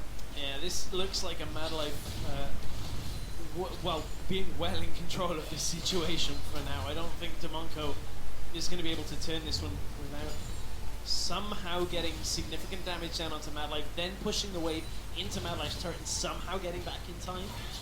That's a tough ask, though. Neither support has gone for the all-in, playing very И cautiously. Димонка как-то не пытается провоцировать. The ward that's in the brush. If Demonko can step forward, he can start punishing him again because he can't dip in and get the vision denial anymore. Unfortunately for Demonko, Mad Life just has. Потому что, ну, понятно, что по крипам он проиграет, и надо что-то, вот это правильно. И у Mad Life чуть пораньше будет ульта, и He's got ignited down, and there is a calling out, but it wasn't used by Mad Life, just a little low on the mana. Demonko needs to recall now, and he actually has the advantage when these two get back into lane. Mad Life needed to try and stop that recall because the ignite being available means that Demonko goes back, picks himself up extra. Damage is what he needs right now. It will not be enough to go tanky. He needs damage with that ignite to kill Mad Life the next time these two trade. He's opted for a Doran's shield and the serrated Dirk at this против situation. БФа. Нет, это... Demonko, you can't win this one on farming alone. Для Димонки это плохо. You have to go all in. У него и так дела не ок. Oh my goodness, that is flat damage. I don't think he's got enough swords there, Strauss. BF sword into double Dorans. Не, ну это намного лучше, потому что, во-первых, просто гигантское количество урона, и как бы щит Дорана тут уже не поможет особо. Но у Димонка есть преимущество, у него есть ульта. Вот, что он, собственно, и делает.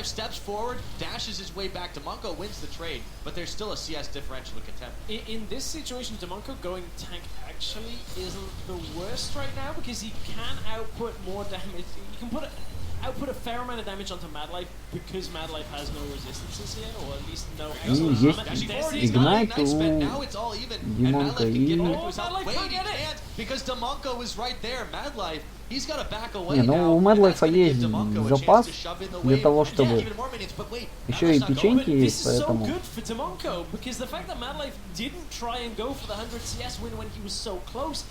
Но скоро ульта у Mad Life, и он просто снимет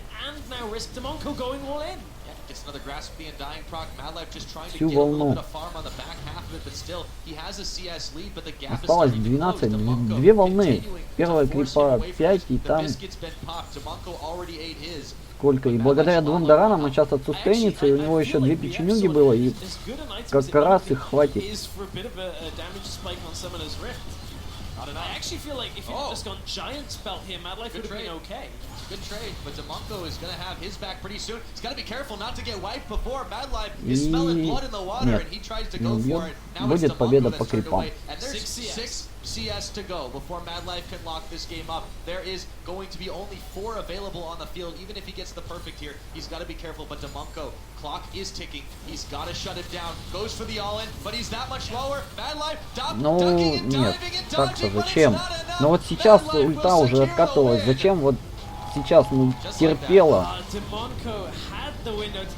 подержать маленько? Ну потому что по чистому урону ясно, что у Мэдлайфа больше. Зачем? Зачем? Ладно. О, как-то тоже все быстро закончилось. They got basically in the same kind of prevalence of champions. I'm just gonna let that one. I'm saying this, neither of them are picked very often. No, that's true. That's very true. Well, we didn't see Urgot. You know, funny, we saw Urgot very, very early on in this last season as a very popular AD carry pick, just because it was such an oppressive force that couldn't be killed easily. I remember the old Tarek about these. Those were the best. Oh. The whole, that's, really had to that's remind me basically how like Team Mon got to the LCS. Микелов на крабе. Here we go. И руки на Калисте. Руки на Калисте. Прочь руки от Калисты. Но руки вообще отличаются таким очень хорошим скиллом в дуэли 1 на 1. Тем более ему не раз и не два приходилось стоять против сильнейших мидеров. И Годви, и Фейкер, и кого только нету. Поэтому тут, пожалуй, преимущество у руки. Другое дело, все зависит от того, как Метеус будет попадать кислотой.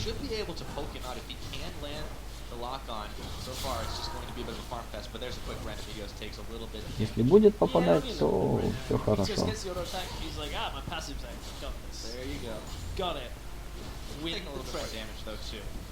Yeah, I wonder what Meteos is actually going to do. Is he going to go towards the actual tank build? Is what I assume. Oh, that's a fair amount of damage. He's got to respect the red. Really taking a lot early. The barrier's on. I don't think he's going to win this level 1. The spears were just enough, and Rookie will finish it in a minute and a half. Сколько радости на лице. Ну, очень близко и... Ну, давайте. Начинайте. Лекс против Киндера.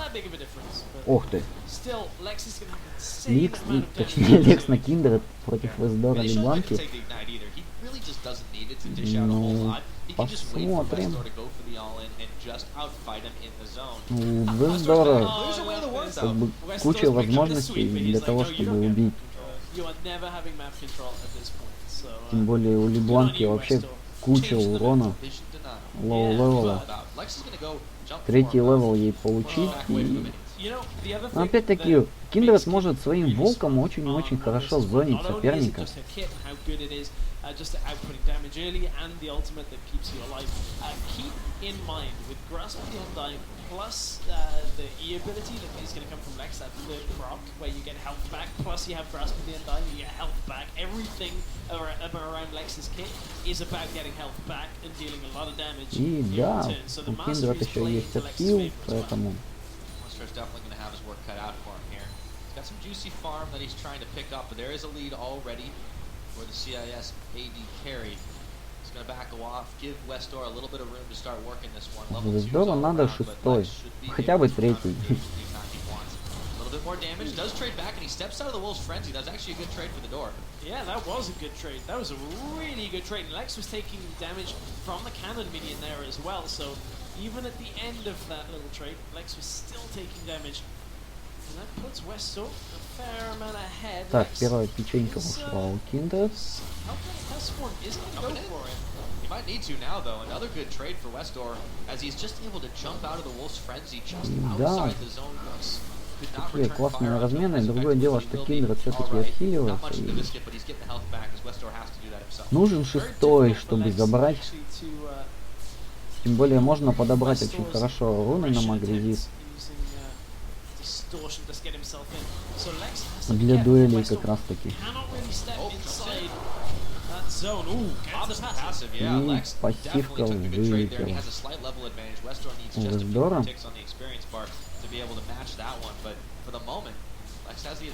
Yeah, Lex has, well, both of them both have summoners up, but health potion still on for Lex. Everything is about the sustain game. 22 CS up to, against 16 right now. There are a few minions extra in that wave for Westor as it pushes in, and Westor does manage to get that first one. These back minions are pretty easy to get. It's just one tower hit, one auto attack. Lex is controlling this health shrine though, and he manages to pick that up right as it respawns. 3.5 minutes into this game here. Westor has evened up the level game, but he's still. Почему не физ? Весдор. Почему? Было бы круто.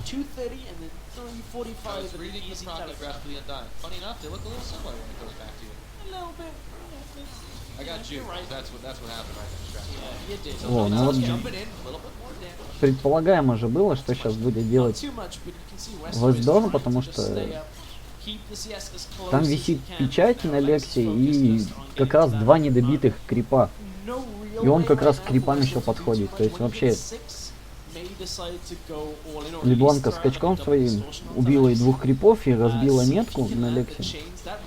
Другое дело, что у Kindred уже такой сустейн, что ну ничего просто не может сделать.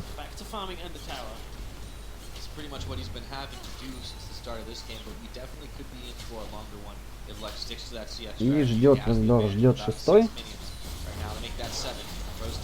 The domain, or the frenzy, I should say, and Westor takes a lot of it, but he's able to throw the chains down, gets the stun up. Lex does not have Маны уже нет. Not too worried about that. Not worried right now. Lex actually going to have to back away and pick up his own health relic. So now he's got two very different timers to keep track of. Doesn't pressure out Westor's. I think Lex actually could have played that very differently and tried to push Westor back for his health relic rather than Lex peeling back to go for the defensive one, but Lex does hit 6 first. Westor still a little way away from that level 6. Does manage to hit. Westor has to ult himself away as well. Unfortunate. Lex doesn't have too much mana, but he's hung onto his ultimate, hung onto his summoner spells, and he has got a lot in his pocket with this mini wave sending crashing. И Лекс держит ману как раз таки, чтобы хватило на ульту в случае чего. Pretty much out of mana. Westor has enough for about 2-3 spells to come out. So he can kind of force Lex back. То есть он тройным выстрелом сейчас мог забрать крипов всех, но решил не тратить ману. So as soon as Westor goes in, if Lex feels like the trade is winnable for himself and actually would win him the game, just hits that exhaust, hits that barrier and trades against Westor. The only problem with that is Westor goes instantly back to his initial position and then you just wasted 2 summoners. So Lex has to be careful on exactly when he reads Westor. Ассасинов.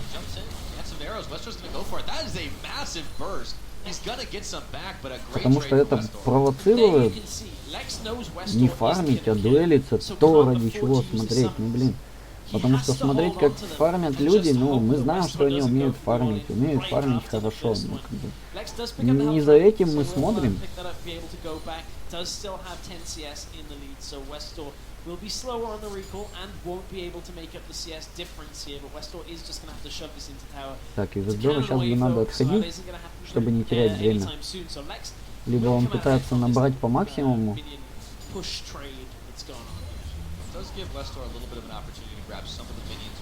Чтобы закупить чего-нибудь страшного.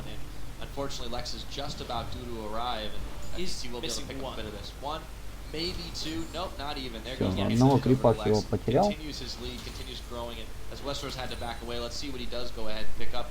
Not quite enough for the Morello Namicon. Yeah, still away. Да, чуть-чуть не хватило на Морелло. Does pick up a couple of health potions to go alongside the parts of the Morellos. Hex Drinker on the side of Lex is going to keep him pretty healthy И here. все самонерки активны. Плюс отставание Весдора по крипам будет его провоцировать not too much traded back. He even avoids some of the minion damage. агрессивничать Lex will be и able to return a нападать little bit of постоянно. health to himself thanks to the grasp of the Undying, but Westor just, the threat is ever present. This guy is just so dangerous when you give him an assassin. Yeah, absolutely. Just trying to read the damage that Westor has.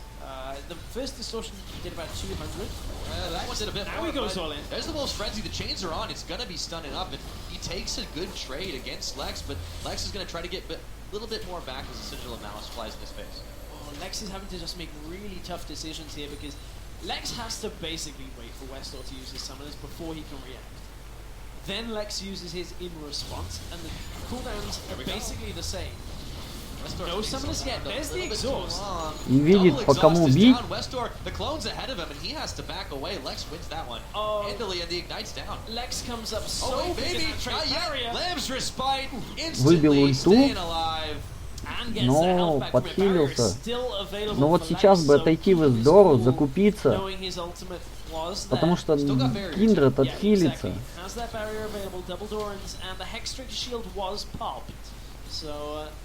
It's very difficult to kill Lex right now, but 2 out of his 3 defensive abilities are no longer available. Only that barrier remains. And at this point, Lex just stays in lane. I actually am not too sold on him going back for his health relic there.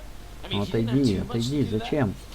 And sure, it takes it away if Westor ever manages to get up there, but I kind of prefer having that available. He will get a little extra mana from it.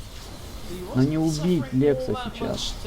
And he hasn't forced Westor off his own once again. I'd like to have seen Lex hold the map position and force Westor not to be able to pick up his own health rank. Despite the mistakes, however, he does maintain this very healthy CS lead, about 7 ahead. That means only 15 minions to go before he can finish the game off with minion style. And with Westor having to go back here, it gives Lex another chance to send these minions crashing into the turret. Westor is going to try to jump for him, but he's not going to be able to get much there. Just has to double distort his way through to clear the way. At this point, Westor's best bet was not to push that wave out. Westor needed that wave to push towards his turret so that Westor could somehow try and drag Lex forward. Lex actually recalled there, and that is going to give Westor this wave, so that benefits Westor. I'm a little surprised that it let Westor basically even CS. Now, if any of these die to this turret, Ну вот Lex сейчас could be in trouble. потратил Westor did miss one creep off this wave. одного крипа, потерял в Издоре, и это опасно. So that kind of evens things up. И в Издору необходимо давить. Okay.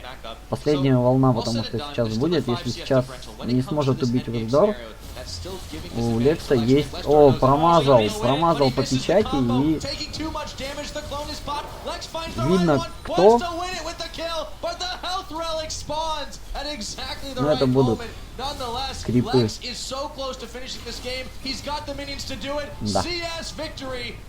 Мы этого все-таки не видели. Так, давайте смотрим дальше.